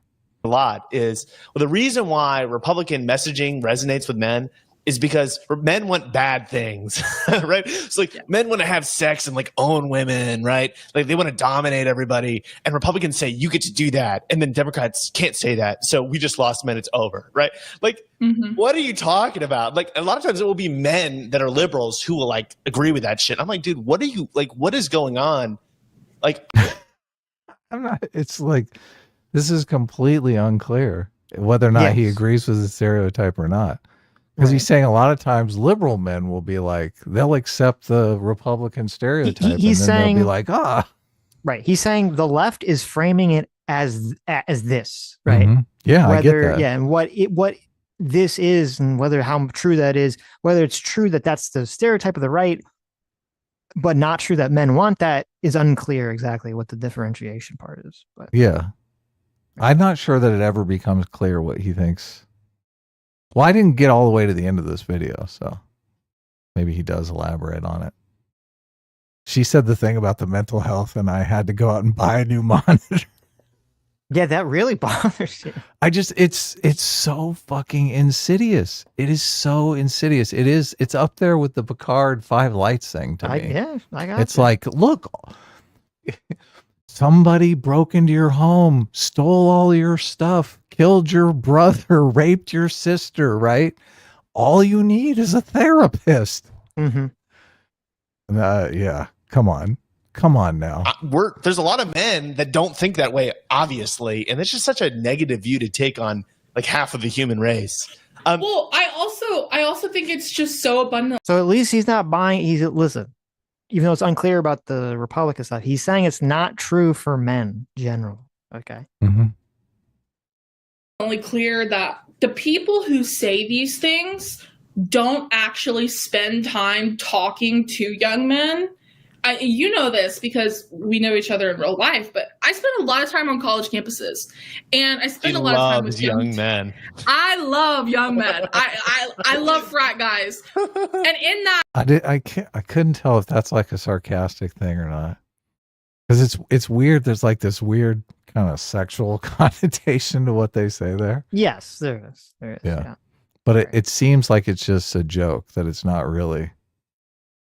I think it's like a joke. I don't think it's sarcastic, but it is like a joke. Like he said it as a joke. Like a lot of people picked up on this clip to attack her with it. Yeah, the question is she dating 5 frat guys, right? That's I don't think so. I don't think so either. Right. I think she was joking. Yes, I think that was a joke. Right. Now, people pointed out there, obviously, if someone on the right had made some guy made some comment about like loving young women, obviously they would be like insta canceled. So, but there is, I do think the right falls into the pit of, and listen, I'm all about universal standards. So I'm kind of on board with this, but you do have to acknowledge there is a very big difference in the way people conceptualize male versus female relationships. And I think that's like a biological thing. I don't think you should conceptualize them as exactly the same. Okay. I'm not saying what something justifies something else. I'm just saying you have to conceptualize these things a little bit differently. Men and women interact differently than men and men, or women and women. That's what you're saying. I'm saying that the way a man pursues a woman in a relationship and a woman pursues a man in a relationship are very different. Yeah. Of and course, they will always probably be different. Yeah. Yeah. Because of the biological reality of the situation. Right. And it will lead to different ideas about those interactions. Of course. Yeah. I realize, like, even the ones that identify as conservative are almost always pro-choice. They're almost always pro-gay marriage. You'd be surprised at the number of them who supported Black Lives Matter. And so I feel like people just kind of lump them into this box when the truth is, again, a lot of them are with us on the issues. They're just not part of our coalition because they feel like they're not welcomed in it. They're not talked to, right? And they're not welcome. That's true. Like there's a lot of times where it's like being like masculine characteristics seem like they're frowned upon, and they're kind of welcomed and championed by the Republican Party. And like masculine characteristics are not characteristics that are intrinsically bad, right? And I think that some Democrats have presented it that way. Now, obviously not most Democrats, but it's like this perception that No, it is most Democrats. So you got that wrong. Yeah, I mean, listen, I'm glad he's saying they're not bad. Again, You know, he's at least in the right ballpark. I He do think is, it was yeah, most totally. Democrats. It is There most was Democrats, but there was an I don't remember who it was. There was a very interesting pollster who said she would poll swing voters, and she would ask them this very funny questions. She'd say, associate an animal with each political party. Okay. She's not asking them necessarily what they think is good or bad. She's associated an animal with the party. And she said, almost overwhelmingly, regardless of who they voted for, people would assign a large predator to the Republicans, right? They'd be a bear, or a shark, tiger, or a lion, or a tiger. Yeah, be some sort of like alpha, charismatic megafauna predator. There we go, right there. And then, but then if you're like, okay, well, what animal would you give like the Democrats? It'd be like a deer, or like a lemming or a meerkat. It'd be some like small, weak, little animal that gets, eaten, a rabbit, right? Right. A prey animal. Right. It'd be some prey animal. And that's very important. That is 100% true. That is 100% where the vibe is. And that's, if the Democrats want to win, they got to not be, have the vibe of being little bitches. Because no one wants to vote for that. It's true. There's a giant. This is just so weird because I guess he's saying, oh, they agree with us on the policy. I don't think that's true. And they would vote with us if we were just cooler. I guess there might be people who do agree on the policy, but won't vote with them because they're not cool. But I don't know if it's cooler. I think it's that there's a lot of people that probably agree with the policy, but they don't like the idea that the left is just attacking men wholesale and attacking masculinity wholesale. So they're never going to vote for the left, which that's true. And I'm sure there's lots of people like that. Sure. A lot of guys have had. And in terms of issues, like good messaging is messaging that resonates with people's actual anxieties and lived experience, right? And so, yeah, like the Whatever podcast can resonate with men that are like incels or like struggling with women, right? Because so then he completely adopts the incel framing here. Interesting. What? Girl was mean to them or whatever, and they're able to project upon like those women which come on and like look really dumb. They're able to say like, yeah, all women are like this. I feel better about myself. But there's all these other things that resonate probably more, which is like, man, shit's expensive, right? Like, man, I don't feel supported, right? Like, I don't feel like there's anywhere for me to go, right? I feel like if something bad happens to me, no one's there to support me. That's the thing that a lot of men deal with, because men are a lot of times kind of put in the box of supporting other people. So no one's there to support themselves. God, that's so against the narrative that so many of the feminists have. That men don't do anything. It's women that do everything. Men just relax and watch TV all day. Yeah. No. And this was something, I don't remember exactly what she said about it, but this was something that she wrote in her Substack about how like men are supposed to be like are raised to be like, you have to be the provider. And then at the same time, it's like, you're bad for being the provider because you're like controlling women. Right. That sort of, creates this like confusion in I think young men about how exactly they're supposed to behave. And you combine that with the lack of male role models in media, which I definitely think our culture has completely dropped the ball on having strong, positive male role models in our stories in the last 10, 15 years. What do they call that? There's a name for it when whichever option you choose, you're fucked. Oh, I love doing that. Yeah. Carl used to say it all the time, but I can't remember what the thing is. Right. The bind that they put you in. Yep. And it's like, those are things that we can absolutely talk to. Actually, we could probably speak to better than the Republican Party. Yeah, I think speaking to that is also understanding the mentality that they're coming from too. So another example is when you look at the polling of what are the issues that are the most important to young men, one of the top issues consistently is immigration. If you actually talk to a young guy about how he feels about immigration, am I allowed to cuss on this? Yeah, of course. Yeah, they don't give a shit. They don't give a shit about immigration. It's Here's the polling, right? Let me tell you about the guys I talk to. It's just so stupid. People say Catch-22, Sophie's Choice, Kafka Trap. Kafka Trap, that's it. Yeah. Kafka Trap. The Kafka trap. Exactly what they do. It's what. Why would you bring up the polling and show the polling? Some systematic survey and then go, yeah, but I talked to some guys that they don't give a fuck about immigration. So therefore, this polling is bullshit. Well, I guess the question would be, obviously people care about immigration. The question is, why do they care about immigration? Because I'd imagine there'd be a wide variety of what people are bothered about immigration specifically.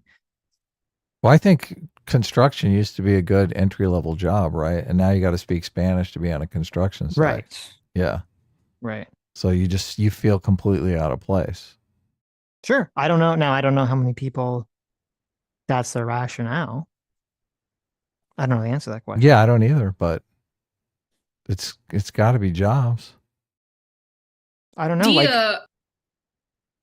I know I've had Uber drivers and Uber Eats drivers that are white, but they're usually not white.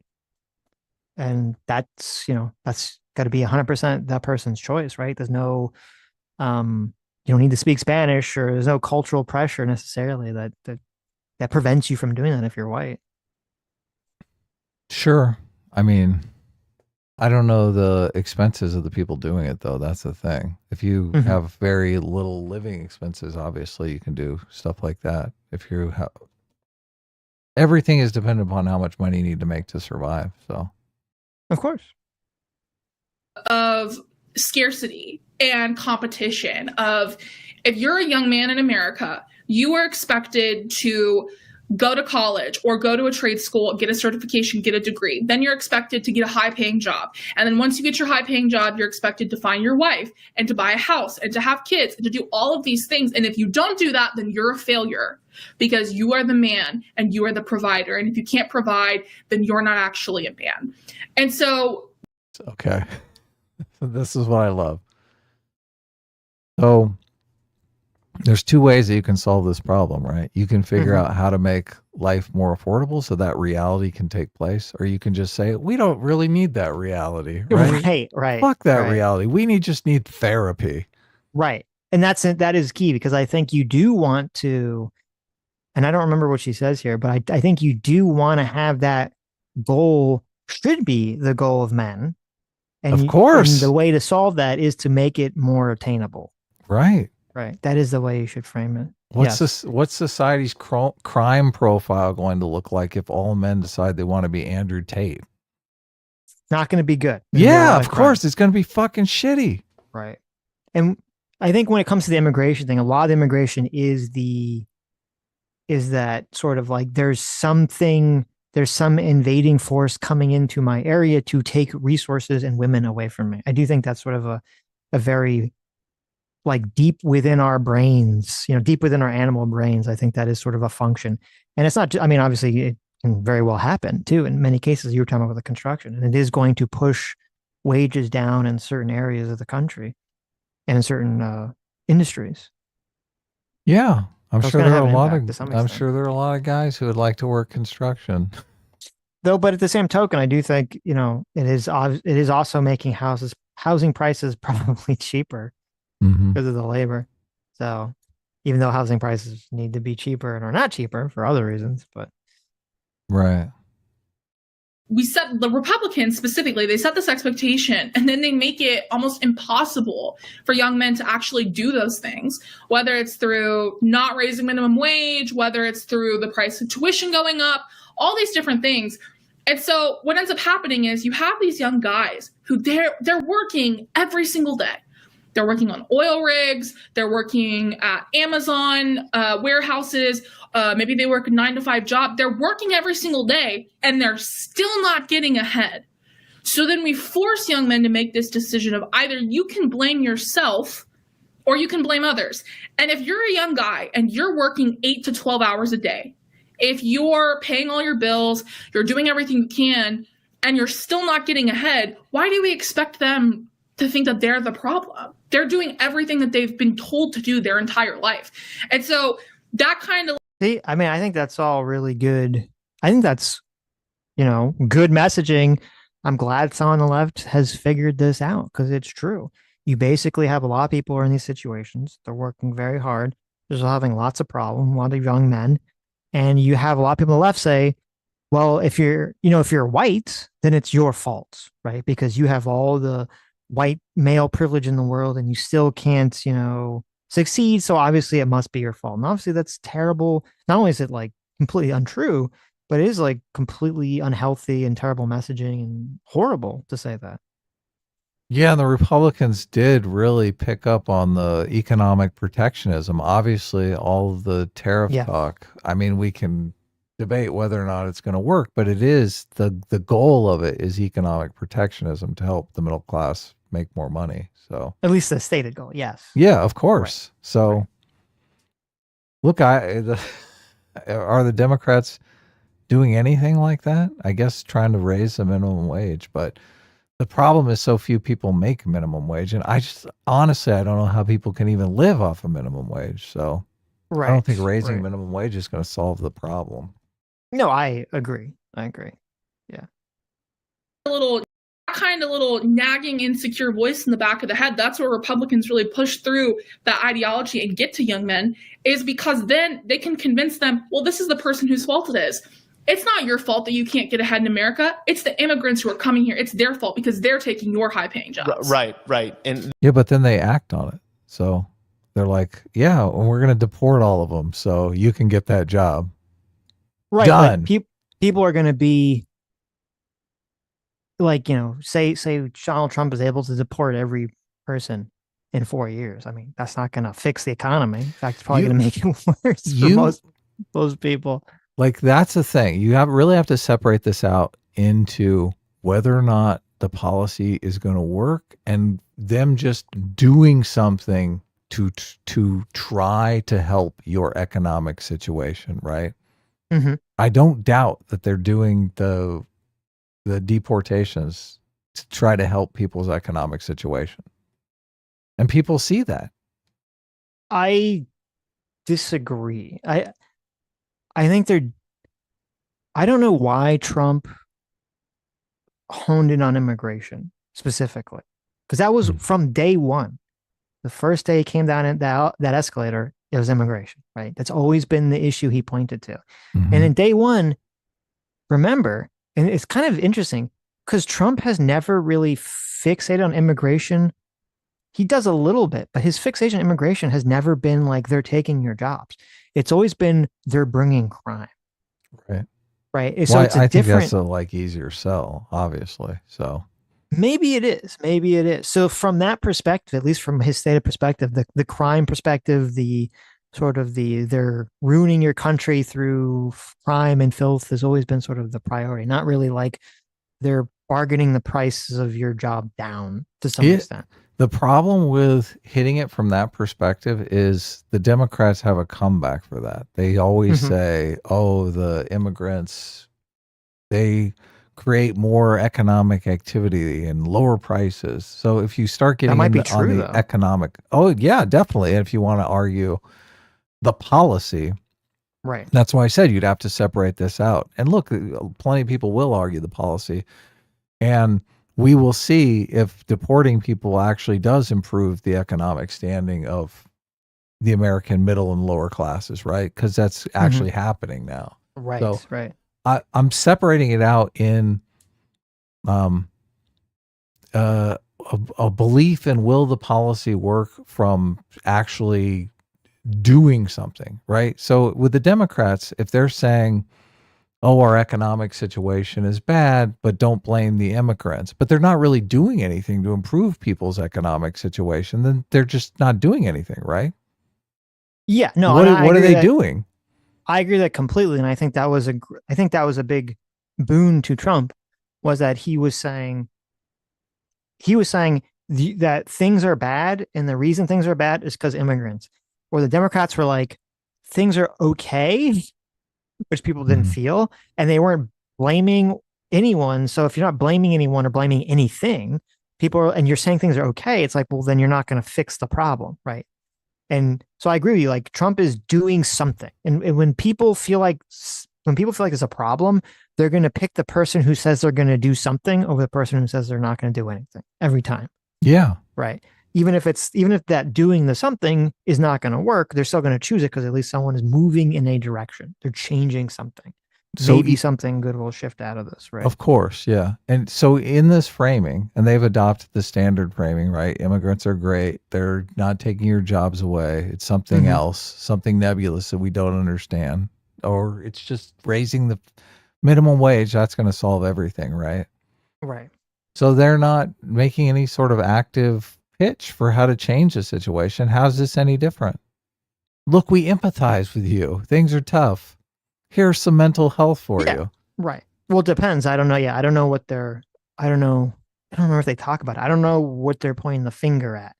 I mean, I would point the finger at, I think there's two things from this cultural and economic perspective. From the culture perspective, 100% say the woke left is the problem and has completely made the culture horrible.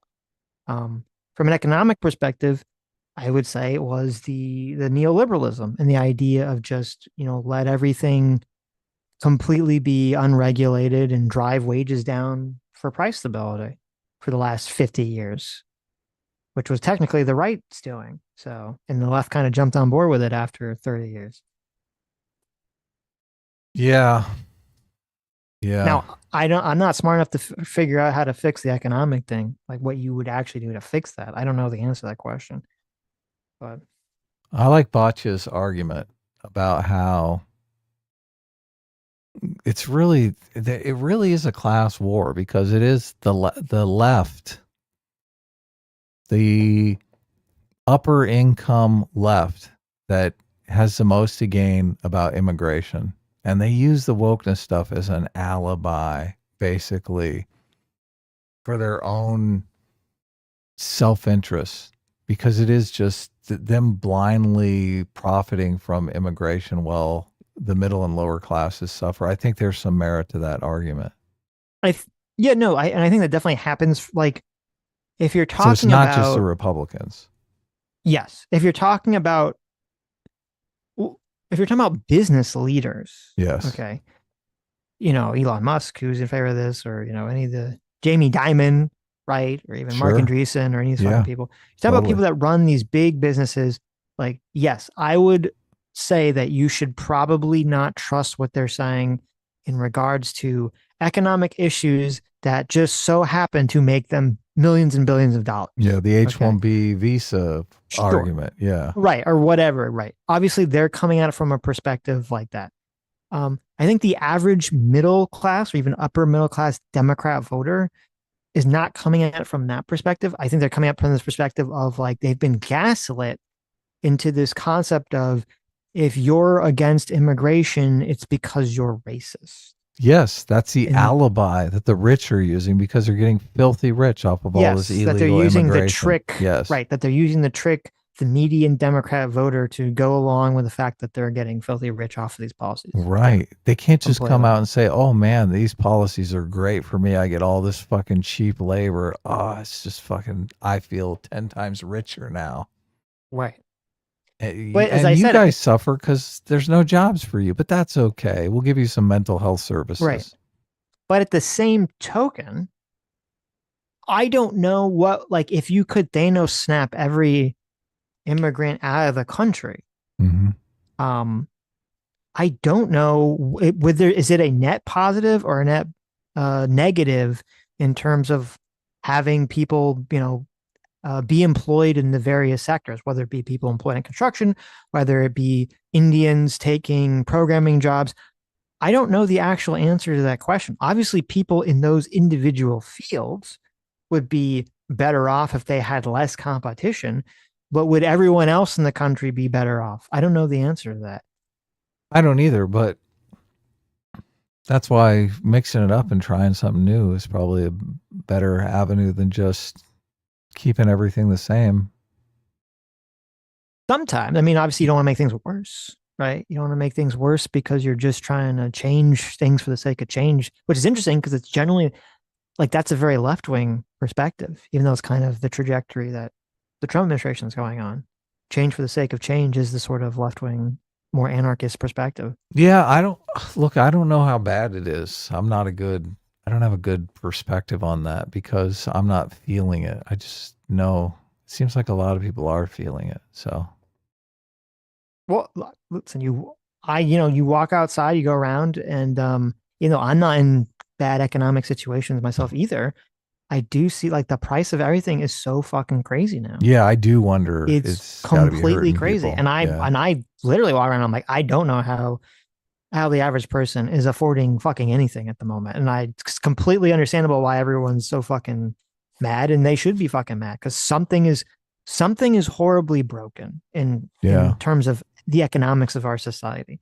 It's unclear to me exactly what it is. It doesn't seem to me to just be like, LOL, it's the immigrants, doesn't really make sense. Why that would make like the price of food go up. That should make the price of food actually go down if you have cheap labor.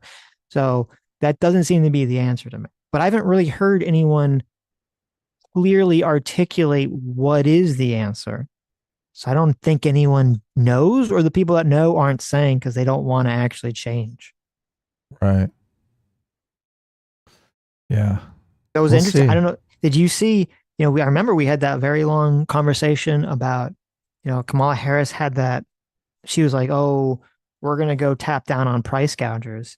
And we had the whole conversation about, whether price gouging even exists. And then it was interesting. Did you see, it was like a couple of weeks ago, Donald Trump said the same thing. He was like, he's like, we need to stop all, Walmart and Target from price gouging people. And he was talking about doing something. Like, I think he dropped it because he got a lot of pushback, but doing something to somehow like regulate prices of things. Yeah, that's a terrible fucking idea. That's terrible, but hits on something that's so true. It's not that people are intrinsically prejudiced against immigrants. I mean, certainly some people are, but most people are not. The critical mass of Americans that say they care about immigration are not.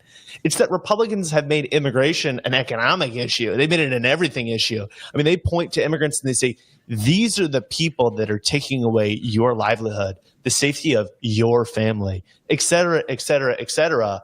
And like, that's a lie. It's a vicious lie, but it's a lie that you can perhaps understand people believing if they have no other explanations offered to them. And I think I don't know how you can say that's a lie. I don't. Well, I don't know if it's true or not. Yeah. I mean, he doesn't think it's true. I don't know the answer to that question. I mean, you see these job sites around here in Los Angeles, and it's like, it's all Mexicans. Everyone's speaking Spanish. There's not a white guy on the construction site. Yes. And it's hard for me to imagine no white people ever want to work in construction. So it's just, it's hard for me to imagine that like nobody, but okay, no white guy wants to work in construction. But that's only half the question, because it's not like, you wouldn't drive around and say, okay, I see mostly Mexicans and people from South and Central America working on construction, which same thing where I live in Florida, obviously. Okay. And it's not like, okay, well, that makes me think every white person who would be in construction is now sitting at home unemployed or homeless. No, they're doing something. They're doing else, something obviously, else. Yeah. Right. And so the question is, okay, well, if you got rid of all those people, a lot of white guys would show up and start working construction. Well, like you would have, yes, right. Wait, you'd have a lot of white guys in construction now, okay, because they literally have to be. But then you say, well, what were they doing before? Now we don't have enough people to do jobs. Suddenly, now suddenly there's a huge lack of people that need to do the jobs that need to be done in our society, which would raise wages. If you like cut off 10% of the workforce disappeared overnight, then yes, obviously wages would increase because it'd be a massive amount of competition for jobs, but that also have a lot of negative impacts on the economy. A lot of businesses would start to go out of business. We'd have a lot less things, I think building prices, house prices would start to go up, not down, if that was the case. Yeah, I don't know. Maybe Uber Eats prices go up because they lose all their Uber Eats drivers. And all the Uber Eats drivers. And all the Uber Eats drivers go into construction. And then it's like, you got to drive and get your own food. Right. I know a lot of rich people be sad because they can't get a private taxi for their burrito, but hey, maybe it's a better America. Well, you could. It just would cost significantly more, but it does already. It would? Oh, because there's Yeah, only there's like 5 Uber Eats drivers there'd in only all of be like, Los Angeles. right. So you have to bid on the Uber Eats drivers, Right. right? Yeah. I'm just I the issue from we live in this giant country. The economic issue is hyper complicated. I don't know the answer to the question. I'm sure there's some economist somewhere that has a bunch of charts. No one's going to listen to them because it doesn't matter because everyone's already made up their mind and doesn't actually care about what the numbers say. And they're not going to trust the numbers if they say something that goes against what they want to be true anyway. Right. So, Well, this is why elections work, because Trump is making some big changes. Like he's right. really going for mass deportation here. Right. And in the next election, if people go, wow, that mass deportation really worked out. Now my cousin and my uncle all have a job working on a construction site. They all making make good money. twice as much as they did. Yes, they all right. quit working for Uber Eats or stopped living on the edge. Things are looking up. They're going to vote for more mass immigration in the next election. If all of a sudden they can't afford a house because housing prices triple because all the cheap labor got shipped out of California, then they're going to say, fuck that. We're voting for the Democrats. Get our cheap labor back. Shit. This was a huge fucking mistake. Yeah. Right. So, or they'll say, or, who knows, the tariffs, it could be like, well, the price of everything sucks because of tariffs, right? This is like a million different little factors. Well, but all those things, the reason for things can be debatable, but people have a sense of this tangibly improve my life. They know my life is better now or my life is worse. And these are the things that fixed it or made it worse. So, yeah, a lot of Trump's legacy is going to hinge on, did things actually get better or worse economically for people? Yeah. It's interesting, right? Are things getting better? Everyone's saying we're going to get 4% economic growth next. I don't know, because there was all this noise that's talking about upcoming this month, next month, and later about that that somewhere in the next month or two, we're supposed to start feeling the effects of the tariffs hitting us in a lot of the home good market and a lot of just the goods and stuff. So we'll see how that manifests or not. It's got to be a fuck ton of buying that's going to appear because people try to get in front of the tariffs. Right. And with what this guy said, even though again, I don't agree with the solution, but at least I'm glad he's saying not everyone's racist. And I think that's where people are being too hard on the two people in this clip, is that, again, they might not be saying everything you agree with. Obviously not. If you're not a Democrat, they have a very Democrat perspective of the world, but at least they're not, I think you should give them credit for dropping that everyone is a racist, sexist idea, which to me is one of the most destructive ideas that our society latched onto, or that I should say the Democrats latched onto. I mean, I just like to get it in writing. I mean, I don't. Okay. They seem very tepid about it. I see. Okay. Doesn't seem like they're really. I mean, even all this talk about immigration. Why are they talking about the immigration so much? Well, because that's a huge. What do you mean? That's a big issue that Trump kind of ran on currently in the current events right now is immigration. Yes, but they're talking about it in the context of how we can win over young men. And their angle is the Republicans are lying to you about immigration. Immigration is great for us. So you're being lied to. Well, they didn't say it's great for us. They said it's not. They said that the Republicans are lying or selling this idea to young men that they should vote Republican because we're going to get rid of the immigrants, and the immigrants are the ones making your life worse economically. Right. So, yeah. Right. So that's why it comes up in the conversation. I don't know the situation. If I was a young guy and I wanted to work construction in Southern California, I think my opportunity to. Yes. So you just look. I don't know. I don't know. You don't know. Okay, but I get it. Like. Yeah. So we'll find out. We will find out. I don't like the brazenness of saying, "Oh, you're high." Somebody has better information than this guy, right? Somebody's like, "Fuck you." Some immigrant took my job for me, motherfucker. So shut the fuck up. Right. As I said, people that are not Democrats are not going to agree with either of these people. That's fine. Right. But they shouldn't cast them as like Uninformed nitwits?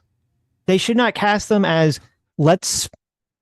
So there used to be this thing that I think Jesse Singal talked about. And before all the people on the left went to Blue Sky, and before Elon Musk bought Twitter, back when it was still Twitter, and the Twitter was dominated by the left, there was this thing where people on the left would look for the villain of the day. And there'd be someone who said something that was not politically correct or said something a little outside the bounds of what the leftists wanted. And all the leftists on Twitter would viciously attack and drag and attack, this person for 24 to 48 hours, right? Try to make them feel as horrible as humanly possible.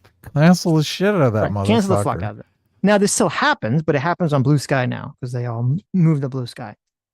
And so I look at this Olivia person as basically that's what the right did. They're like, we found this random person who's a woman, who's fat, who you just throw her face up there and everyone's going to make a bunch of assumptions about her. And they're going to say, hey, this is who the Democrats are hiring to fix their men problem, even though they're not. And they're going to make this person's, the villain of the next 48-hour news cycle on X. And I don't think it's right to do that, especially to someone who you don't agree with 100% of what she's saying, but what she's saying is way better than what a lot of people on the left are saying. And I don't think that's the right thing to do. Well, surely we can go after this loser guy, right? Okay. Come on, Sitch. Let's have some fun. Okay. No, I completely agree with you. I don't think it's that demon. I don't think anyone's trying to deplatform her or anything, right? They're not trying to. No, obviously, but they're just trying to basically troll her into. They're just laughing at her and stuff, right? Trying to say, look at this dumb fat bitch, Let's just mock her relentlessly. Well, they're not saying she's evil, though. I don't want to whataboutism, so maybe we should move on. Okay, we can move on. There's something else about this that's really insightful. Men are looking for an explanation about why things kind of suck in their lives, right? And so if you look at a lot of the content that men watch, well, some of it's, this right-wing content. A lot of it's like self-help stuff, right? Like who's the most into self-help? It's men. And what does the self-help say? It's your mind. It's your thought process. That's the reason why things suck, right? And it's not that people are even always eager to blame someone else. They're just eager to have an explanation, a solution to the suffering they're facing in their lives. I had a really in-depth conversation a few weeks ago with some other content creators where I was talking about the messaging that the Democratic Party uses so often. And we talk about the, diversity, equity, inclusion, DEI. And I think where we've kind of fallen into this trap is we have made the party exclusive by trying to make it inclusive. And what I mean by that is every room we walk into, the messaging that we're using is different. Every single one of them. And I think that that's the wrong way to go about it. I think we should have one specific, this is the message we use on this issue, because people are going to interpret that message however they want to interpret it.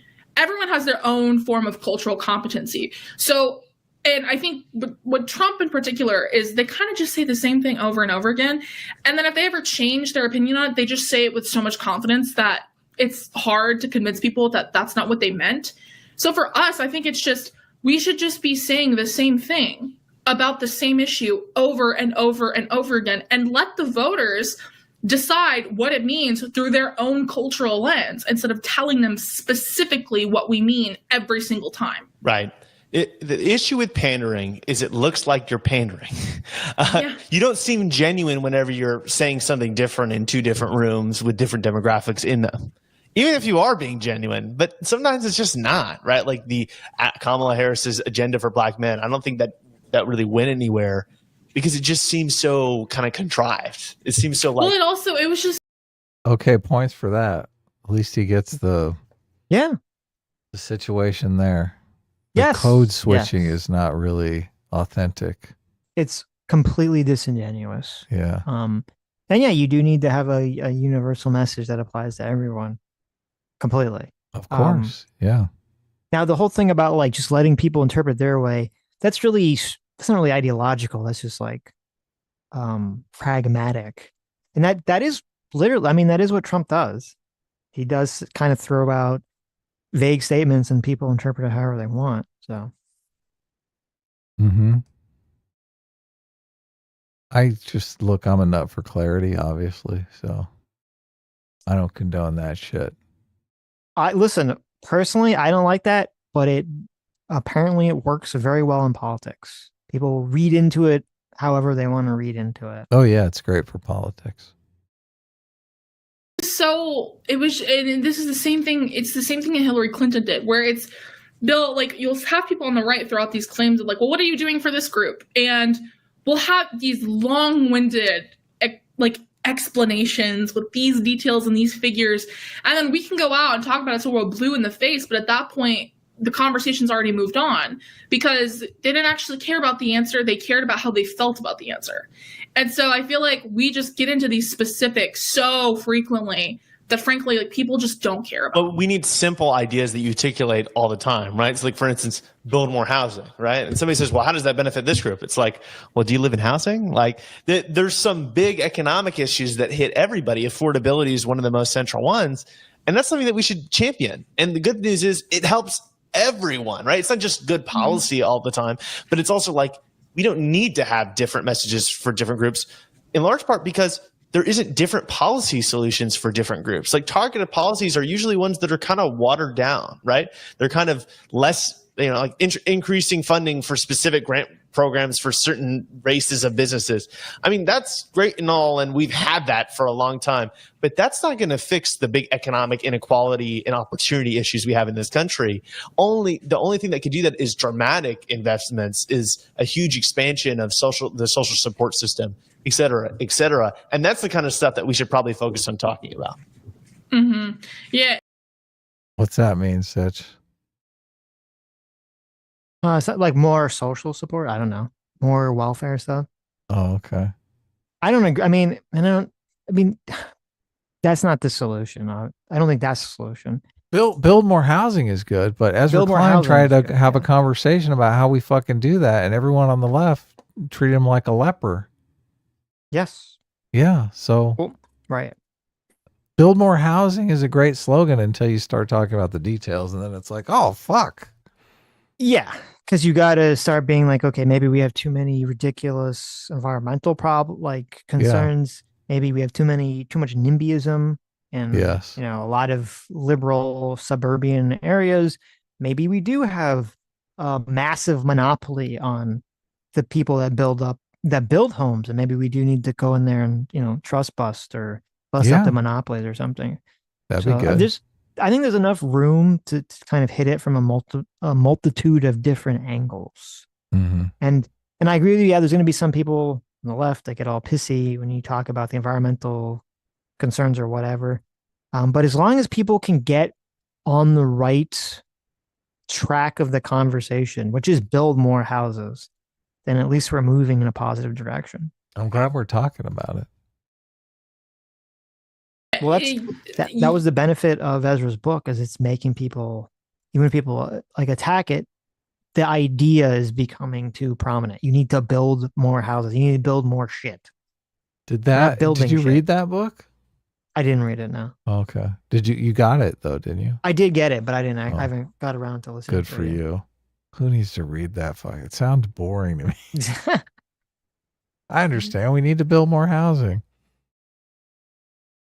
I should read it though. If it triggers Democrats, probably saying something right. There you go. You look at things like, the healthcare plan, or, the homeowners, like first time loans up to this amount or this percentage. I need Democrats to start talking like, well, what's your healthcare policy? My healthcare policy is healthcare should be good and cheap. Right. Because he doesn't explain like, I'm going to do price transparency, like a price statute, and I'm going to expand the premium tax credit, whatever. Like, Republicans never say the word tax credit. Why do we say the word tax credit all the time?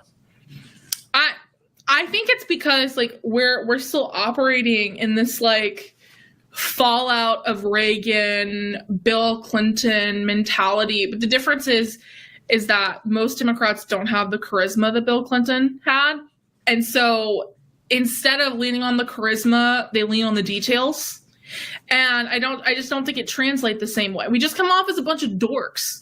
Like that's just the truth. We just come off as a bunch of dorks. Right. Nobody wants to listen to a dork. I think voters like people they think are smart, but they don't like people that they don't understand, right? They want to feel like they understand what you're saying and it's smart, not just like, I don't understand what they're saying, therefore they're smart.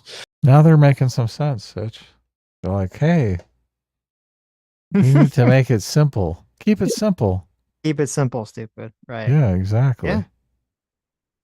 Some good messaging there. What's a simple message that you got for us, guys?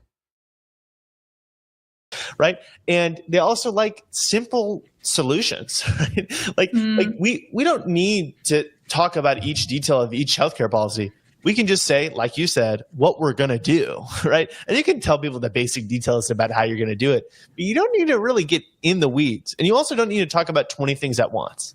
I think that's part of the issue with the Democratic coalition. The Republican coalition is like, we want border security, tax cuts, whatever. There's like 5 things that they actually care about. And then there's minor things. And for the Democrats, it's like, well, we're really diverse, actually. We want a lot of different things, but we need to learn to prioritize because not every issue deserves to be brought into the spotlight just for any reason. Whenever you go to a door as a Democrat and you knock on the door to talk to a voter about the things that your party supports, they should already know what those things are.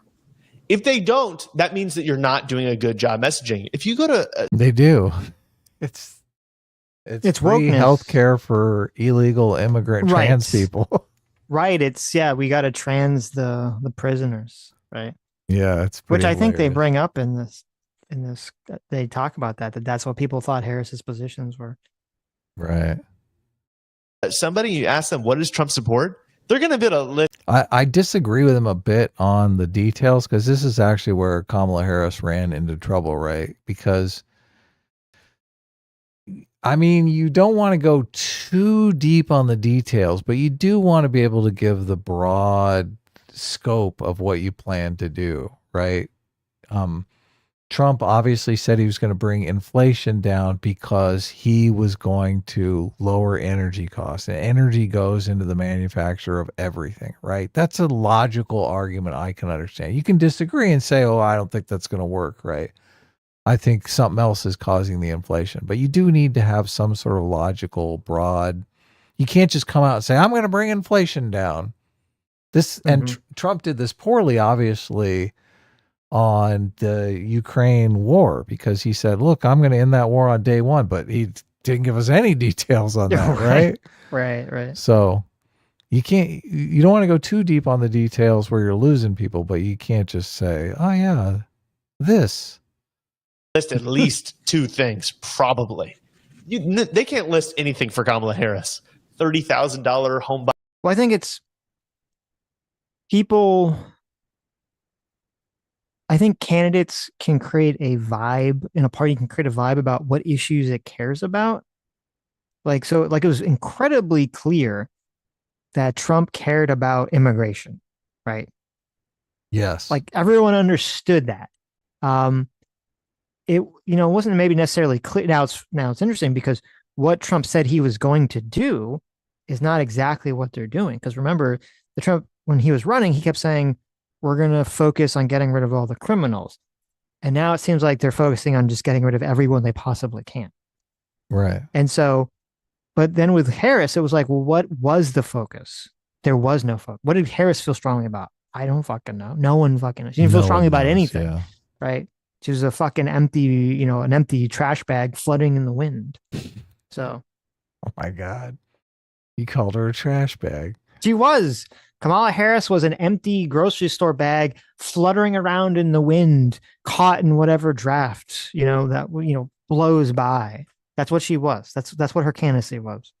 How crazy is it that Trump does this gigantic, huge, historic comeback, right? Mm-hmm. And Kamala Harris is sitting back right now thinking, I'm going to do that too. You think she's going to run again in 2030? Yeah, I do. I do. Oh my God. I think she's got delusions of grandeur. I think she thinks she's going to pull a Trump. God. You know what? I hope you're right. Just I for the hope- comedy of it. I hope Harris runs in 2028 and gets fucking She's gonna get annihilated. in the Totally. primary. Yeah, Yes. she's gonna get destroyed. Yes. How humiliating is that gonna be? Huge. Like you were the candidate, and now like you're dropping out before Iowa. Right. How fucking what a reality check that'll be, right? Mm-hmm. I wonder if Dumpstered. it's gonna be so weird having her on the debate stage. Like, are people gonna give her deference because she's the previous? I think Candidate? what would happen would be it's the same thing that happened with Biden. People will only acknowledge when it comes to these political situations and like these political fights, if they feel like they're stuck on a boat that's leaking. Okay. If you're on a boat and there's holes in the boat, no one wants to hear about the holes in the boat if there's no alternative. Of course, yeah. The second someone pulls up on the shiny new boat, you're like, get the fuck, Fuck this boat. Fuck this fucking rickety boat. This boat is sinking. Let's get the fuck off, right? And so it's the same thing with Harris. When she was the only boat that the Democrats had to swim in, they didn't want to fucking hear about her problems, right? But in 2028, if she's on some primary debate stage, she's getting fucking annihilated by all the other candidates who know how to speak properly and with some ounce of charisma and ideas and wisdom, or at least appear to have wisdom. You know, you're going to see it's going to be so many people. All these articles like, oh, well, this is obviously why we should never have chosen Harris. Biden should not have chosen Harris. Obviously, Harris is a fucking retarded candidate. Like all people's eyes will suddenly become open to realize what a bad politician she was. The way everyone has turned on Joe Biden. Yes. I mean, you got to be an idiot not to see that coming. Well, she is an idiot, so maybe she won't see it coming. But this will be proof that she is, in fact, an idiot. If she runs again, yeah. You know, I know because we had that conversation, you know, when she went back in the election, was like, I don't know if she's stupid or just afraid to say anything. Right. If she runs again, she is just 100% stupid. Yes. Yeah. She's Totally. completely fucking retarded. She's probably got a bunch of people, a bunch of suck-ups gassing her up behind the scenes, too. Fucking, I mean, if Pence was so dumb, I don't even think Pence is stupid, but Pence was so out of touch that he fucking thought he had a chance. A ghost farts in hell. They all do. You can rely on the delusions of these people, Sitch. Right. You can bank on it. They all think they're going to be FDR. They all do. Fucking Joe Biden thought he was going to run again. Abraham Lincoln. I know, it's crazy. Is the ego and narcissism from politicians is just it's off the charts. It totally is. Yeah. But it is comedy for us to watch, so I love it. Every minute of it. Buy your tax credit, whatever. No, there's 0% chance they could list anything because there's just so many ideas and they're all so contrived. Well, no, that's not true. They'll say that she supports sex changes for transgender illegal aliens in prison. Oh, look, she does a nice little mocking voice too. Yep. Really winning over the competition. You're looking for anything. You're looking for anything. Me? Look, yeah. This isn't that bad. So. No, it's not. But I don't think they're enlightened, some sort of enlightened political pundits here. These people are not enlightened centrists. They're not Richie Torres. They're not even Richie Torres, right? Right. But for all the horrible leftists that we watch on the show, they're not that bad. They're not that correct. Yeah, not even close. Yeah. Why were people on the right being? I mean, they weren't trying to cancel him or anything, right? Well, they don't have the power to cancel her. So they're obviously not trying to cancel her, but they were trying to mock her into oblivion. They're just making fun of her, yeah. Yeah, but it's still bad. Look, I don't think it's fair to make fun of people. I mean, I'll call somebody a sloth and say like they're in Zootopia. But. Well, I think there's two things. Obviously, there's the question of, is it morally right to have a bunch of people dogpile on doesn't deserve it? They didn't do anything wrong, number one. And number two, is it smart to basically shit all over a person who is more on your side than most people on the other side are? Because then all you're doing is basically trying to push them back into being, I guess everyone on the right is a sexist racist because of how they treated me. It's not smart. It's dumb. It's not That's good. what can't, like, if that's what happened to Candace Owens, right? She got attacked by a bunch of people and she just switched side. Whoever attacks her, she'll just switch on them and be like, well, then they're all evil, right? Right. I think a little bit of making fun of people when they do stupid shit on the internet. Come on, people made fun of us. People made fun of you. People made fun of me. It's just, it comes with the territory. So Sure. I guess, if it was canceling, then obviously that would be. Again, there's a difference. I think the difference between someone puts some tweets about us versus like the president's son and Fox News ridicules us for something that like is not even justifiable. It'd be like, what if?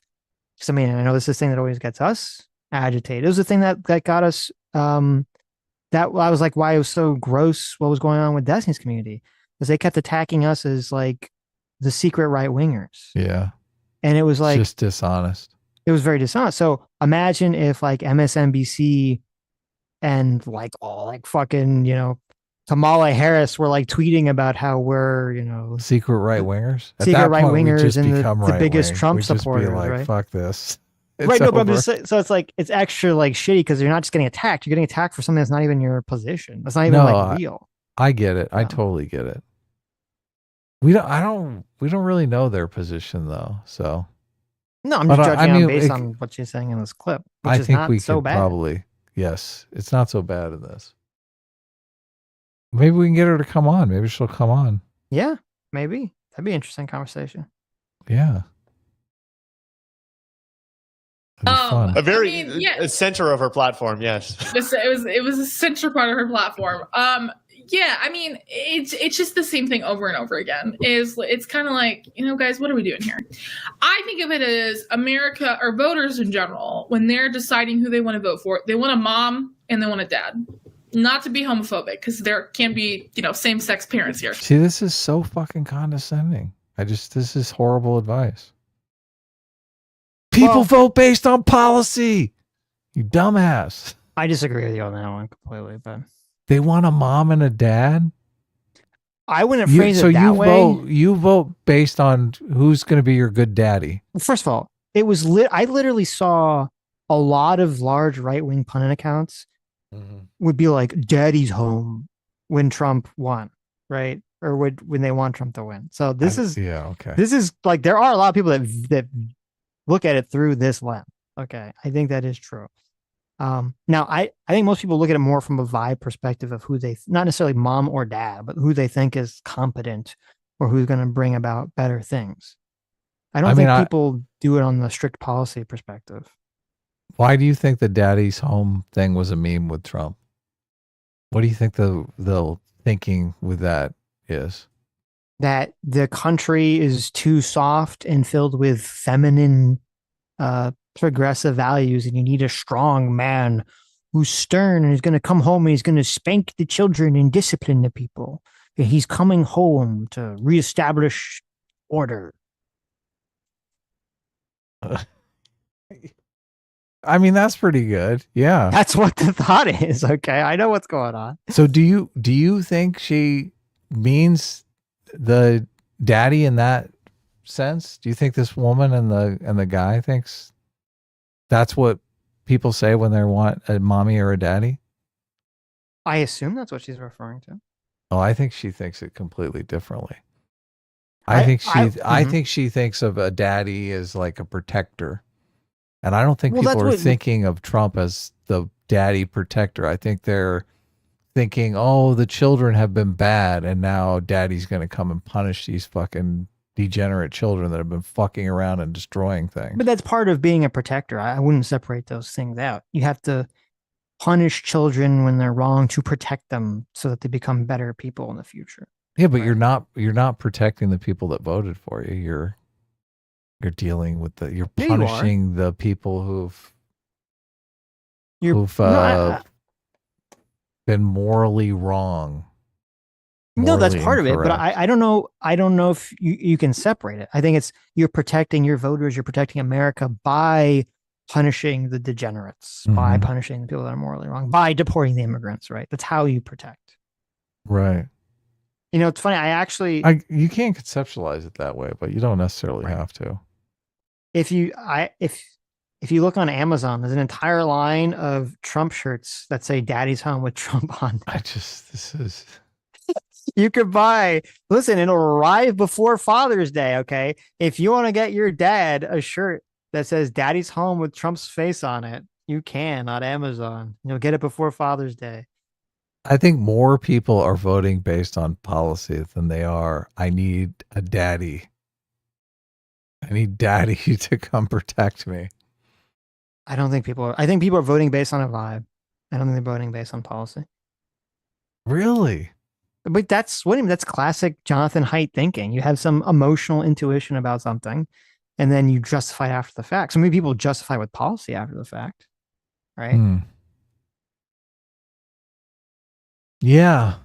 It's hard for me to, even Democrats are voting based on policy. They're like, oh my God, we're going to lose abortion rights. Abortion, it's so important. I want this policy. They're But not even voting that, because like, they want mommy to protect abortion. well, yeah, but even the abortion thing, it was framed in the guise of like, it's not just about the policy, it's about what it represents. It's about, you know, the evil vibe of the patriarchy taking away your rights as a woman to your body. Right. You want you want to be able to abort your child. I'm saying it's indicative of a larger vibe-based universal feeling rather than the policy of abortion. I hope you're wrong. I wish I was wrong, but I don't think I am. I can't.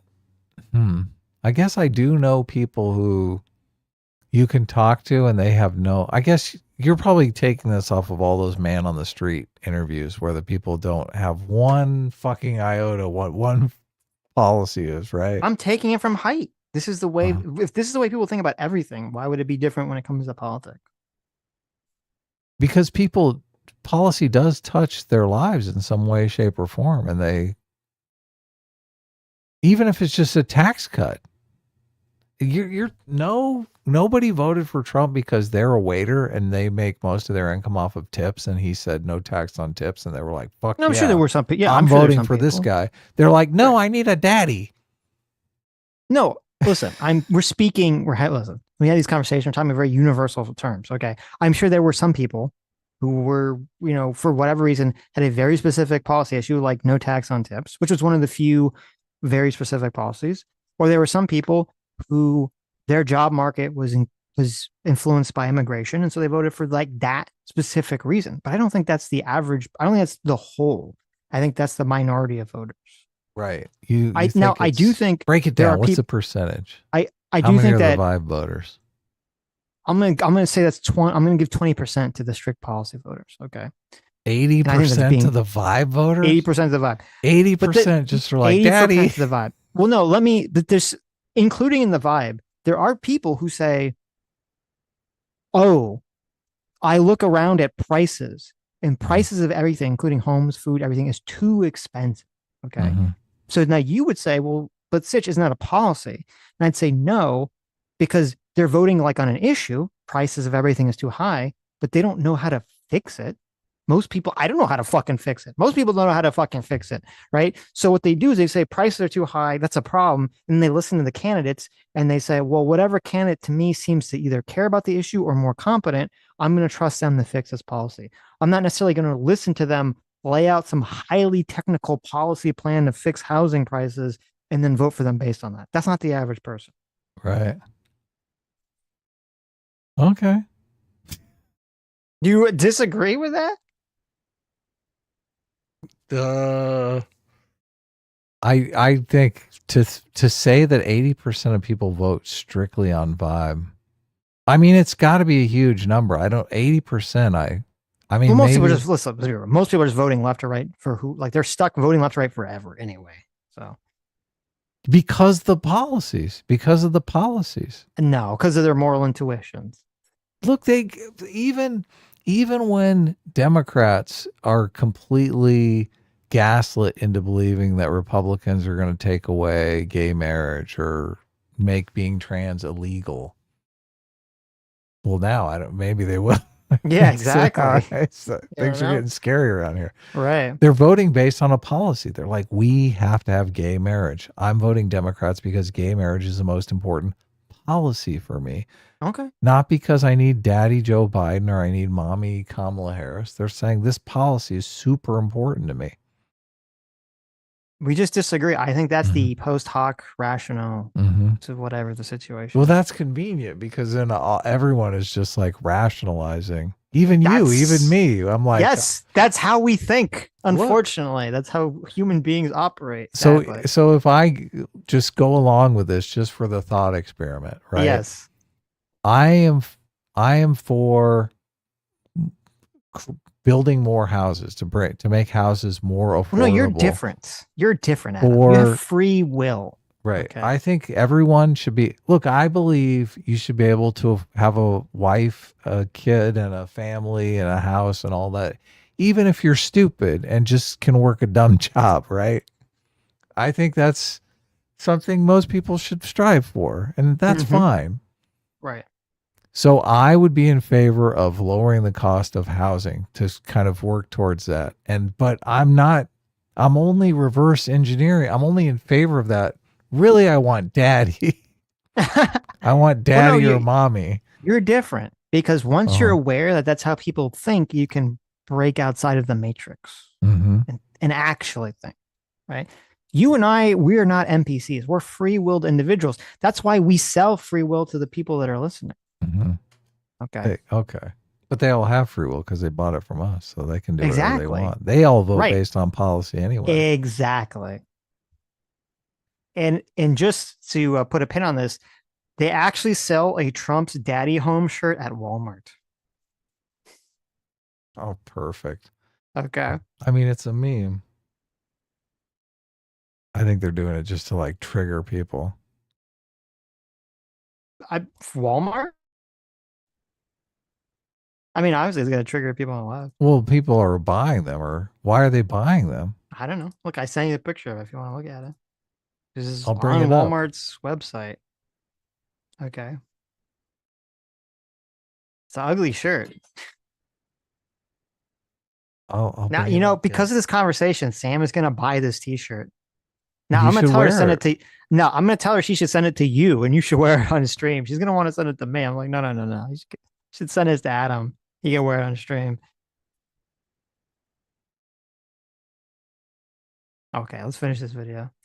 They want a mom and a dad. They want someone who, in times of uncertainty, can bring them comfort and can make them feel like there's someone there for them. And then they also want someone who's going to be stern, who's going to have their back, and who's going to say the tough things that need to be said. And I feel like we try to offer voters comfort, but instead of coming across as like mom or dad, we kind of come across as like the aunt who you kind of don't like her, but she gets you really good Christmas presents. So like every once in a while you'll go visit. Like, I feel like that's kind of how we come across as like, well, I don't really trust the Democrats and I don't really like them that much, but the Affordable Care Act was cool. And like, that's kind of the extent of it is how people feel about us most of the time. Well, yeah. Well, that's the family theory of partisan politics in the United States. There's That's it. We're gonna watch Osmond Gold's right. No, response I don't to really it. want to watch the what? response. I was starting to feel like it's actually Sunday because we've been streaming for so long. I don't really want to watch. I feel like if we do, we're just going to talk about all the same things we just talked about. So it's kind of repetitive at this point. Did you see? There's this interesting picture. I should send this to you. The left is, some people on the left are mad and some people on the right are celebrating because last year, most companies would change their logo for Pride Month. Oh, I saw that the clip. Yeah, everyone's like, "Up, Daddy's home. No more Pride Month." And someone had like a screenshot. They're comparing, and like a lot of these brands, that's not happening. They're not doing that, which is very interesting. They're scared because the president of the United States is going to tweet at them. Oh, there you go. They all got mergers. Okay. They all have some merger or something going on right now, and they're mad that they're not getting their penance, the paying the toll. So Oh my God. Already 35% of you trolling my poll. see, I vote based on what policy I think will work, how cool the candidates are. There you go. Well, listen, we have a very free will audience. Okay, They're so you're all gonna get a you guys are disproportionate trolling. number of policy wonks from This our should be a audience. 99.1% Okay, poll. 99% in favor of what policies I think will work. right.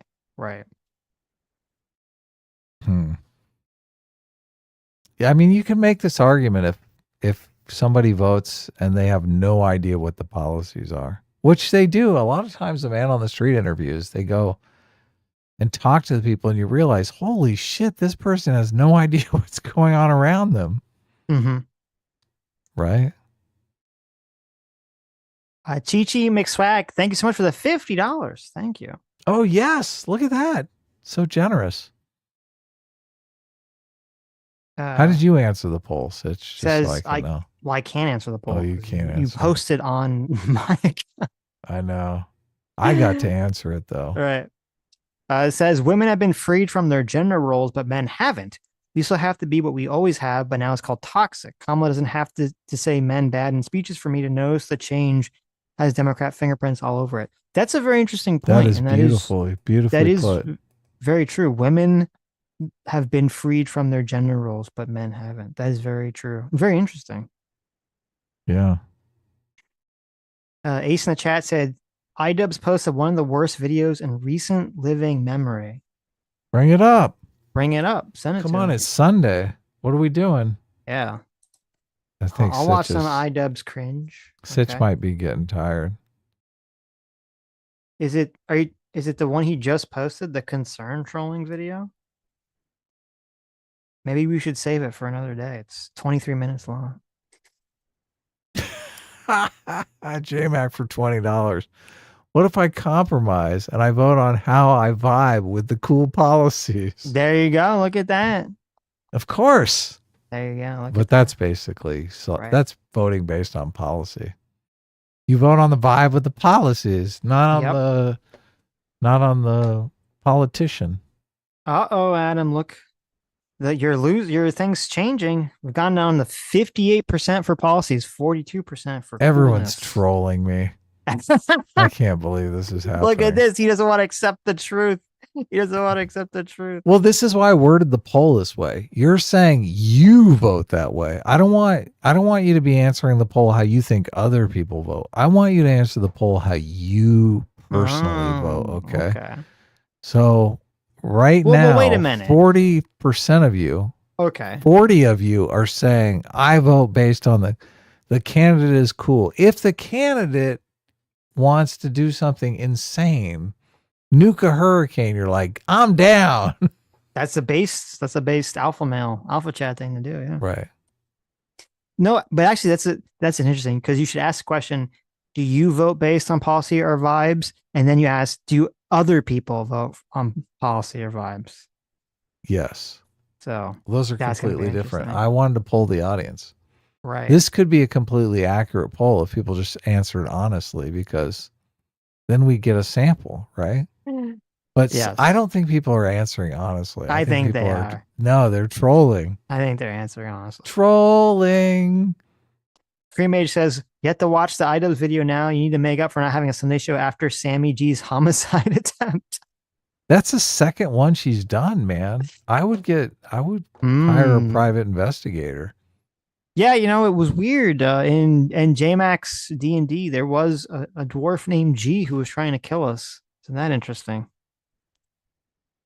I know. Interesting. We're gonna get that. We're gonna get that G.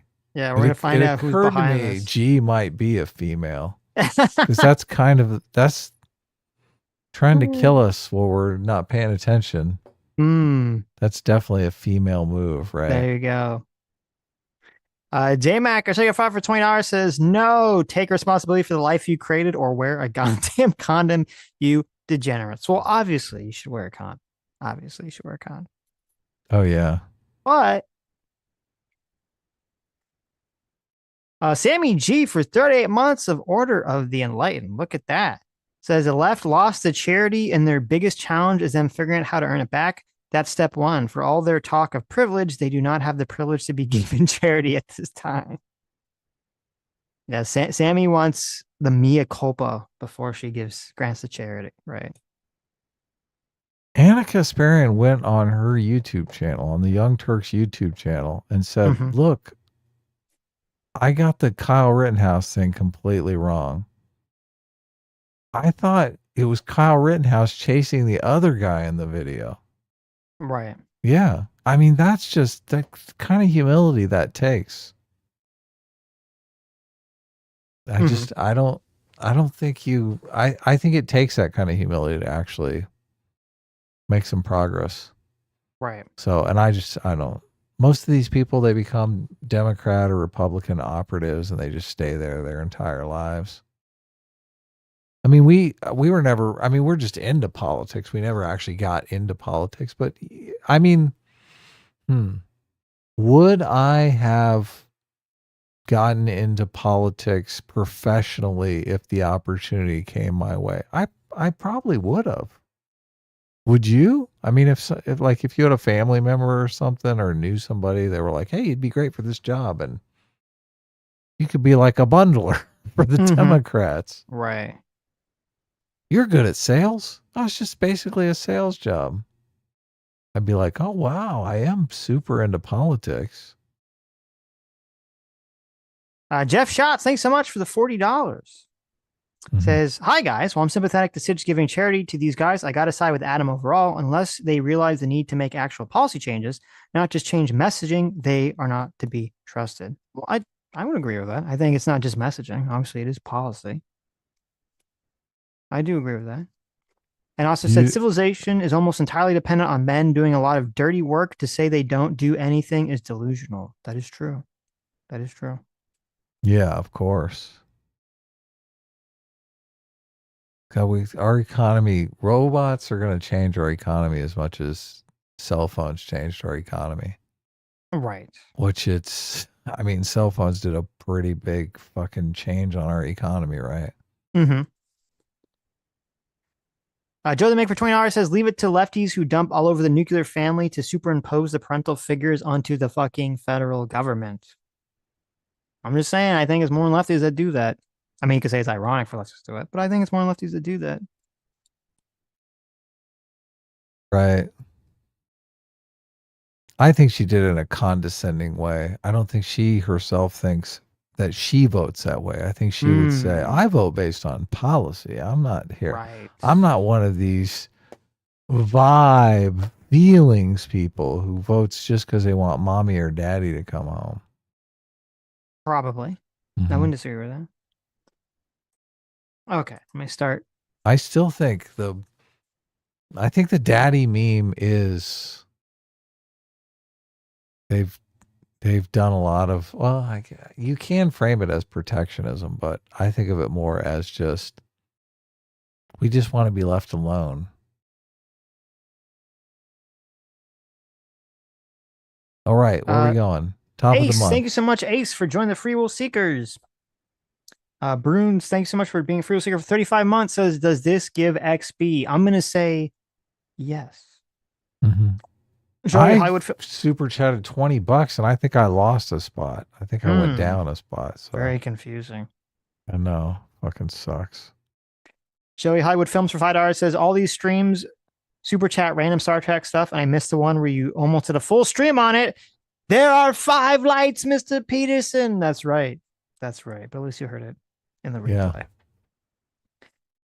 And Joey Hollywood Films for another $10. Thank you. Says, love the streams, but I got to go for a bit. Starting 5 intense weeks of audio work on my show today. Hoping to have the final cut on all 10 episodes by August end. Wish me luck. See you guys in 5 weeks. Well, good luck. You're doing a 5-week show? That's great. That's great. 10 episodes. Good luck on that. Wow. Okay.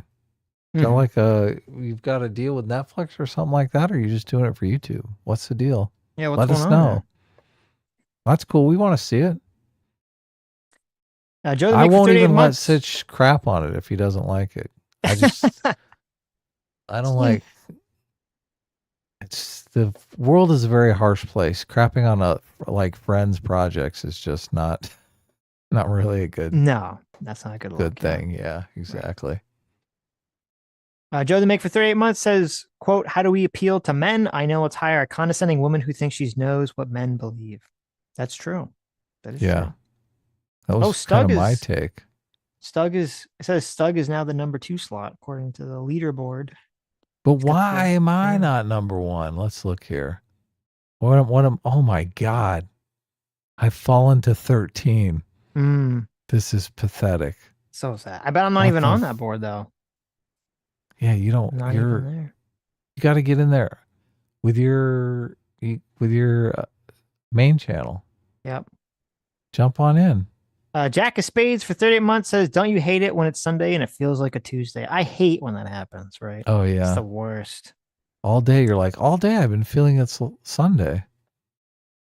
Clowny Moosebean, thanks so much for 22 months. Says, this will be the summer you all get 6-packs. Also, go take a hike at a national park or a ghost ranch.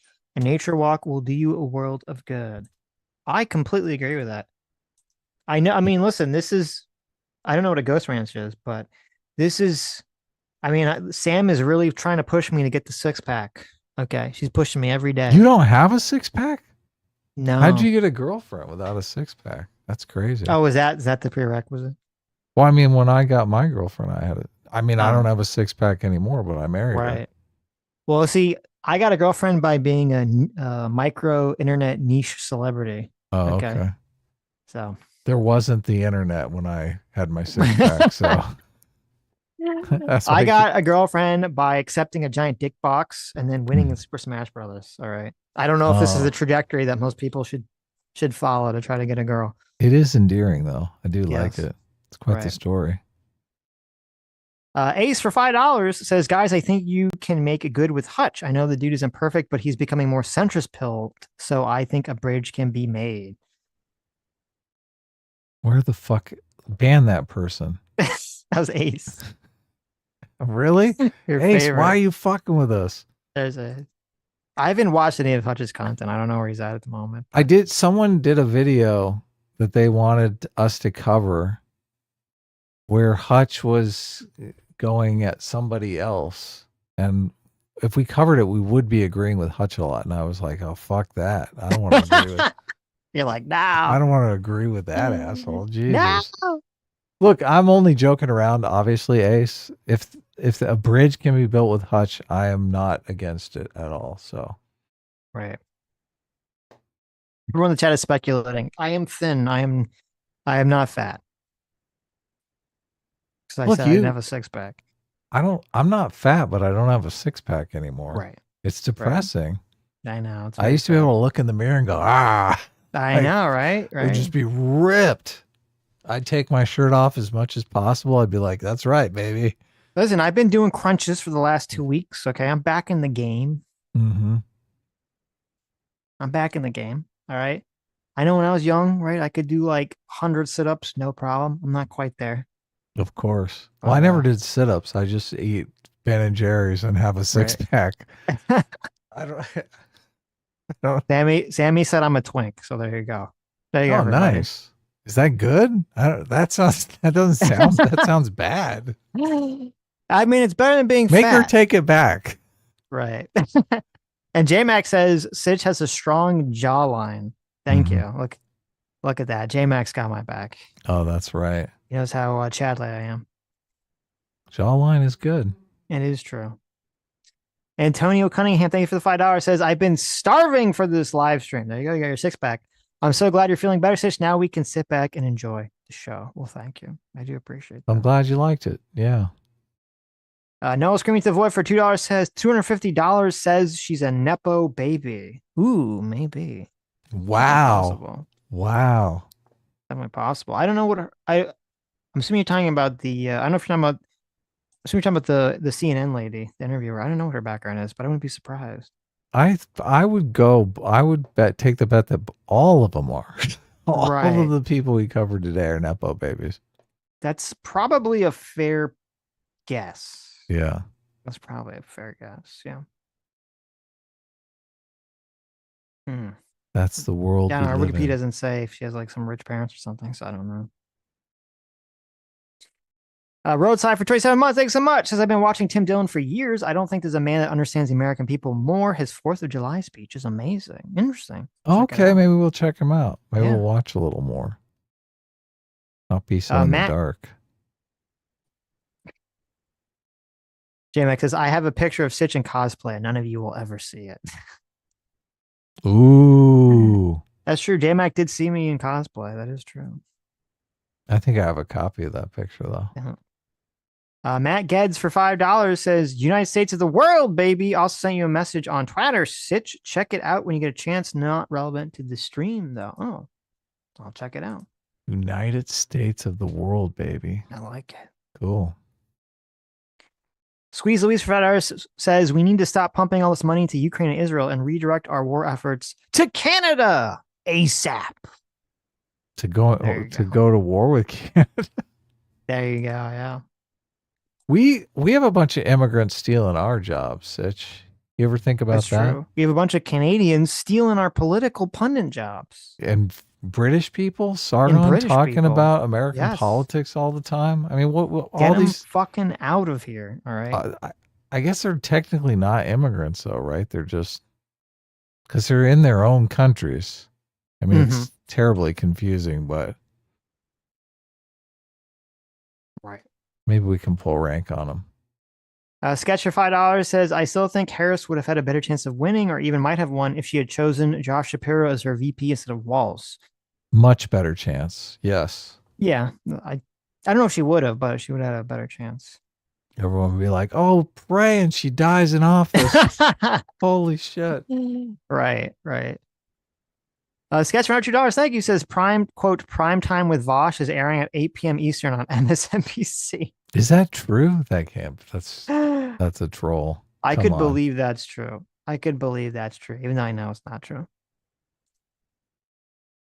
Brian for $5 says the ASMR style interview was pretty cringe for a CNN host. Plus, Tim Dillon ran circles around her. He did. He definitely did. Yes. Yeah, all that whispering was annoying. It was. M8566 for 18 months says next D&D stream when? I just got to the Dwarf City and it's been hilarious so far. Thursday. Yeah, this Thursday. We're gonna get that G. We're gonna get G. Of one course. way or the other. If we have to burn down every fucking tavern in that city. Yeah, see, why didn't we just do that? We could just burn down everything in the city. No. Look, I don't think burning down the tavern was a good idea. So Right. I think it was hilarious that Dev just took it upon himself to like go full fire starter on us. Right. Who knew we had a pyro in our gang? Alucer Dorman for 38 months. Thank you so much. Says I still can't believe Sitch. You fucker. Oh shit. Oh shit. Oh my god. This is epic. Continue. Oh, my God. I still can't believe Sitch did his face reveal in a video with Glenn Greenwald. You are a lot better looking than I thought you were. No kink shame. So that was you, Sitch? You were in that Glenn Greenwald video I saw? He was paying me $1,000. Am I supposed to say no? Right. Listen, But wasn't he wearing the dress? Oh, no, wait. He wasn't wearing anything. Glenn Greenwald came to me and he's like, I'll pay you $1,000 to put the dress on. I said, fuck no. I need $100,000. He says, no, you misunderstand. I'll pay you $1,000. I'll put the dress on. Right. Okay. I just need to lick your toe. And I said, okay, that's fair. Wow. What a crazy video, but I was like, holy shit, is this AI? I wondered. And then he came out and acknowledged it. I thought, oh, wow, I guess it's not AI. Yes. That would have been the perfect opportunity to lean on the AI thing that we talked about. Right. The first person to say that the real video was AI. No one would know. Yeah, if he would have said it was AI, I would have been like, yeah, it's probably AI. All right. What's this Glenn Greenwald thing? Oh, you don't know about this, Rich? Glenn Greenwald, there's a video that got leaked of Glenn Greenwald wearing a maid outfit, sucking on a black male prostitute's toe or something. I only watched it for like a second, so I don't know if it got worse than that. I don't think it did because I didn't hear people talk about it. And then it pans over to like him paying the guy $1,000 in the Cash App or something. So some sort of like weird FinDom thing going on here.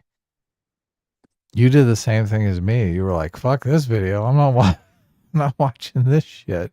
Yeah, well, I was like, I was cautious, right? I'm like, I don't want to watch it. You know, when you're kind of like look but don't look because you want to make sure, like, if there's something you don't want to see, you can quickly like look away, right? You were That was like, one "I of need those to things know I the was news, but at the same time, at the same time. this could get very, very uncomfortable." I don't want to get scarred. Okay, I know when those horrible pictures of Destiny floating around, right? I was like, I'm not looking at that, so I want to make sure. Oh yeah. So I didn't see any of those. I don't believe that there was any Mhm. male nudity. At least I didn't see anyone say there was. So I'm assuming there wasn't because I assume everyone would say if there was. But Mhm. though I saw an interesting point to take about the video, which is like obviously it's gross and ridiculous. I don't really care about it from like a weird sexual perversion degeneracy level. But someone brought up a good point, and I didn't really look at the video, so I didn't even notice this. They said you can see like a meth pipe or a crack pipe in the video. Or that Really? I Holy don't know if fucking shit. maybe someone who saw the video can answer in chat. I don't know if you can see it or if he actually uses it in the video. Hmm. But and someone brought up a good point. Like, should someone who is like a recent video, supposedly it's not like an old video, if you have like if you're a father, which he is, if you have children, should you be like, fucking around with prostitutes and doing hardcore drugs? Obviously the answer is fuck no, right? That's not, you shouldn't be doing that No. at Anything all. you might be needed at any moment if you have kids. So Yeah, right. And I wouldn't even care if it was, if he was fucking some lady. I mean, you shouldn't be fucking prostitutes and doing hardcore drugs for a child. That's super fucked up. And then also from the perspective of if he's doing hardcore drugs, should you I wouldn't trust anyone with the news if they do some kind of hardcore drug that alters their mental state. Why would you trust that person to tell you truth about fucking the objective truth about reality if they're on fucking high on crack or meth or something? So you're basically saying it worked and that Glenn Greenwald is a piece of shit that no one should listen to. I'm saying from to me, the drug perspective makes it like definitely should take a big blow to his credibility more so than the weird degenerate sex shit. Oh, it's good for me that I've never done any crazy drugs like that. You're not currently. I don't think this was. People were saying this was a. Well, current not right video. this minute. People were saying that this is a current video. Like if there's a video from like 10 years ago, I said whatever, or 20 years ago, who cares, right? People are saying this is like a video, like a recent Oh, video. really? Wow. Yes. Okay. I didn't know that. Right. But I could be wrong. Maybe if it was a while ago, obviously that changes things. But if he's still doing like fucking meth crack or something now, like I'd be like, oh, you should really take it seriously in terms of what he's saying, in terms of news. But yeah. Well, I mean, all he does is bitch about Israel. So, I mean, how hard is that? that's true. That's pretty easy. Anyone can do that. Yes. Okay. I tried to make I tried to make it your T-shirt, the Daddy's Home, because I know you like this T-shirt so much. Thank you. I sent Daddy's Home. Is that the Walmart one I sent you? I'm gonna get this shirt. I think I should wear this shirt on stream. You should. When we talk to Hutch, it'll be great. There you go. He'll get the joke, and obviously he'll be good faith about it. He'll be like, I'm sure. Oh, that's just a joke Adam's making. Right. He won't tell his entire audience that I really am a huge Trump supporter and that I secretly voted for Donald Trump, even though I didn't.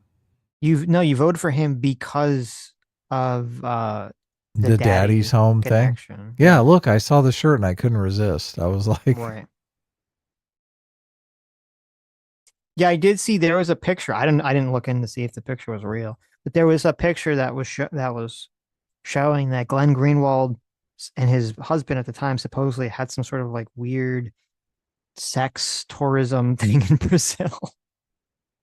I don't know what year it was taking place, but pretty They gross. went on some sex No, tourism they thing. like ran some kind of weird sex tourism service. So people came there to fuck Glenn Greenwald. I don't know if they were coming there to fuck Glenn Greenwald or his husband, or they were just like the pimps. Like, we'll give you a tour guide who will take you around Brazil and then also fuck you. It was kind of weird. The whole thing seemed very fucking gross and sus. So I try not to look into it too much. This sounds terrible. It is. Yeah, it's not great. RBGH fan for $10 says we need experts because comics believe too many conspiracies, as if SNL, Jon Stewart, Bill Maher, John Oliver, and all the others haven't been hiding behind the comedy moniker forever. That's a good point. That's definitely a fair point. That was literally Jon Yeah. Stewart was the one who did the comedy show Defense. So Yeah, he did, didn't he? yeah, He's the original. it was funny just going back to the Glenn Greenwald thing. There was a clip so I saw circulating that had Candace Owens talking about how like degenerate gay people are and how bad like gay marriage is for society. And then it was a clip of her talking about how awful it is people were attacking Glenn Greenwald. Really? Wow. I was like, They that's got so her. funny. They got her on the That's so contradictions. funny. Yeah. Whatever. She doesn't give a fuck. Harrison Jodit for $2 says, do YouTubers exist in between live streams? The answer, it's the same question. Do teachers, when you go to school, do teachers exist in between classes? Or they just disappear from existence? The answer is no. All right. We completely cease to exist. Yep. That's why I True can't power. wait for the next live stream. I can be a person again. Remember when you were like a really little kid, your Mhm. mom would drag you to the grocery store Oh, and God. you'd see like a teacher there and you're like, what the fuck? Oh, yeah. It was like bizarre as shit. You're like, who is this? Get out of here. This person exists. What the fuck? I don't want to interact with this person. You like make sure they didn't see you. I remember one time I saw my Spanish teacher driving next to us in the car, and oh Mhm. my God, she was digging in her nose. She was going for it. Wow. I was like, holy shit, that's Miss Neatman. Wow. You just doxed Miss Neatman with the nose picking. Okay. She may be not around anymore. I mean, this was, yeah. You should have come in the Spanish class the next day and be like, I need help Is with that this. doxing? Did I dox? You did. No, it's fine. Okay. You should have been like, I Miss Neatman, I need help on this Spanish sentence. And he'd be like, how do I say this in Spanish? Yeah. How do I say I really need to pick a winner? There's a boogie deep in my nose, but I'm driving. How do I get it out in Spanish? Oh, she would just light up. She'd be like, oh, finally. Right. She wouldn't get it. You really care about some Spanish, Adam. Right. I got like a D minus in Spanish, so I wasn't Right. very good at Spanish. No, I'm terrible at other languages. Yeah. Part of it is I just don't give a fuck. I just That's can't probably the remember biggest all the part vocab. of it. I don't know. Yeah. I just can't wrap my brain around it. Vocab sucks. True Powers A for 28 months says, funny seeing the legacy media losing their influence to their lies and deceit. The only problem is that the new media isn't better. Sad, but true. M8566 for $5 says, Blunty Fly is the new establishment. Hell yeah. Voluntify needs a new hat. Right. You've had the wizard hat for too long, Sitch. Should we go back? Oh. Get him a fedora? Why? Something Why would he get respectable? Why would you want him to have a fedora? That's not respectful. No one likes fedoras. What do you mean? It was between the fedora or the Klan's hood. I thought the fedora would be better. I agree. It's better than the Klan's hood. I think the wizard hat's fine. Okay. All right. How about the modern Klan's hood? The Make America Great Again hat.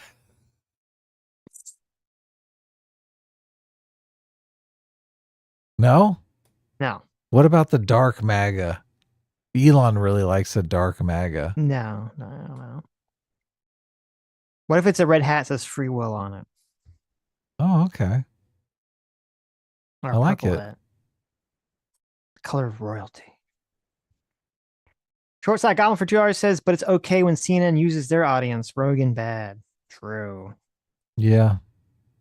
Anonymous cow Hypocrites. for $5 says, saw a Reddit post about OP bummed out. Being bummed out, the jobs report was good despite tariffs and bonds. No one can save the people except for liberal Joe Rogan. True. Yeah, the economy seems to be pretty good. I Yeah, don't so know. far. Stug says, give him Goku's hair. Oh, you could do that. Oh, Give him yeah. Super Saiyan hair. That would be great. I should do Yes. that. I'm on Some it. Super Saiyan. You know what? It's Pride Month. You should give him Goku black Super Saiyan pink hair. How about that? I know if you go to DuckDuckGo, DuckDuckGo will take and make transparent images for you. It's amazing. Where I don't think Google does it. Google always tries to trick you. Yeah, there was some any of the art programs that have AI now, it seems like they can do it pretty easily nowadays. But Goku hair. Oh, look at that. type in give him Super Saiyan Rose. I mean, the super chat was for Goku hair. Goku Super Saiyan Rose is Goku. Oh. But it's Pride Month. You gotta give him pink hair, right? It's Pride Month, Dad. No. He needs the pink Super Saiyan Rose hair. Look at this guy. Look at this guy chat. Terrible. You obviously didn't see everyone dumping the pride stuff now. They're sick of it. Move on. You're so establishment, Sitch. Come on. Wow. Nobody. What? Oh, I guess I got to go to the image tab. Roadside for $10 says, I think that the establishment media is dying but not dead. I think Tim's point about not being the new establishment is true for now, but give it 4 years and that might be different. I agree with that. I agree. MA566 for $5 says, did you catch EFAP this past Saturday? They dedicated 11 hours to talking about Stitch. I didn't watch it, but I did see they talked about Lilo and Stitch. Yes. That's cool. Yes. I assume they did not like the new one. People were asking about we talked about it, but yeah, I thought you said you might make a video, so. Yeah, I should. I just, the same thing always happens. I'm like, oh my God, I don't do it quickly. And I feel like it's a waste. Oh, it is a waste. Totally. Yeah. See, that's the problem. Not to discourage you. I mean, yeah, but then Sam says, I don't care. Make it for me. And she gives me like the puppy dog eyes. Well, you can make it evergreen if you, depending upon how you do it. So that's true. I should do it just to do it. I love this hair. Oh, this is great. I should just put it on Sitch. You should. You're putting it on Blunty. Oh, you got the Super Saiyan 3 hair. Okay, look at that. Is this the correct hair? You said it was. I mean, I think I can change the color. Fine. That's fine. That's Super Saiyan 3 is fine. They accidentally kept saying Sitch a million times. That's funny. Did they? That's funny. Well, it's like Sam has a bunch of Stitch stuff, and she's buying more Stitch stuff now because of the movie. You know, it's like a million Stitch stuff everywhere. She keeps saying Stitch like every 5 seconds, like wrong. So it is kind of funny because everyone would call me Stitch by mistake, but now you fuckers are calling Stitch Sitch. Okay, I've wormed my way into your brain. Karma? That's great. Yeah, it is great. Metalworks 41190 for 38 months. Thank you so much. Says a bot on Discord friended me by accident and then tried to get me to play a phone game. It was weird. That is weird. That's very strange. Stock for 30 months. Thank you so much. Says if Bill Clinton's vice president were to write a music album using AI, they would be Al Gore rhymes. There you go. All right. Thank you. Thank you, Stock. I'll leave the stream for $5. Says my advice for podcasts focusing on young men, a VTuber hot tub stream with an AI voice. Give me my 20 million. There you go. Oh, yeah. Yes. Those are very popular. Yep. Shorts I got for $2 says this video is cope. Why aren't we the cool kids? There's a lot of cope. A lot of cope there, yeah. Mm-hmm. They weren't cool.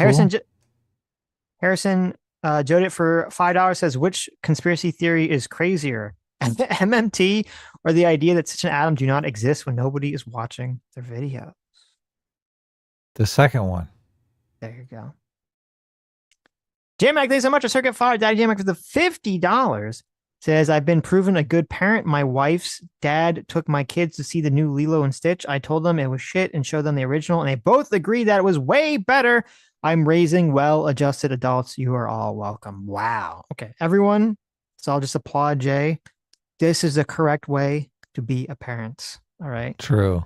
Yes, you're doing the Lord's work. Your kids are like, I like this, and you're like, no, you're wrong for liking this. Here's the better version. And they're like, you're right, Dad. You're right. It's so much better. I can't believe they. What is the name of the sister? They totally did her dirty. Nani? Nani, yeah. Did you finish watching the original? I did not, but okay. The part you watched is better though. It's way better. She's so much nicer to the kid.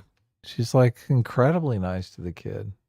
Yeah, there's definitely in the original, she had a very good quality that whenever she would always try to turn the bad thing into like a good thing. She wouldn't necessarily try to express all of her fears to Lilo. And a she lot of that had, seems like it was lost. She had the motherly instinct. She was protecting her.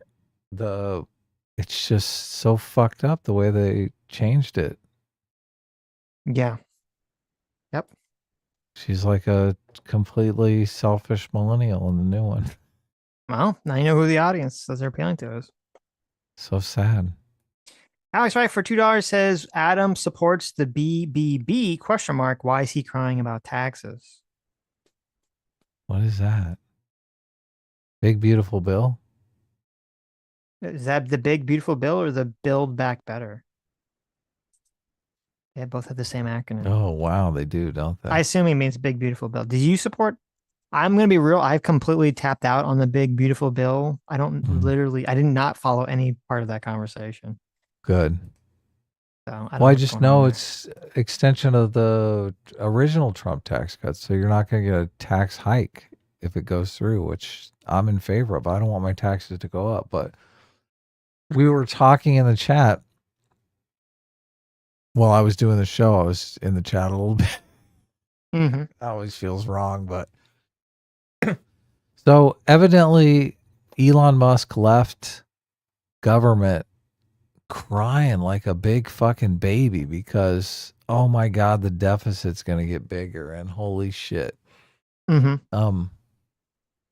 We're doing another tax cut and all this, and I was saying people who want to get rid of the deficit, I mean, you literally have to raise taxes $36 trillion to get rid of the deficit, right? Sitch, you want to pay an extra $36 trillion in taxes collectively so that we can like not have the deficit anymore? No. That's a lot of fucking taxes. That is. Yeah. So I'm saying if you are going to sit and bitch about the deficit, you pay more taxes, right? Nothing's stopping you from paying off the deficit. Mm-hmm. You clean out your bank account. Like cutting government spending, I mean, that's part of it, but you still got to tax the money back, right? Right. Even if you spend $0 fucking dollars, right? You got to tax $36 trillion. So shut the fuck up. You taxers, you fucking tax and spend liberals. Shut up. Everyone's like, oh, that's a straw man. How's it a straw man? You would have to tax all that money back. Yeah. If you want to get rid of the deficit, you got to tax $36 trillion. Okay. Well, I guess you could theoretically, if you cut spending to be, I mean, this would never happen. If you cut spending so that the debt didn't increase, you could pay it back slowly, right? Like you could just tax back, $5 trillion over the course of like 8 years, 9 years, 10 years, right? But then you'd have to never spend over, which is not going to happen. In fiscal year 2024, the IRS collected $5 trillion. Mm-hmm. $36 trillion, bitch. Okay. Look, that's a lot of money, Sitch. That's a lot of money. Coincidentally, that is the money that every single person has in their savings account right now. Right. $36 trillion. I wonder why that is. Why is it the J-Mac, same number? for $10, thank you so much, says I've been showing them all the 80s and 90s action movies, and my daughter loved Predator and Terminator too. Wow, look at that. That's good. You gotta get them when they're young, Jay. Because, like, listen, I'm trying to show Sammy all the old movies, all the old good movies. She never watched movies growing up. Okay, she just watched the animus. She never watched the actual live action movies. And she's too old. All she does is complain. She's like, I don't like the movies where you can see the film grain. That's gross. So she doesn't appreciate it. You got to get them when they're young. Doesn't like film grain, huh? Doesn't like film grain now. That's an interesting twist. Right. Though I'll be fair, watching some of the old movies, everything is paced so quickly nowadays. You can really feel it. Stug for 38 months says if Bill Clinton's vice president. Oh, I read that one. Oh yeah, Stug said I messed up the pun. I didn't get it. I'm sorry, Stug. Alex tried for $2 said algorithms. You messed that up. Oh, I said rhymes instead of rhythms. Yeah, because it's algorithms. Oh, see, there you go. Thank you, Adam, who can't read. Got it. All right. Well, I knew. I got but it. Look, Thank you. I just don't condone the puns. So algorithms. Thank you. That's hilarious, Doug. I'm laughing on the inside very deeply. It does well specifically for $2 says XP is a test to see how we react to random numbers. True. Look at that. 2007 Shockwave for 4 months says XP boost. Brian for $5 says I love the Archie Bunker and Jefferson's crossover. Both were great shows. They did. That's interesting. Oh, okay. That's an interesting crossover. Yeah, Jefferson's came from All in the Family, I believe. Oh, they moved on up. Yeah, I thought they came from a different show. I don't know. Could These be are all wrong, before my never been time. Wrong before, so it's all before my time. Be unusual.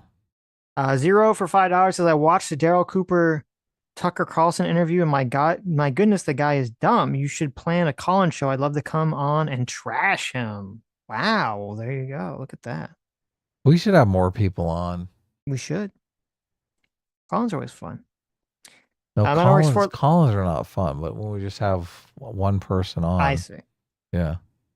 Metalworks 4119 for $2 says corpos aren't celebrating Pride Month on social media. LOL. Metalworks wants to come on too. Sure. Remember? But I mean, he could have come on today if this wasn't the Sunday show. So that's true. That's true. Actually, I guess we fucked up. Is the iDubbbz video tomorrow? We can if you want. If you want. Or no. Sure. We make up for our lack of a Sunday stream. So tomorrow will be our Tuesday stream. We can do that. Tomorrow, for a couple hours. Wednesday will be Tuesday, everybody. And we'll watch the iDubbbz videos. Yes, that's what I want to see. The iDubbbz. That cancer of a video. Yes. Maybe Metalworks can come on after iDubbbz and chat with us. He wanted to talk about something. Mailer for $5 says progressive comedian is an oxymoron. It's true. Chuckle Des for 30 months says I don't think Shapiro has a chance, especially if the war in the Middle East is going to still be within memory or if it's still being fought. Yeah,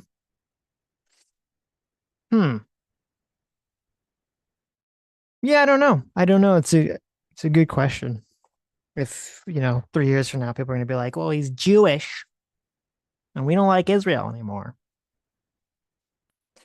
Squeeze my sexy commie ghost baby voice for $2. Says Tim Dillon lives in a van down by the river. There you go. Wow. Wouldn't surprise me. He does kind of look like Chris Farley a little bit. He does, yes. RBGH for $5 says you should listen to Tim Dillon's recent rant about Sam Harris. Oh, I would love that. Interesting. Check it out. Anonymous Cow for $5 says if you haven't seen any of Tim Dillon's comedy before, watch the fake business episode on his channel. Okay. I will do that. I haven't actually. I don't think I've seen a single bit of his comedy. Oh my God. They had this kid on Fox News. Wow. Who that?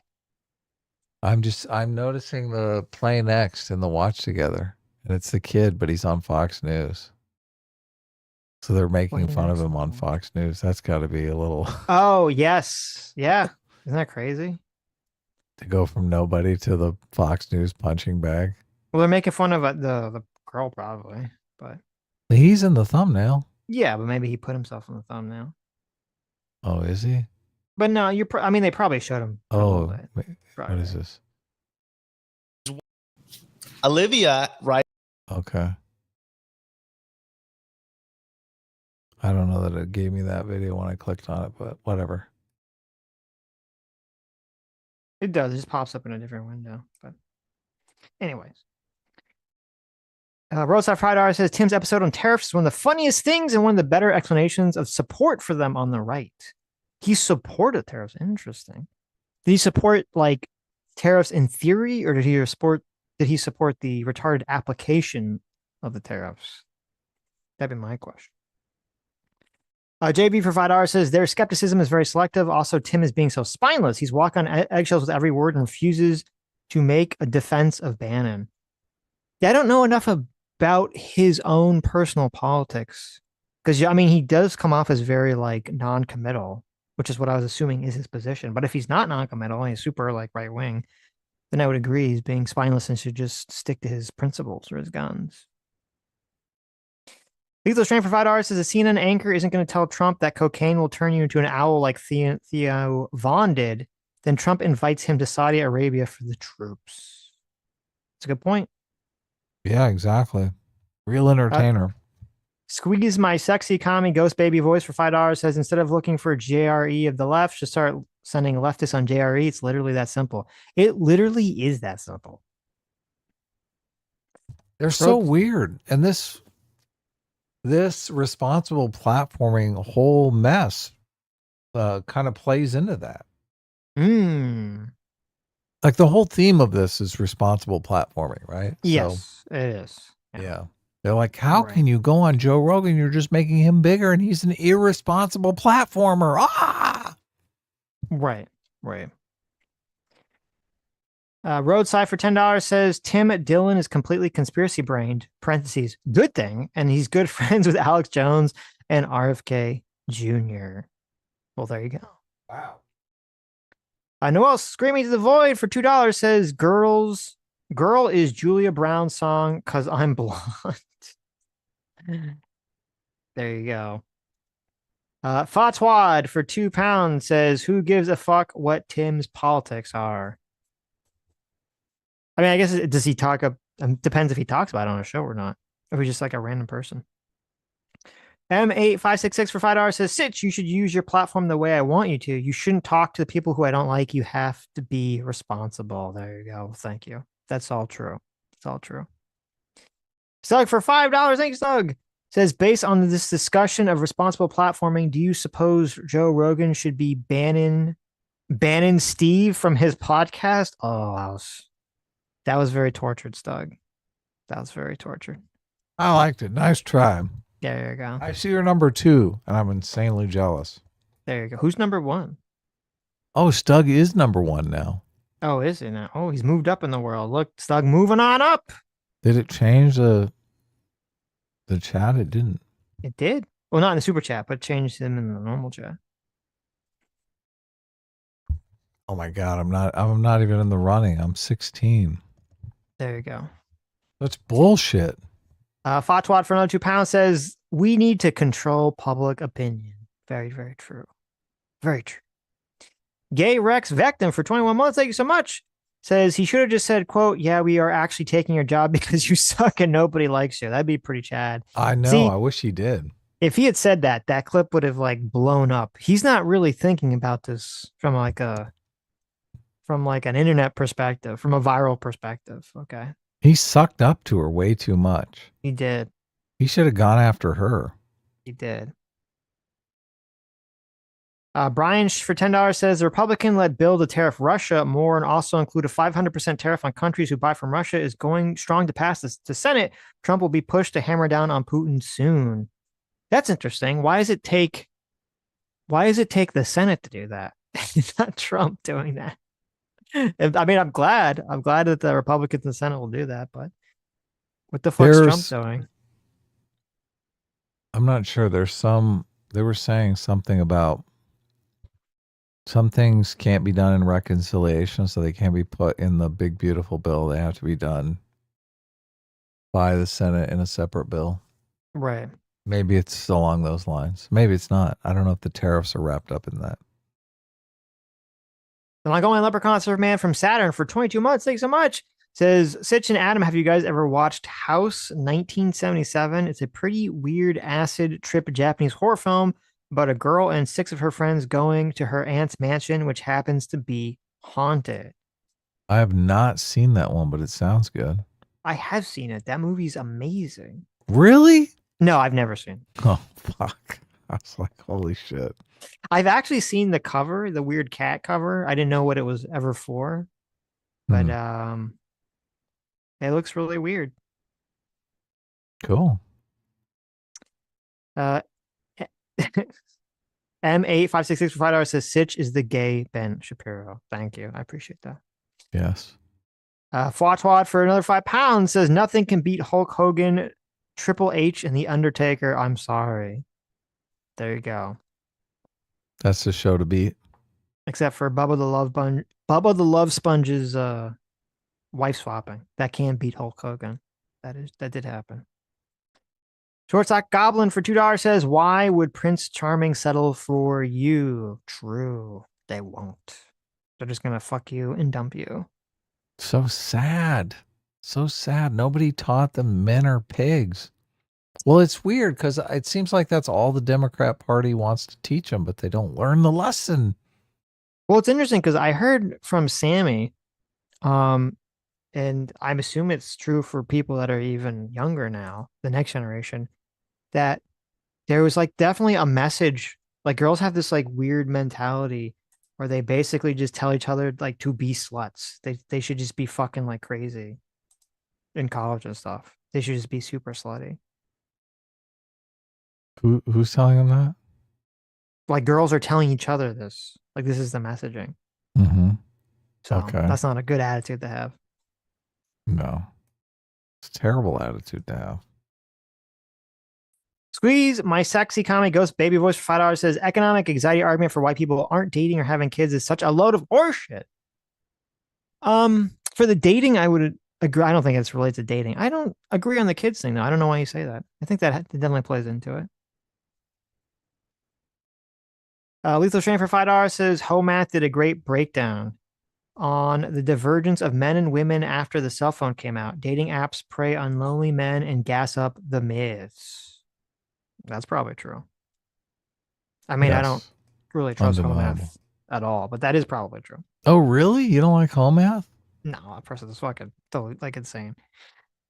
But oh, really? They had some like weird nervous breakdown the other day. Did they really?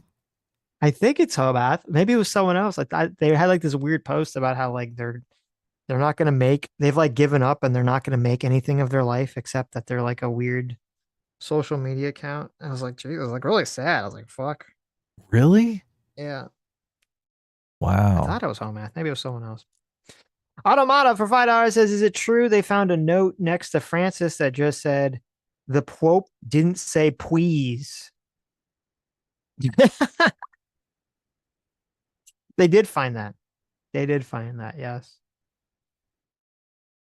I don't know if you got that one, Adam. I didn't know, but I figured it was funny because you It laughed. was the JD Vance, all the JD Vance memes of him saying you didn't say please. Oh yeah. Yeah. That is good. Brian for $5 says the male passivity is even being shown on shows where women are the ones initiating a romantic relationship, which is pretty weird. That's very true. That's very true. I wonder if that's also a problem in Japan because I know, like in anime, oh my god, men never initiate romantic relationships in anime, and I know I've heard in Japan a lot of Japanese women complain about that. So definitely has a cultural influence. Seems like. Hmm.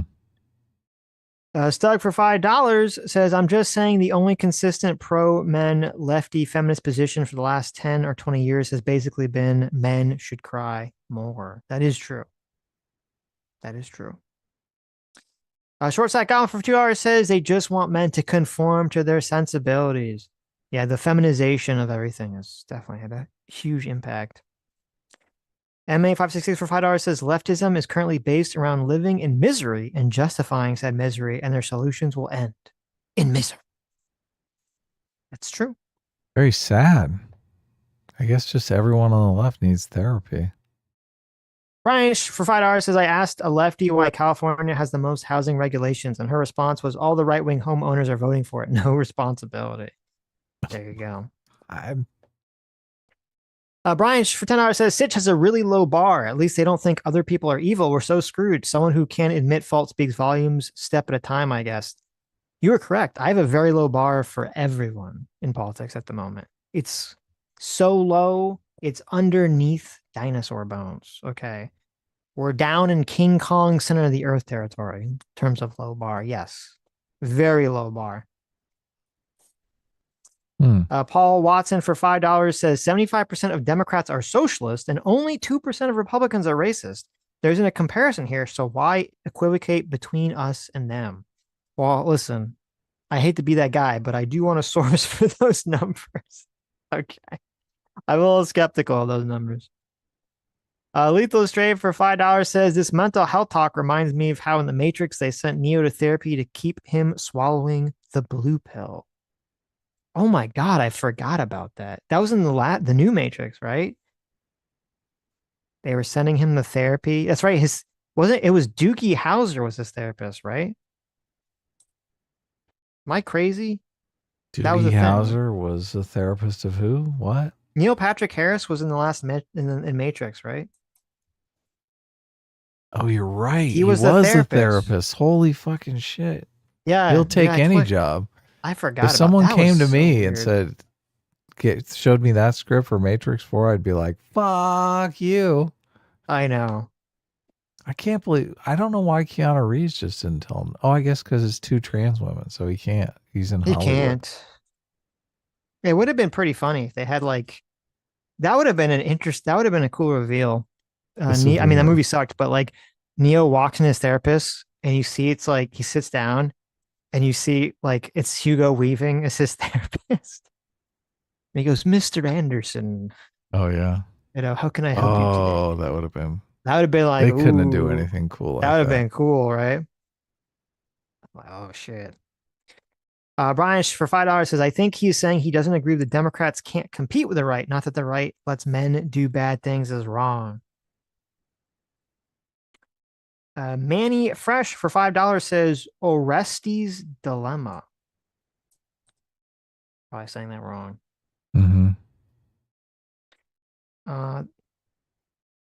This revolves around the moral conflict of Orestes.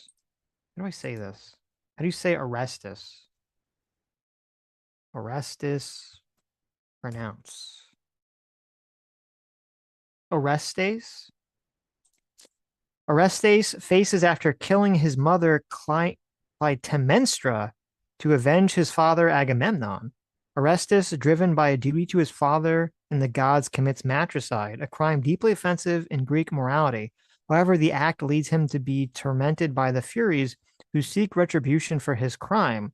His dilemma highlights the conflict between familiar loyalty, divine command, and the consequences of violence. Interesting. How bad do you think Fantastic Four is going to be? I'm not confident. I don't have a high confidence level. Yeah. No. God. This is like so fucking. What the fuck is Marvel doing? I am curious to see it. Just to see how they're look, gonna I'm gonna see it. shoehorn. I'm gonna fucking see it. I'm gonna yell at the screen and shit. Right. Like there's gonna be a lot of loud scoffing in my movie theater. Just how they shoehorn this crap into the main MCU timeline. I'm gonna be like, what the fuck? So is it gonna end here? My prediction is it's going to end with them losing, with Galactus eating the planet and them having to retreat to the main MCU timeline. Really? Yes. I think that's how it's gonna Hmm. and they're gonna get there with Franklin Richards' power, or Doctor Doom's gonna show up or something at the end, but that's what I think is gonna happen. I mean, there's supposed to be some screenings that have taken place, and they Mhm. leaked how the ending Oh, really? is supposed to Okay. play out. What Yeah. did we know what the ending is? Supposedly, Maybe you shouldn't say. Maybe I you shouldn't ruin it guess for some people. is how many people are listening right now? Don't leak. Should we not do a Don't leak spoiler? it. Or Yeah, we shouldn't leak it. I shouldn't leak it. Right. Okay. Well, look, if this happens, if the leaks are true, I am going to yell "what the fuck" in the movie theater. Okay. I'm going to yell "what the fuck" and I'm going to throw something. I'm going to take my shoe off and throw it at the screen. Okay. And I'm going to yell "fuck this movie." Mm-hmm. It's so, oh God, it's so hilarious to me. They reshot the ending. Oh, yeah. 566. Oh yeah, because remember we talked about that. They're like, I know, we're I doing did. reshoots, so like super weird. They're yeah. doing reshoots. Yeah, the movie's supposed to drop at the end of July. It's like a month away. The surfer and only invisible woman fight and win. What? That's weird. That's the leak. Look, you read the leak from the chat. I'm not allowed to say it, but you can say it. Well, no, I thought the leak was a plot, like something about the plot. The leak is just that invisible. The only people that fight Galactus are Sue and the Silver Surfer. And that's the leak. They've made the Silver Surfer obviously a woman now, right? Yes. So it's fucking girl power. It's the one female Fantastic Four member and the Silver Surfer team up to save all the guys. Okay, what if? What if they should have changed it? They shouldn't have had Galactus. They should have had Galactus's daughter, who is a character. They should have had female Galactus, and they're like, we need women to defeat the female Galactus because she's just like a super bitch. Well, no, yeah, because like Reed Richards is like, oh, I'm a very like classic 1950s male. I could never punch a dame. They and then explain Sue's like, I don't have that problem, honey. And then she punches female Galactus with an invisible punch, knocks her out. They've retconned the origin of a Galactus. Okay, actually, they explain Galactus's origin now in a feminist patriarchy study class. Oh my God. He's the physical manifestation of the patriarchy. Yes. In this universe. Oh my! In this earth. Okay, I got it. It's like feminist Gurren Lagann. Whenever a planet gets too uppity with its women, oh, there you go, gaining too much power, the galactic force of misogyny, known as Galactus, will come by and consume the planet to reestablish male balance. Yeah, right. But the women have to step up and stop this, and everyone, all the guys in the Fantastic Four are for it because they're all in on the patriarchy, right? Right. So they're with Galactus. We need to be eaten. We deserve it because of our uppity women. Yes, exactly. They should have Reed Richards transition into a woman. Then he can join the girl power movement. And there you go. I mean, he'd have to transition to be the actual protagonist of his movie, but whatever. Well, he's kind of like Plastic Man. Can he just like use his powers to like morph his body to brilliant. be a woman. Exactly. He can just invert his dong. It's made out of plastic, right? You've got it. There you go. And transitioning is nothing for him. Mm-hmm. Sitch, you're joking, but that's basically the plot of Eternals. God, really? I never saw that. That's terrible. An alien for 10 Aussie bucks, thank you, says, hey, Sitch, did you see the EFAP where they were trash talking you and your new movie in their last stream? They said they like the old Sitch better. Will you address this attack? As class is best class. Thank you. I think Sitch agrees that he likes the old Sitch better. I do like the old Sitch better. That's true. An alien for 18 months says, but for real, it was very funny when the EFAP crew kept saying Sitch instead of Stitch during this stream. That is pretty funny. I was doing that when I was talking to my wife about the movie because I just like Sitches in my head so much. I should have, first of all, I know, honey. I should have been like listening live and I would have popped in and been like, you guys keep talking about me. Jeez. Keep talking smack. That would have been good. Brian for $5 says there's a difference between illegal immigrants and legal immigrants. If our economy needs illegal migrants to function, then our economy sucks. I agree with that. Right. But I think when people talk about when people talk about like immigration question in regards to jobs, they do mix together the illegal and legal immigrant question. Of course. Yeah. Aussie ODST for 5 Aussie bucks says instead of illegals, Australians use people on working visas. It keeps our wages steady. You all should talk to Kursk. A-Team has big head for big brain. Oh, thanks. Manny Fresh for $10 says with housing prices, you have to remember the largest cost is the area. You wouldn't believe what you could get if your house just cost what it took to build and the supplies. Well, yeah, I mean, location. Libertarian Sasquatch for $2 says it's against the law to hire illegals in Arizona. I mean, I think it's against the law to hire illegals everywhere, isn't it? I don't think is there a state you can knowingly hire an illegal alien for a job? Right, yeah. Well, if they don't enforce the law, they might not enforce it. There is no law, right? Right. Metalworks 411.90 for $5 says some of these gig jobs are offering benefits. Like one, my Uber drivers got free tuition to an online college. It's not much, but it's a start. Okay. I don't know. It's interesting. Alex Wright for $2 says, I think this woman is Adam's ex or something. The sloth lady? I don't know.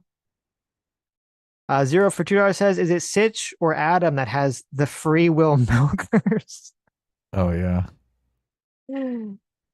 Listen, all of our free will is ethically sourced, organically grown. Okay? Where's the free will milkers? I want to know. We don't milk it from ourselves, right? We harvest it from a completely ethical source, which will remain nameless. What guy has free will around the milkers? It's definitely not from slave labor in an Asian country. A Varied Horse for 33 months says, as someone who's currently looking for a non-degree based job, about half of them require you speak Spanish because of illegals and no other reason. Paquito. That sucks.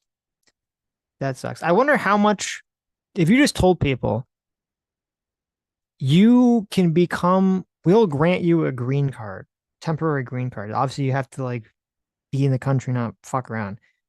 If you just know if you can speak English to like a reasonable, like a good level, like the common speaking level, if you can speak English to the common level, we will grant you a green card. And if you can't, we're deporting you. Okay. Do you think that would solve a lot of the immigration problems in this country? I don't know. Maybe not. I think it would. The language barrier is just, it's such a unique problem because if the job site becomes all Spanish speaking, it really does lock English speakers out of even course. being able to work there. Yeah. Of course. And it gives Spanish speakers a huge advantage. Right. Because the person who doesn't speak any English is welcome. Oh, yeah.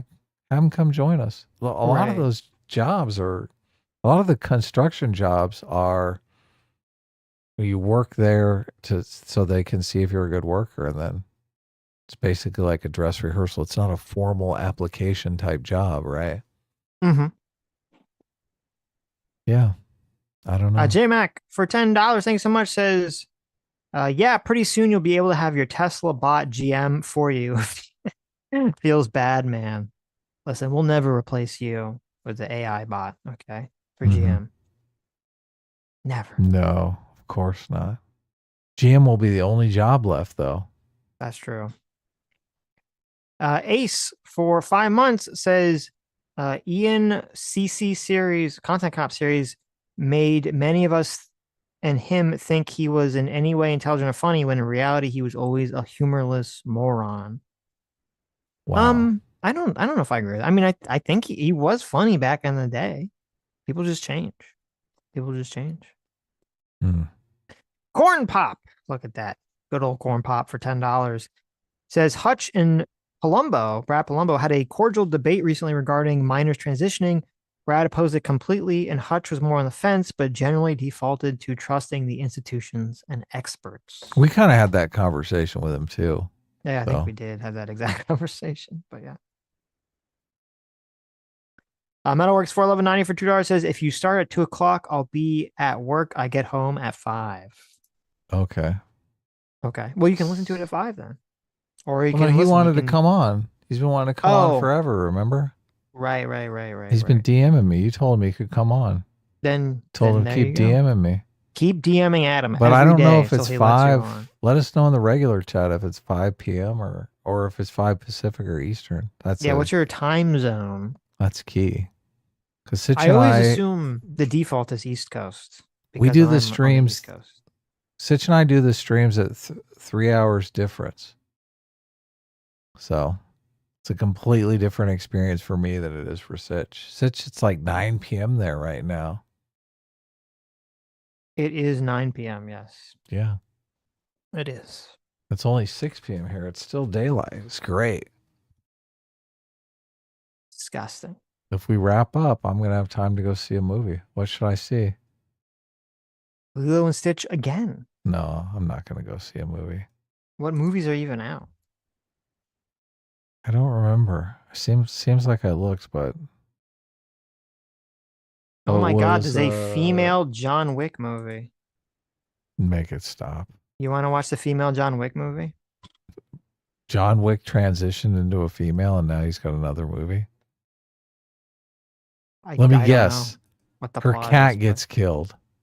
You can see Despicable Me 4. Mm-hmm. There's a Dan Dan movie. What? Dan. That's my favorite movie. Is there a Dan movie? No, wait. This looks like it's just... I'm confused. This looks like it's just the last couple episodes. Maybe it's a continuation of... You should watch Dan. Adam, I think you'd like it. I think I did watch a couple episodes. Oh, okay. Maybe you didn't like it. I think I tried to watch it with my dad. My dad was like, what the fuck is this? I don't think he would like it. Yeah. No. Some alien hunter and some ghost hunter. Yes. And they fall in love. When do they fuck? What episode? Aliens do try to sexually assault her. Yes. What episode does it turn dirty? Oh my God. They're like in high school. Oh, I thought they were adults. You can never tell with these animes. Yeah. Okay. Jesus Christ. You can't tell. You can't tell if terrible. they're like 50 or if they're 12. I know. So Okay, they all I look take the it same. back. They shouldn't even be in the same room with one another. There you go. Dr. Diller for $2 says, but did the Etsy wizard work? Yes. It totally worked. Etsy? It completely What? worked. It worked. It worked. The magic totally worked. I love Etsy. Death by All Sloth for kinds of weird $2 shit. says, going off my magic number 7 super chat from the other day, I think a lot of leftist mental health issues come from them demanding everyone keep 25 things in their head at once to not offend people, and no one can do that. I think that makes sense to me. Arrhythmus for 2 hours says, I think Sitch is not conceptualizing policy the way Adam is. If Democrats said that abortion bans are terrible, but they aren't going to do anything about it, do you think people would be motivated to vote for them? No, of No, course not. No. Yeah, no, I think it was. We are defining the concepts, the terms differently. But Oh, look at this. I vote based on policy up to 69%. A decisive victory. Victory! Now they have to do the poll tomorrow. We'll ask them what they think other people vote. Oh, then it's going to be completely upside down. Oh, okay. Okay. But that just means they're delusional as you are. It does. Cope.